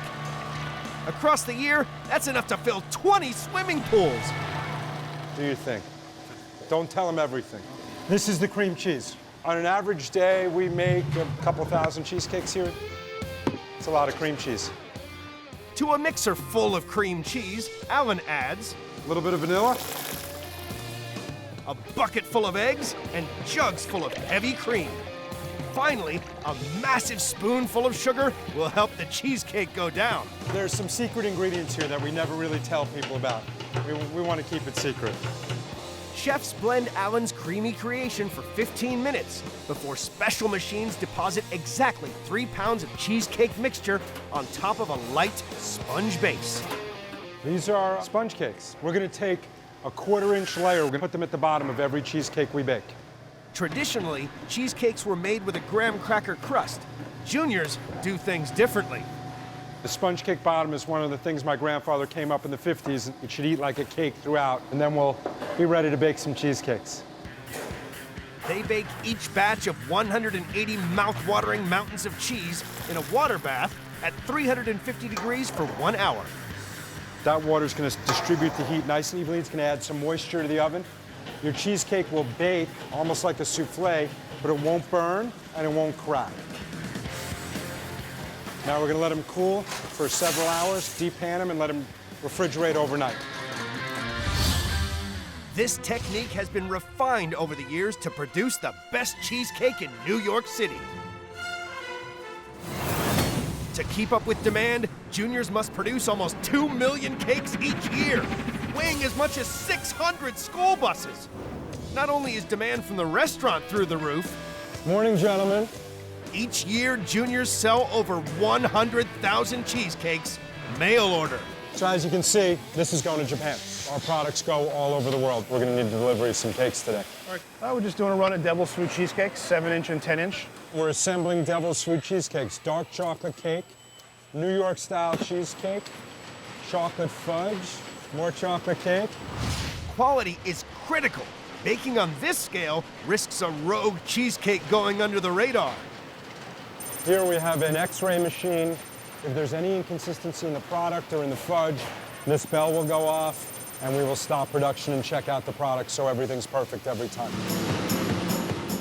The cheesecake is going down a treat. It's a delicious cheesecake. I love it. Oh, the cheesecake. That's delicious, man. Everybody come here for the cheesecake. It's only 11 a.m., but guests are already flooding in for lunch. And dozens of trucks are queuing to deliver tons of supplies to keep the cheesecakes rolling. Fridays are the busiest day of the week, and Alan must prepare his team.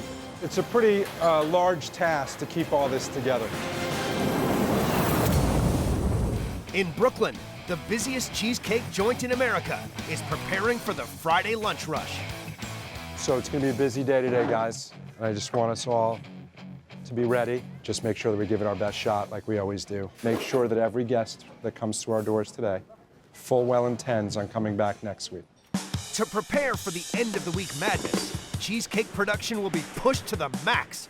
It's up to Alan's right-hand man, executive chef Adam Marks, to keep this massive operation stocked and stacked. Check everything that comes in, make sure that the quality's there. If it's not, we send it back.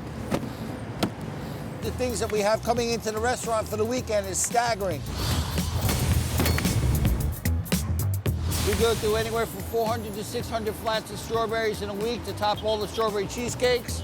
It's very busy today. My guy's waiting for them right now to get started cleaning on them. Working flat out, 8-hour shifts every day. No one is busier than the 6-strong strawberry prep team. For the whole weekend, from the morning all the way to close, people are cleaning strawberries, topping cakes. It's not a matter of skill, it's a matter of stamina. It's midday, and the restaurant is filling up fast. Juniors may be synonymous with cheesecake, but there's another dish cooks here must create in even more extreme amounts to satisfy the hordes of hungry lunchtime workers. We're constantly making them. It's one of our biggest sellers on the menu. People flock from far and wide for the ultimate entree, their famous matzo ball soup. Bite into one of those matzo balls, and it just tastes like home. The soup is one of the best that I had tasted in a while. The texture was great.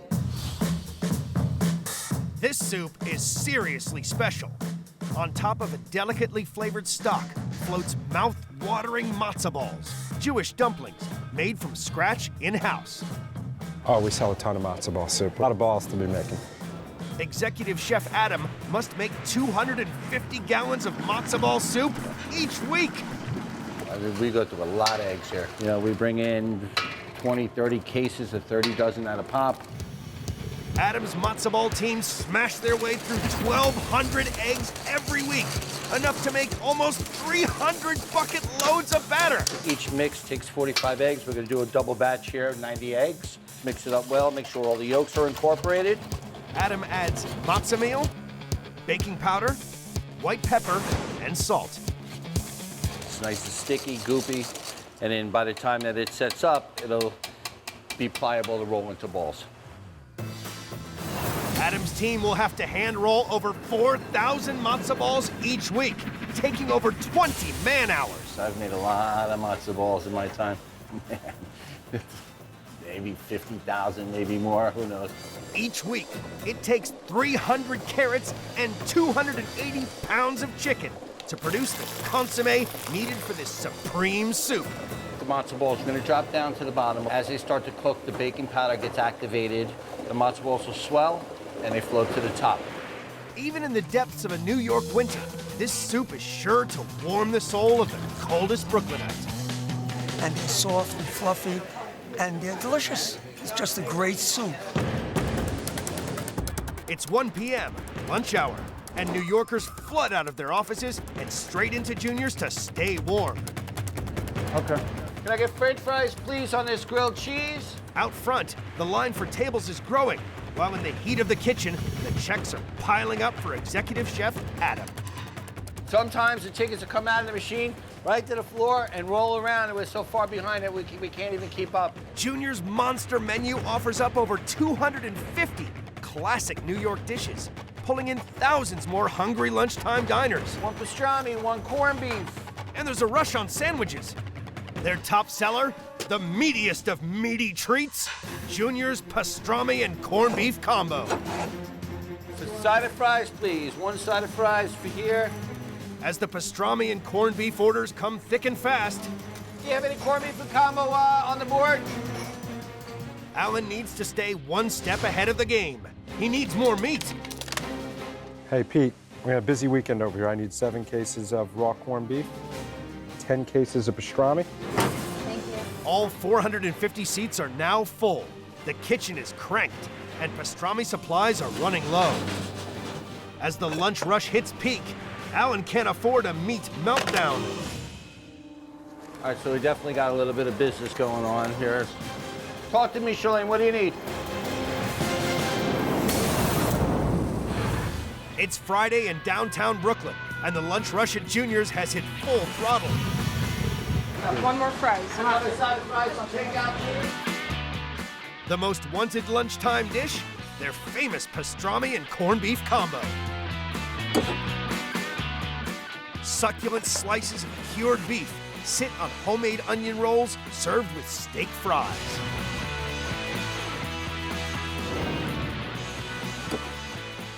Pastrami and corned beef on twin onion rye rolls. It's very good. The pastrami in Junior's rolls is no ordinary meat. It's prepared by hand at this special plant across town. Each year, workers here make a mountain of meat for Junior's, big enough to feed over 1 million hungry New Yorkers.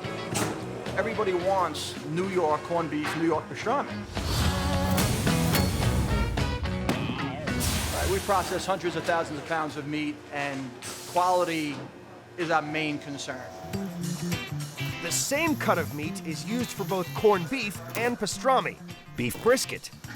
To make the corned beef, the meat is first trimmed, then brined. But to make pastrami, the beef is cured for 3 days, then smoked for 12 hours, before it's carefully hand-rubbed with a crust of juniper berries, garlic, and black pepper. A lot of companies do this stuff in a large tumbler. Juniors will not accept that. That makes a big difference from a texture standpoint. The pastrami is then cooked at 200 degrees for 5.5 hours before it's chilled, packed, and shipped to Alan's right-hand man at Junior's, Adam, who, right now, has got beef. These are 2 more pastrami. You got Okay. pastrami. There's only Yes. I'll take the rest of the pastramis. Just as I'm checking to see the firmness of the pastrami. We're looking at 200 pieces of pastrami here just for the weekend. Then it's down to executive chef Matt Giros to serve up the perfect sandwich. They get a lot of meat here. They never leave here on an empty stomach. With meat supplies maxed, Matt must bake bread fit for the finest beef. These are our signature onion rolls, which we make every day, 2 or 3 times a day. Juniors bake almost 800,000 rolls each year, enough to fill 230 pickup trucks. It takes a mix of 85 pounds of high gluten flour, rye, onions, and a bag of sugar to make the 200 pounds of dough they need every day. Rolling the dough into balls demands precision. It's very important that they're consistent, that they're the same size. You don't want to have a sandwich with 1 roll like this and 1 roll like this. The solution? An ingenious gyrating cutting machine that can perfectly form 36 rolls in seconds. And that machine's probably older than all of us. It's from way, way back. It's an amazing machine. They bake the onion rolls at 400 degrees for 35 minutes until they are golden brown. Do you have any corned beef combo on the board? So we just got an order for a corned beef and pastrami combo on onion rolls. Make that real fast. 2 p.m. Armed with fresh rolls and meat, Matt's team must make 5 pastrami and corned beef combos every minute to keep up with the orders. Corned beef? Ready. An ordinary kitchen would collapse under this pressure. This machine is absolutely a lifesaver dealing with the high volume that we deal with. To cut all these sandwiches by hand would be a nightmare. Sandwiches are 8 to 10 ounces, but we give a little more. Don't tell my boss. Take out. Juniors will sell over 50,000 of these supreme sandwiches each year.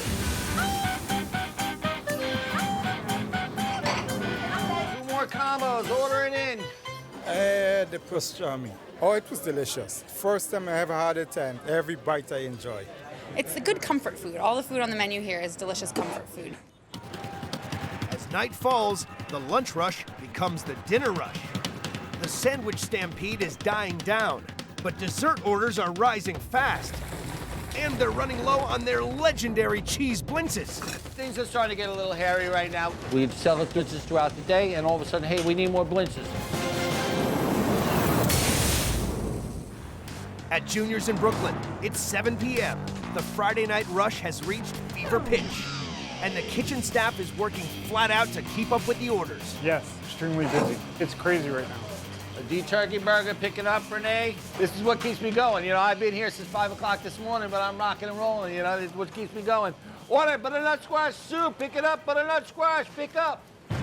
100 orders are flying out every 10 minutes. This mega kitchen must run like clockwork to avoid catastrophe. If you don't communicate, you know, the whole operation could go down. 1 minute herd. Guests are desperate for dessert. I got 3 on order blintzes. And they've all come for Junior's sublime sweet, their signature cheese blintzes. The cheese blintzes have been on the menu at Junior's for 65 years. Packed full of cottage cheese, deep-fried crepes are served with a strawberry coulis and soured cream, dusted with powdered sugar. The cheese blintzes are the best. I had them in a lot of other restaurants, and their blintzes here are the best. There are restaurants in New York that were known for having the great blintzes, and I think ours put theirs to shame. They come in and just have blintzes. I mean, we go through so many here, it's staggering. The run on blintzes means Adam must whip up a fresh batch, fast. First step to the perfect crepe, take a super hot pan and coat it in batter. Then stick it under a red-hot grill. We're gonna look for it to start to peel away from the edge of the pan, and then it's gonna be ready. Adam cooks up to 200 wafer-thin crepes at a time. The filling is really the star of the blintzes. A lot of places will do a small, flat, long blintz. These serve ours with a lot of filling. To make the mouth-watering blintz filling, Adam mixes 10 pounds of cream cheese and cottage cheese with 6 cups of sugar. 3 eggs bind the mixture together. The last is we have 3 capfuls of vanilla. Junior's customers expect nothing less than immaculate blintzes. It's critical Adam mixes the same magic for every single batch. That's your filling. If it's 10 years ago, if it's 15 years ago, or if it's today, the blintzes are going to taste the same. All that's left is to fill up the pancake pouches with the rich, creamy filling. You know, so it turns out to be, you know, a neat little parcel, a neat little package. They get deep fried, and then they get served with sour cream and strawberry sauce. These legendary pockets of pleasure are second only to cheesecakes as Junior's most popular desserts. Each year, the team cook up almost 20,000 of these sensational sweets. Cheese blintzes are out of this world, with fresh strawberry sauce and sour cream and nice and crisp. No calories. When you cut in them, you don't need a buzzsaw. You cut it with the fork, they're creamy, they're homemade, like they're delicious. Out back, the dishwashing team are working tirelessly to keep on top of the mountains of plates. After 12 hours, feeding almost 3,000 guests, the Juniors team can finally wind down after a grueling shift. I'm exhausted, man. It's been a long day for me. I've been running around, and you know, I'm happy. I feel good. I put in a good day's work, and I'm ready to come back tomorrow. The service was amazing. The food is just what you want when you come into this old Brooklyn establishment. The cheesecake is world famous. We had a great time. Food's terrific. The people are good. It's a great climate. I like it here. It hasn't changed a bit, and that's nice. In a world that's always changing, to have a constant is really a very, very nice thing. I think in 35 years, I really can't say I've gotten a bad meal. I'm really proud of our guys. Every day they work really hard, and they manage to pull this off day in and day out. Juniors is certainly here to stay. But I'm leaving. I'm going to bed. On this episode of Big Kitchens, in Las Vegas, Nevada. That's right, folks, the world-famous Brooklyn Bowl, the icon. The heat is on in the kitchen, feeding one of America's biggest bowling alley and music venues. Hot chicken coming out now. This is best fried chicken west of Alabama, I'll tell you that. This massive kitchen serves up to 5,000 plates of fine dining fast food. Blue Ribbon award-winning food. To thousands of hungry customers every night. It's really good. I would recommend it. This is the best dessert I've had in Vegas. We got food, we got drinks, we got bowling, we got music. We'll probably hit 2,500 covers by 2 a.m. We meet the award-winning chefs. Each piece, there's a whole lot of lemon, there's a whole lot of chicken. In one of the world's biggest kitchens.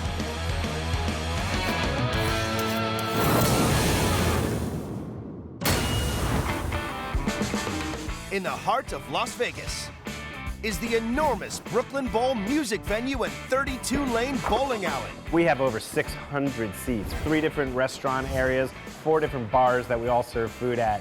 So the kitchen has to be humming at an incredible pace. Feeding visitors in this vast venue, a massive 2,000 square foot kitchen. On any given day, we'll move 8,500 people through the space. That translates to probably in the vicinity of 3,500 meals a day. Bringing in thousands of bowlers a night is down to Chef Bruce Bromberg, who rolled a Brooklyn strike by reinventing bowling alley food.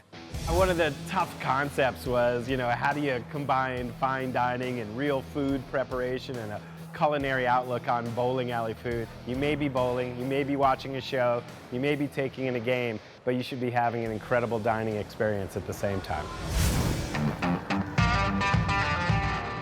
The original Brooklyn Bowl opened in New York in 2009. Now, with a London and Las Vegas branch, they've supersized the concept, serving cuisine fit for a kingpin. All the way to Las Vegas, all the way across the country. To dig into Brooklyn Bowl's unique take on food that hits the spot. This is best fried chicken west of Alabama, I'll tell you that. Creating blue plate specials on a mass scale takes 6 industrial ovens, gigantic vats and mixers, 12 deep fat fryers. No pressure, I need it today. And a precision system tracking all the orders is run by the head chef. This is called the QSR system. As the tickets come in, all the food is directed to the stations. Mac and cheese plain is going to $2.21 by itself. We have a mac and cheese here and a feta salad. The mac and cheese has been started, but the feta salad only takes 5 minutes, so it will wait until the mac and cheese is 5 minutes out. Okay, can I bump this, 171? Yeah. Okay. This makes you feel, as you're doing this, like an air traffic controller, keeping everything in motion and making sure everyone is on the same page. I got another calamari walking in, guys. 2 p.m., the lunch rush is peaking, and hundreds of bowlers continue to put in huge orders. The kitchen is preparing for an epic battle today to feed thousands. Beef burger and a Caesar plate are going to $174. Starting with their most popular appetizer, their egg shooters. A perfectly boiled egg filled with rich olive oil mayonnaise with a salty or spicy topping. Seriously addictive. They're almost like 3 layers of flavor. They're really not your typical deviled egg. Chefs here hard-boil more than 5,000 eggs a week for their egg shooters. People just keep eating them up. So we'll just keep putting them out as fast as we can because these guys like them. It takes unique techniques to create the perfect egg shooter. All of our eggs come from cage-free chickens, and then they're cooked for 12 minutes before we ice them. And that way they come out with no discoloration around the sides. Then all of our eggs are exactly the same no matter how big the batch is. The second secret to their perfect bite-sized appetizer? Our standard egg shooters are the house mayonnaise, house pickled jalapenos, which is green jalapenos and red Fresno peppers. And then we do our house seasoning, which is a salt and pepper blend. With hundreds made every hour, there's even a shooter for those into surf and turf. The other topping that we offer on a regular basis is the oyster shooters. Fresh from the West Coast, the oysters are battered in egg whites and flour, then deep fried to perfection. What we'll do is we'll put a fried oyster on top and then top it with the jalapenos and the seasoning. Shooter assembled? Welcome to the punch. First thing you'll taste will be the natural taste of the egg. Wow. The second sensation you'll get is the warmth of the egg yolk, followed by a nice short bite from the vinegar. But then there's got like a mayonnaise on top of it. And then a spicy kick from the jalapenos. There's the sinuses. They're really a cut above any deviled egg I've ever had. Never had an egg shooter before like that. Wouldn't expect us to get this here, but love it. Chefs at Brooklyn Bowl boil and dress 260,000 eggs every year for customers. They've made enough egg shooters in 6 years to run the entire length of Manhattan. The lunch rush may be ending, but hundreds more bowlers are flooding in. There's no let-up in sight.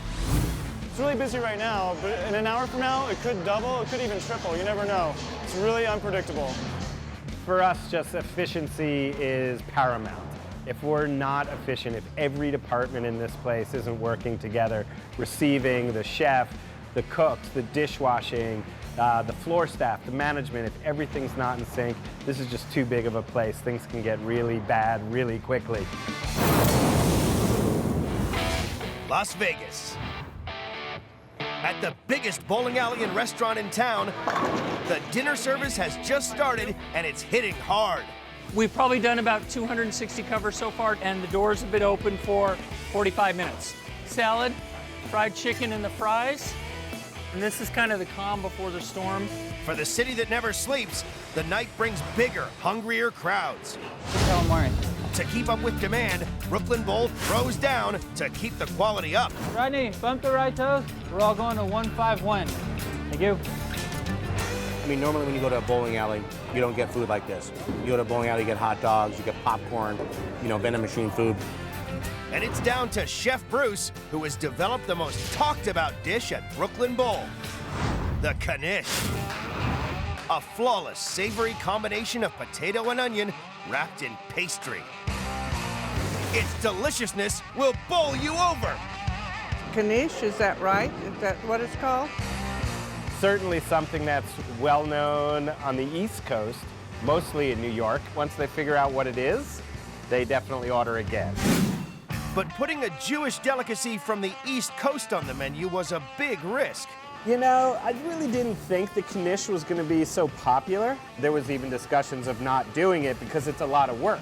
It's a product that, you know, you have to make every step by hand and it's a bit tedious. And this is a filling made of boiled potatoes, and we'll put it in with what we call confit onions with a good amount of butter, and we slow cook them for hours and hours and hours till they get really this beautiful, rich, sweet, golden brown color, flavor. Of course, by making everything fresh every day, we wind up with a really good product that uses great ingredients.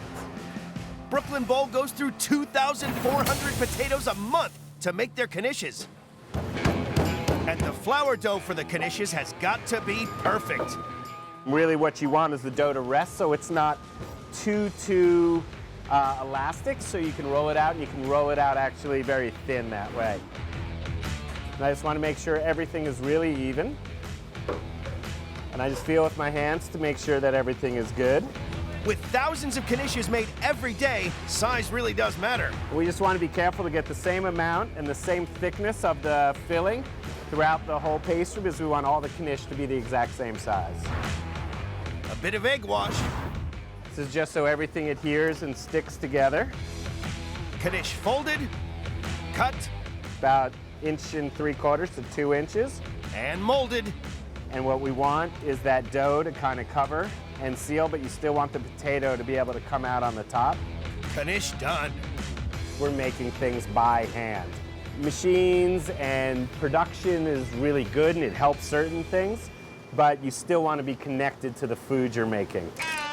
Time to cook. And these just get baked. They're really just unbelievably delicious. It's a pretty good snack while you're bowling. That's the whole story on the knish. Just so happens that we got voted the best knish in Las Vegas.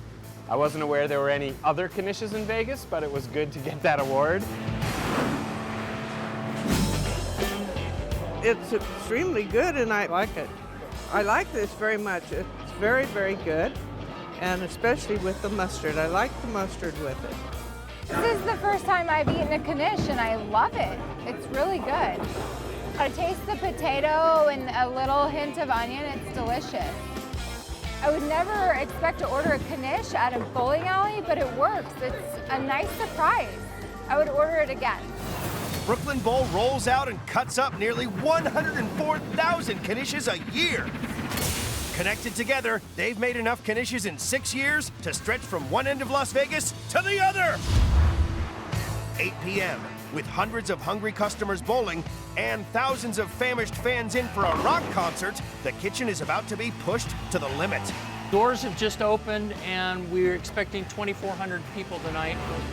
16-piece dark, the beach, and then I'm gonna hand you a ribs, not the veggie sandwich. It's either they're gonna come right in, wanna get 4 or 5 cocktails in a row, or they're gonna be super, super hungry. It's a little element of surprise. They're buying knishes, they're buying everything. We got burgers, we got knish, we got disco fries going out the door. I love this. This is the rush. In Las Vegas, the massive Brooklyn Bowl restaurant is getting ready for one of the biggest rock concerts of the year, and the kitchen is on edge. Being that it's a music venue, you have no idea what's gonna happen on any given night. It really doesn't depend on the show, it depends on what the guest wants. During the course of the evening, we'll do about 2,500 covers. This is a Saturday night in Vegas at Brooklyn Bowl. A sudden surge of orders could cause the kitchen to throw a gutter ball. But when it comes to scoring a strike, it's down to their signature dish.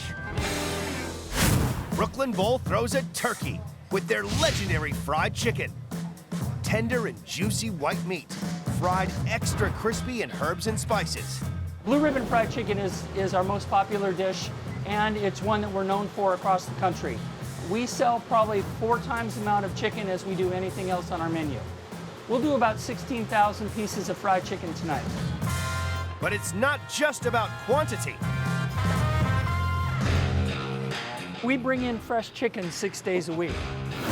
Our chicken comes in fresh, and the most important thing is it's the exact same size all the time, because the consistency and the size of the bird means the consistency in our cooking.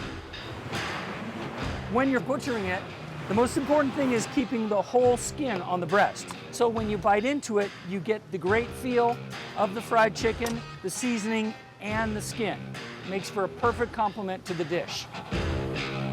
So that is a perfectly cut blue ribbon Brooklyn Bowl fried chicken. Kitchen staff here carve up and prepare 96,000 pieces of chicken every week.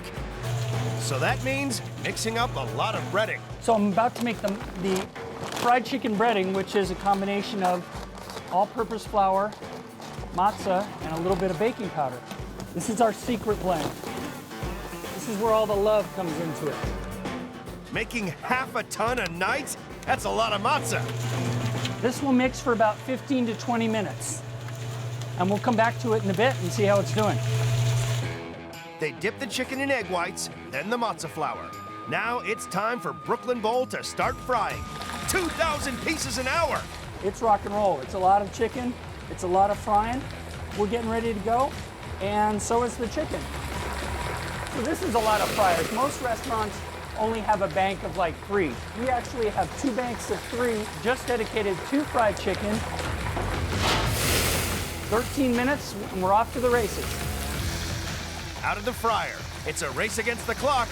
Hot chicken coming out now. To get the most flavor out of the chicken. Chicken is hot. Chicken is hot, so you know the faster you get this seasoning on, the more that it sinks into the chicken. Each piece, there's a whole lot of loving, there's a whole lot of chicken. Hot chicken coming out. So when we season our chicken, we're using a blend that is made with our recipe, and it's a mixture of cayenne, it's got some black pepper, white pepper, a few little mystery seasonings in it, and it makes such a nice mouthfeel because it gives you a nice intensity as you're taking a bite of it. And it's important because it's the first spice and it's the first bite that anyone will ever get, and it's the bite that they'll remember. It's the bite that counts. I've been frying chicken a long time in my life. This chicken puts the Colonel to shame. I would say that I'm definitely in fried chicken heaven. It's delicious, really delicious chicken. And the skin's very crisp and everything's tasty. Good stuff. It's got like a thin crust on it. It's really good. Overall, it's better than any other fried chicken I've had. I can't believe this is a bowling alley. The best food I've ever had at a bowling alley. Brooklyn Bowl serves up nearly 4.8 million pieces of chicken a year. Since they opened, they've made enough fried chicken to feed the entire population of Canada. 10 p.m. Now with the bowling alley running at max capacity and a sold-out rock concert full of hungry fans, a perfect storm is brewing for a kitchen catastrophe. So we're picking up for our dinner service here. The pace gets a little bit faster as we get more guests and a higher turnover rate. We've cracked over 1,000 covers, and I think we're going to stay open till 3:30, so we might even make 3,000 covers. The kitchen can go from 0 to 100 in just about a matter of minutes. So it's really unpredictable. At Brooklyn Bowl in Las Vegas, Andre, get a mac and cheese. 32 bowling lanes rammed with hungry customers and a sold-out rock concert is pushing the kitchen to breaking point. Okay, so that's good to go. Being that it's a music venue, you have no idea what's going to happen on any given night. Mac and cheese, $2.21. Being that we can feed them on the bowling lane, Everyone can eat anywhere in the building. But as the night reaches climax, it's down to the kitchen to keep rolling. We have one chef in front of the house and one chef in the back of the house, so there's a whole lot less confusion that way. Is this one going? Okay, good. As with any kitchen, it can get stressful, but we managed to keep it simple and professional. There's no throwing of pots and pans or not even small things. For those customers who have any room spare for one last bite, it's down to Chef Nestor Conradi to satisfy their sweet tooths. Chocolate chip bread pudding. A sugar rush you'll never forget. It's one of my favorite desserts, and it's one of our most popular desserts. Nestor starts with a fresh batch of sweet custard. First, we get our heavy cream. So 1 gallon of heavy cream and 4 vanilla beans that we're gonna cut it, split in half, and we're gonna bring that to a boil.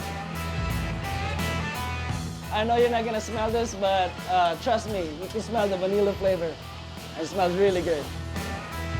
While we're waiting for it to boil, we're gonna mix the egg yolk and sugar. He mixes the vanilla-infused cream with egg and sugar, bit by bit. Just so we don't overcook it. Then slowly whisk that. Now we're gonna add the rest of the heavy cream. Once the custard has cooled, it's time for the final step. Bread pudding is a classic dessert, but Brooklyn Bowl have added a twist to it to make it a special dessert. What makes our bread pudding better is that we use ciabatta bread instead of white bread. Ciabatta bread is a lot sweeter and it retains more of the flavor. Now we're gonna dump this ciabatta bread into the custard. We're gonna soak this bread for about 3 hours to absorb all the custard. Brooklyn Bowl go through 1,300 loaves of ciabatta bread a year for their pudding. They save the best for last. Now it's been soaking for 3 hours. Now we're gonna add the chocolate chip. I love chocolate, so every time you take a bite of the bread pudding, you'll have all the really sweet chocolate and nutty flavor on the bread pudding. We're gonna cook it for 2 hours, and then when it comes out, it'll be delicious. The chocolate chip bread pudding, Vegas style. Brooklyn Bowl plates up more than 73,000 a year. In 6 years, they've made enough chocolate chip bread pudding end to end to cross the Brooklyn Bridge 20 times. It's rich, it's moist, and light and fluffy. Delicious. This is the perfect dessert to finish it off with.